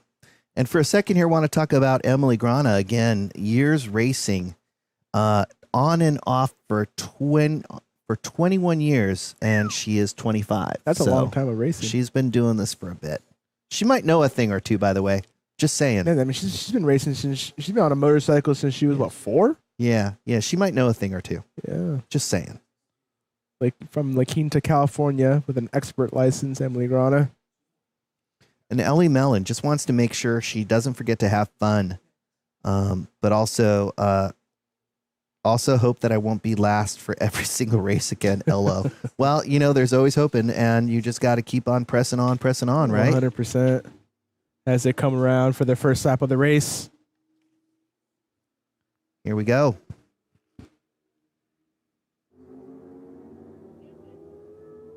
And we got Emily out front. She was also the winner of the last round. And it's already looking like she's going to be leading this one. Yeah, she's already developing a little bit of a lead. Let's see if anybody can give her any challenge here. Yep. Coming around the corner number 7 as she comes around the side straight. Getting the power down to the ground as she rides her Suzuki GSX R6. And, Emily qualified with a 154.9 for this race. That's a pretty good pace. She's let me take a look here. Looks like she's the only Femwalla to break the 2-minute barrier. Yep. Tara Lynn with a close 2:00:53. Yep. With her goals to have to learn more racecraft and still more of her track day rider. Yep. Well, the racing for less than a year, so pretty good. We're right there on that 2-minute barrier. Yep, that's awesome. Yeah, and when we talk about lap records for Femwalla on the clockwise rotation, which we're doing right now, Mallory Dobbs has that record. It was set a couple years ago in 2022, and it's a 150.59. Oh, wow. Wow, Yeah. 150, yeah. That's pretty good. No, it's legit. Yeah. And, everything out here, what they're doing, I think by definition, you're out here, it's legit. Oh, yeah, there's no questioning that.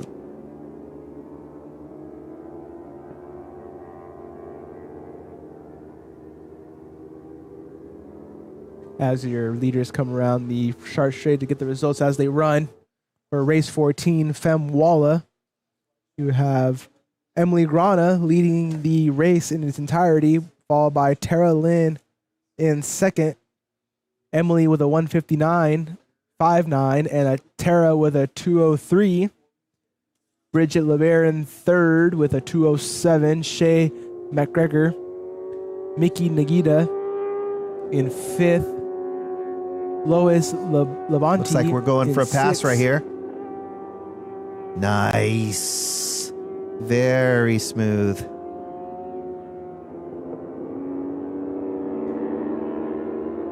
Nice. Yep. And, you know, talking again about Tara Lynn Fournier, she's coming out here all the way from Vancouver, Canada again. Love the Canadians coming down and hanging out with us for a while, bringing their chill outlook on life. And love it. Okay, so we got fourth. We have Mickey Nagita leading this mid-pack battle for 5th. Followed by Lois Labonte in 6th, Abigail Wessels in 7th, and Angela Brunson in 8th. In this case, Shea McGregor, who is leading the race, and she started out in 5th, so she's moved up quite a bit. And, you know, on the ultra lightweight tip. Oh, you're right. Yes. Yeah. Mm-hmm. So for your ultra lightweight, you have Shea McGregor in 1st, by Mickey Nagita in 2nd, Lois Labonte in 3rd, Abigail Wessels in 4th, Angela Brunson in 5th, Ellie Mellon in 6th. Emily Grana leads your Femwalla Open, Tara Lynn in 2nd, and Bridget Leber in 3rd for Femwalla Open.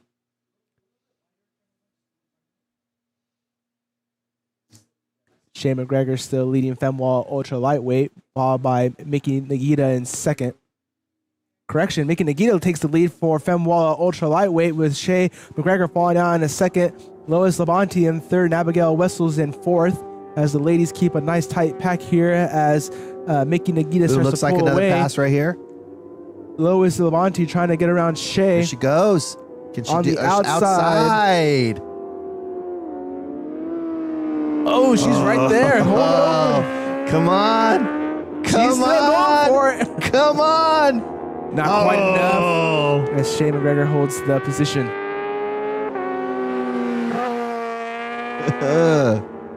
Gotta love it.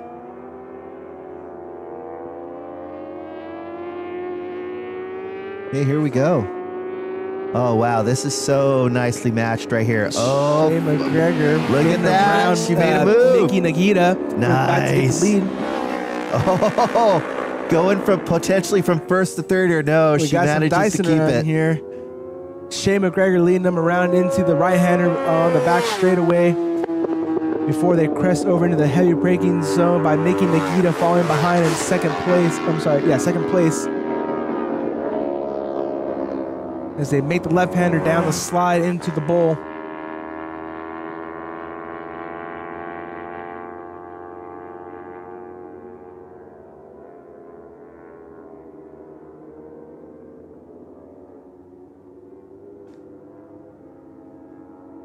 We got a nice battle brewing here with the ultra lightweights. She's trying another outside pass. Mickey's almost going to fade back into 3rd here.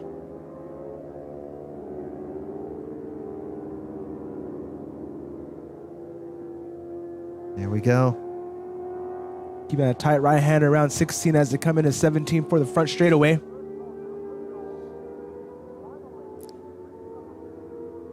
Lining up here. Okay.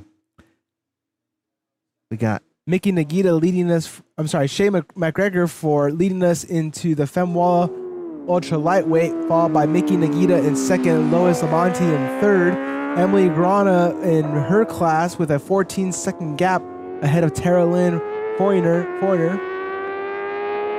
and Bridget Lever in 3rd. As we follow the Femwalla Ultra Lightweight on your screen here. It's like Louise Labonte is trying that outside move a couple times now. Hasn't worked for her yet, but she's making it look potential.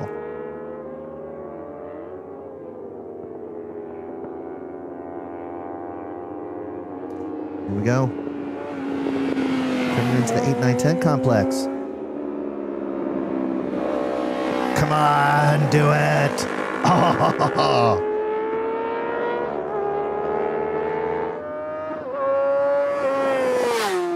Shea McGregor still leading around by Mickey Nagita in 2nd.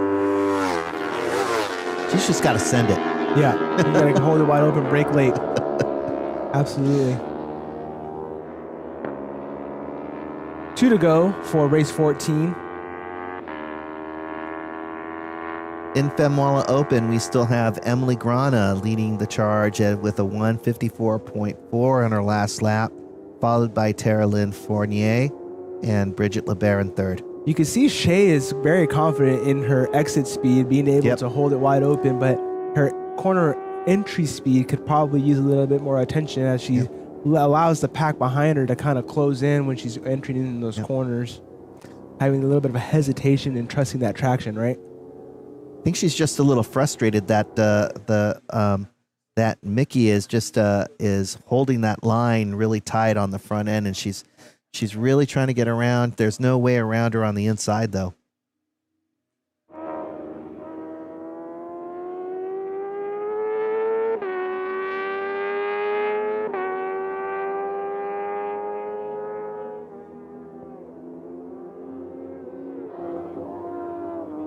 There's Emily Grana as she leads for Femwalla Open with a 20-second lead, making down the side of the right-hand corner into the bowl.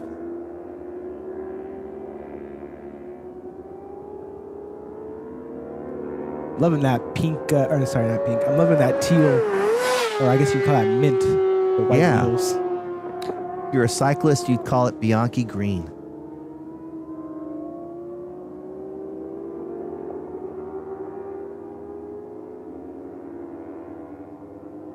Bunch of old school 1980s Bianchi road bikes, often painted in that what they call Celeste green.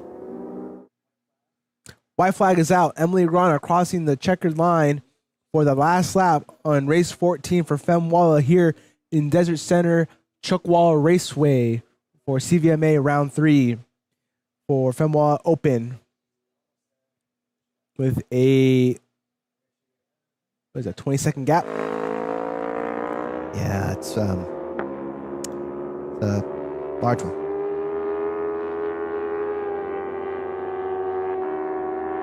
$25-second. Yeah. Hey, props though to Tara Lynn. She came all the way out here from Canada. Yeah.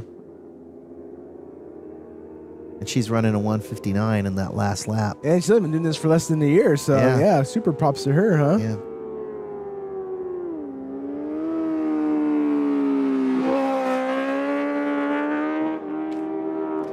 Funny is, back in the day when I was racing here, 15 years ago, something like that. If you were doing a 159 in Formula 40, at least Formula 40 lightweight when I was in, you'd be on the podium. You'd be getting a little trophy. You know what? Let's not even talk about stuff like that, because if I ever go out there, I'm going to be running 2-minute 30-second lap times. All right. We'll get you down there. Yeah. Hell, I got to get down there. Emily Grana exiting the bowl into the left-hand corner for 14.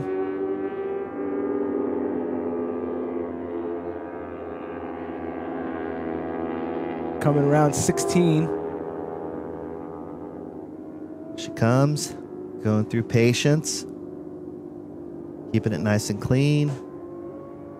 Tip for 17 onto the front straight, and Emily Grana is your winner.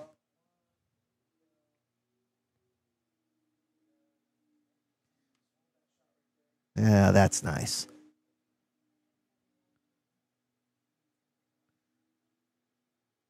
Okay.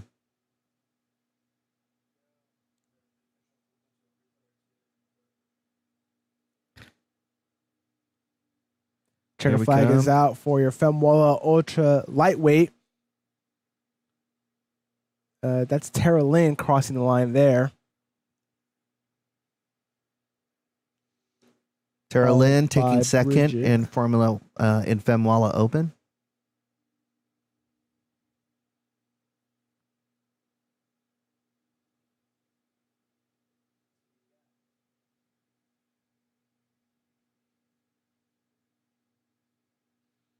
Here we go.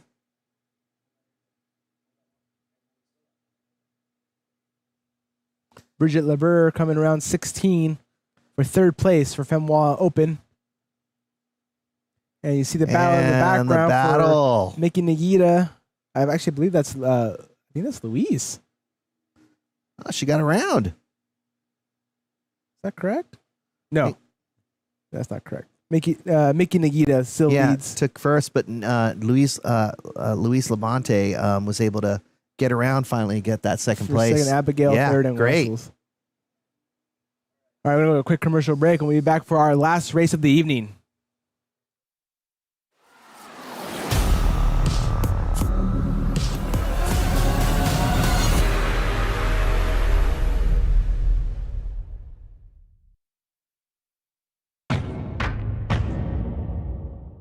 Your vehicle isn't just transportation. It's your pride, your passion, your investment.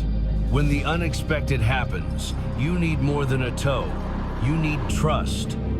Whether it's across town or across the state, your prized possession deserves the best. Wolf Transport, where peace of mind rides shotgun. Got a slow drip? Or perhaps something more serious? It's time to call a professional. AYS. Always at your service. We are more than plumbers. We are your neighbors. Committed to you keeping dry. AYS number 1. At your service, always. We're the Law Tigers, and we understand the challenges riders face every day. We're proud to support our community that includes riders of all stripes. If you've been injured in a motorcycle accident, call 1-800-LAW-TIGERS or visit lawtigers.com. Law Tigers, California's motorcycle lawyers.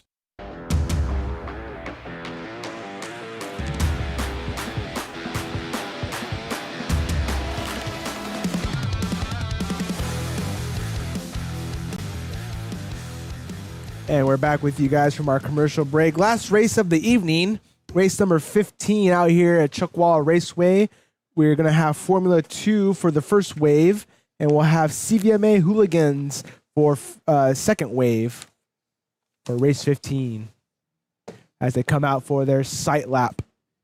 And we've got a huge grid for Formula 2 here. On pole, we got Gio Alvarez.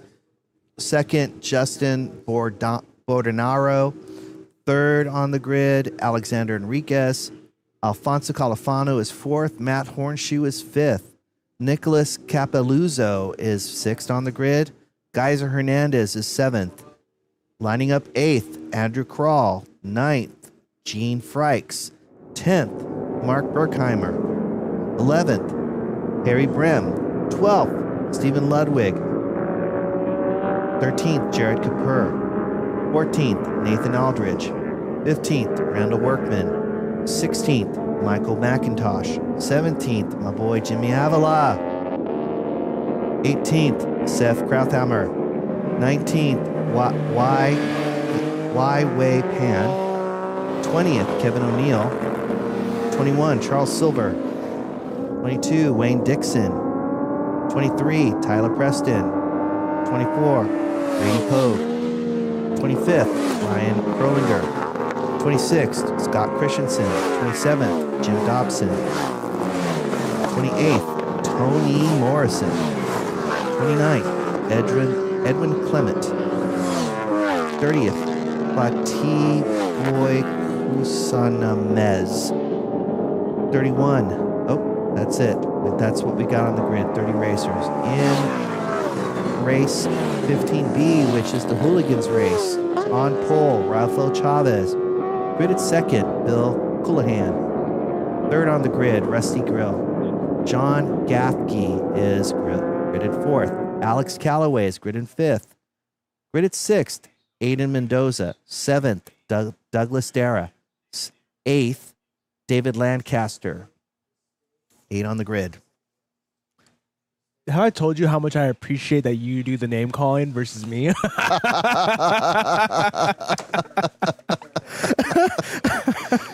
We're making an effort, man. Hey, man. Making an effort. Oh, man. We're going to get him right eventually. Yeah. By the end of the series, hopefully. And again, for those that I'm mispronouncing, I encourage you, fill out the questionnaire and give me your correct pronunciation. It's got to be a state, every effort. It's got to be a state law for number 38, Faith. Yeah. Boy. Yeah, that's a tough one. That one's a I gotta tough one. admit that one is a tongue twister. Yeah. Alrighty. Race 15, Formula 2 and CVMA Hooligans. Hands are up. Checkers are checking.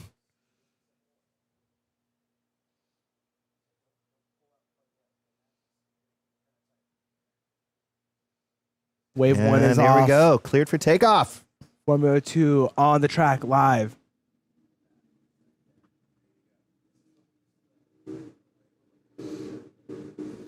We keep an eye on the Hooligans here.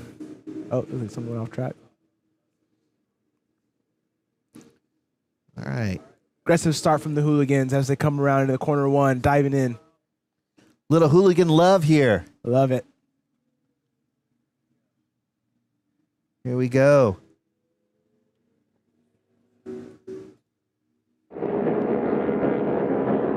All right, here we are, staying with the Hooligans. See if we can try to figure out who's up front.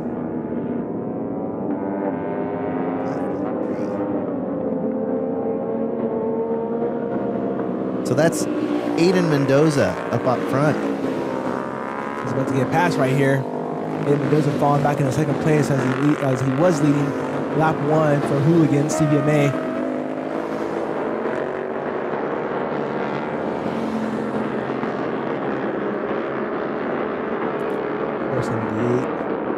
That's Bill Colohan up in the lead. Got to give props to Aiden Mendoza, though. He was coming up from 6th to the grid, briefly held first place, and since dropped back to 2nd. But again, props to him for getting up there on the grid, off the grid, up into 2nd place as they're dropping into the slide, coming into the bowl.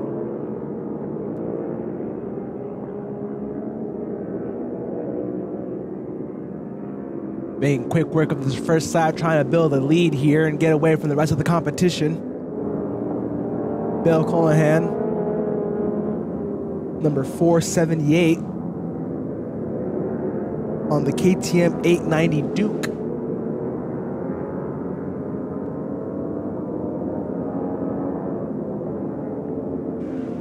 So these bikes here are going to be more like your what's considered naked. Your naked uprights, right? Exactly. So you got like KTM Dukes. You might have Triumph Speed like the 77765s. You might have some air-cooled bikes into the mix as well. Oh, so, we got Douglas Darrow out there on a Harley Davidson Pan America. That's right. 100. Yeah, look at that. Yep. And David Lancaster as well. Yep. So Bill Colohan, who was in first, who is looking like he's keeping first for now, is on a KTM 890 Duke R. Rafael Chavez giving him a run for his money on the Yamaha XSR 900, followed by Aiden Mendoza in third. Aiden Mendoza. The lap, or I wouldn't say lappers, but the falling behind pack of Wave 1 here. And Aiden Mendoza himself is on a Triumph 765. And now they're hitting lap traffic. It's going to be an interesting situation to see how they all manage to get through well, technically not lap traffic. They're catching up to the traffic from the first wave. So technically they're not being lapped. It's just catching the first wave. For CVMA Hooligans, you have Bill Colohan in first, Rafael Chavez, and Aiden Mendoza as they ran for this previous lap here. For Formula 2, Alexander Enriquez, Matt Hornshoe, and Nicholas Capizzulo were your first, second, and third. In race 15, CVMA Hooligans and Formula 2.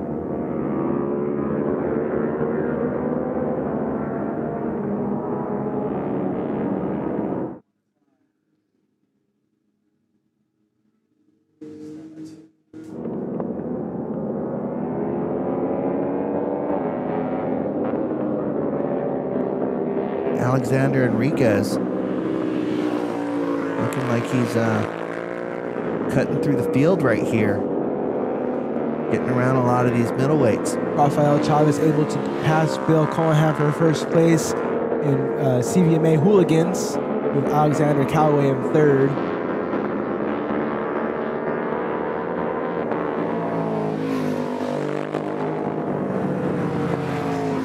Yeah, looks like There he is inching around. looks like Alexander right there is making quick work through the field.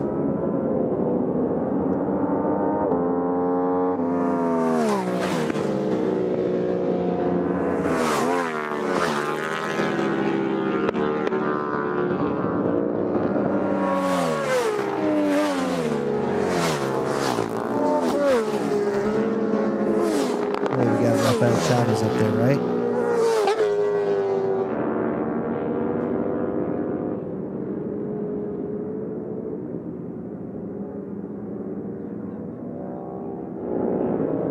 Oh, on the Whoa. inside he goes. Oh, this is for the catch up to the. Yeah, no, that was still a move that had to be pulled, right?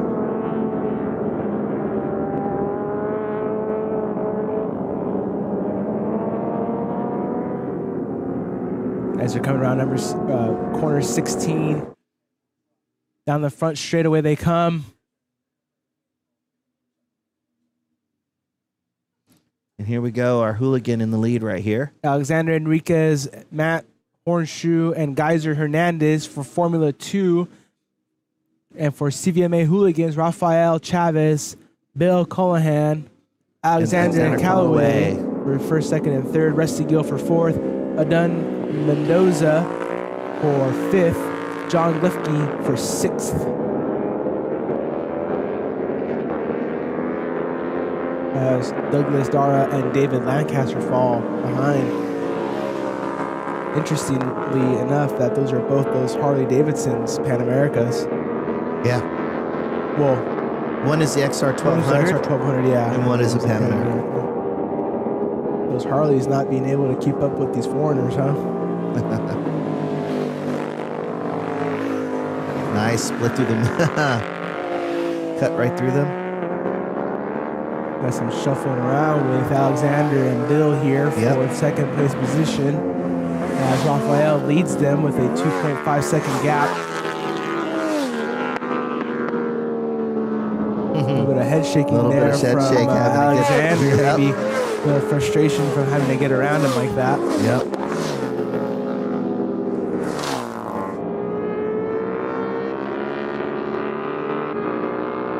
Here we go. Do the bowl. Short little shoot right here before hard left. That's a great shot.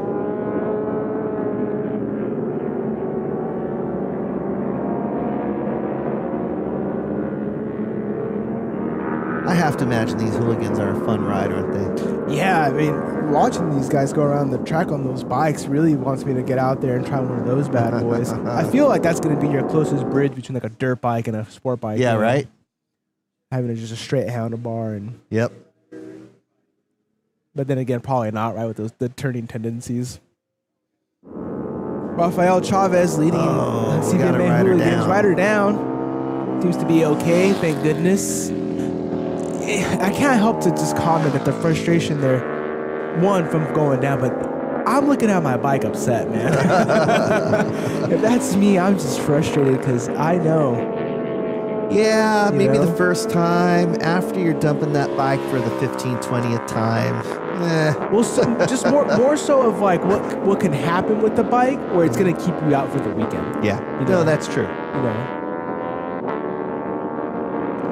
And hopefully you're looking at it and saying, well, it's just a clip-on bar and a rear set. Yeah. And you're good. Hopefully it's a quick fix. CVMA Hooligans, Rafael Chavez leading them around. Alexander Calloway in second, and then Bill Callahan in third. Rusty Gill in fourth. Adon Mendoza in fifth. John Lefke in sixth.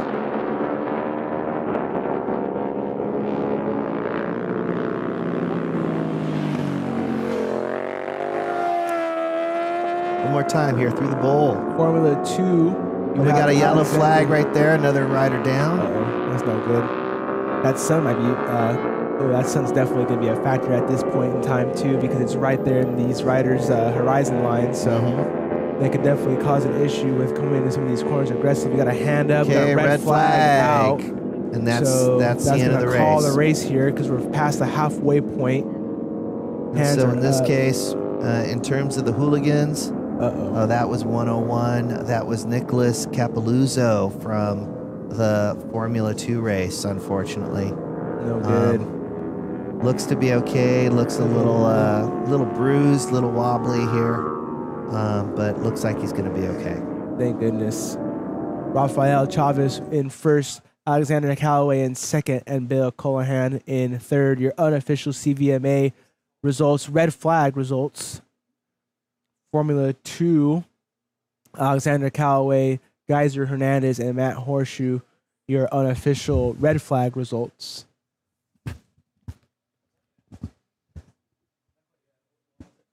It's unfortunate to see the last race of the day, anybody going down. Yeah, red flag. Red flag. But it seems that everybody's okay. No one's seriously hurt.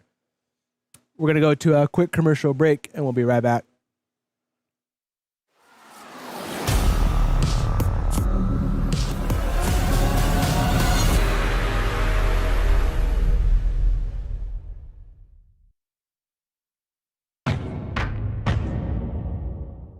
Your vehicle isn't just transportation. It's your pride, your passion, your investment.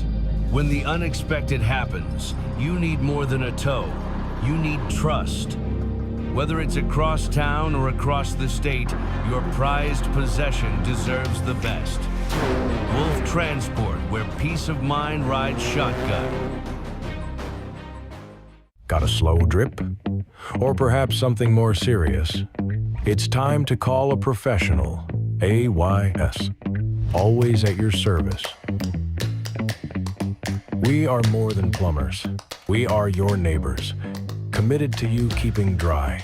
AYS number 1. At your service, always. We're the Law Tigers, and we understand the challenges riders face every day. We're proud to support our community that includes riders of all stripes. If you've been injured in a motorcycle accident, call 1-800-LAW-TIGERS or visit lawtigers.com. Law Tigers, California's motorcycle lawyers. Welcome back from the commercial break. We are rounding up the last of race 15, getting the last of the racers and crews cleaned up here, out here in Desert Center at Chuckwalla Raceway. I am Adrian Peritoner, accompanied with Al Garcia here in the booth. The mayor, as they call him. It's been a great day, hasn't it? It has been Great day of Some racing. great racing. Safe racing. A couple guys went down, but nothing too extravagant here. Yep. I want to give a big shout out and thank you to everybody that has came out today and joined us for this live broadcast here today. I want to give a big thank you to our sponsors for the event. Dunlop, Ride Dunlop, the #1 tire brand sold in North America. Racer's Edge Performance, providing the best customer service for Dunlop tires, providing some of the best quality tracks and coaching programs at Chuckwalla. Wolf Transport, our passion is moving yours. AYS Plumbing, trusted plumbing, fair quotes, quality work every time. Law Tigers, the resource the motorcycle community turns to. If you are involved in a motorcycle accident, call Law Tigers. Race Pace Track Days provides highly experienced riders with a unique no-session format event to hone their skills and test or tune their motorcycle. Warriors in need, front lines to finish lines. Transition strong, ride hard. From military service to civilian life, we help veterans shift gears and ride hard with our racing community. Jason Reyes, State Farm Insurance, complete protection for the automotive enthusiast. 888-485-5070. Apex Assassin believes every track day rider has a racer inside. Our mission is to make that leap easy, safe, and unforgettable. Magic Custom Graphics. If you can race it, we can wrap it. Shop at magicsc.com.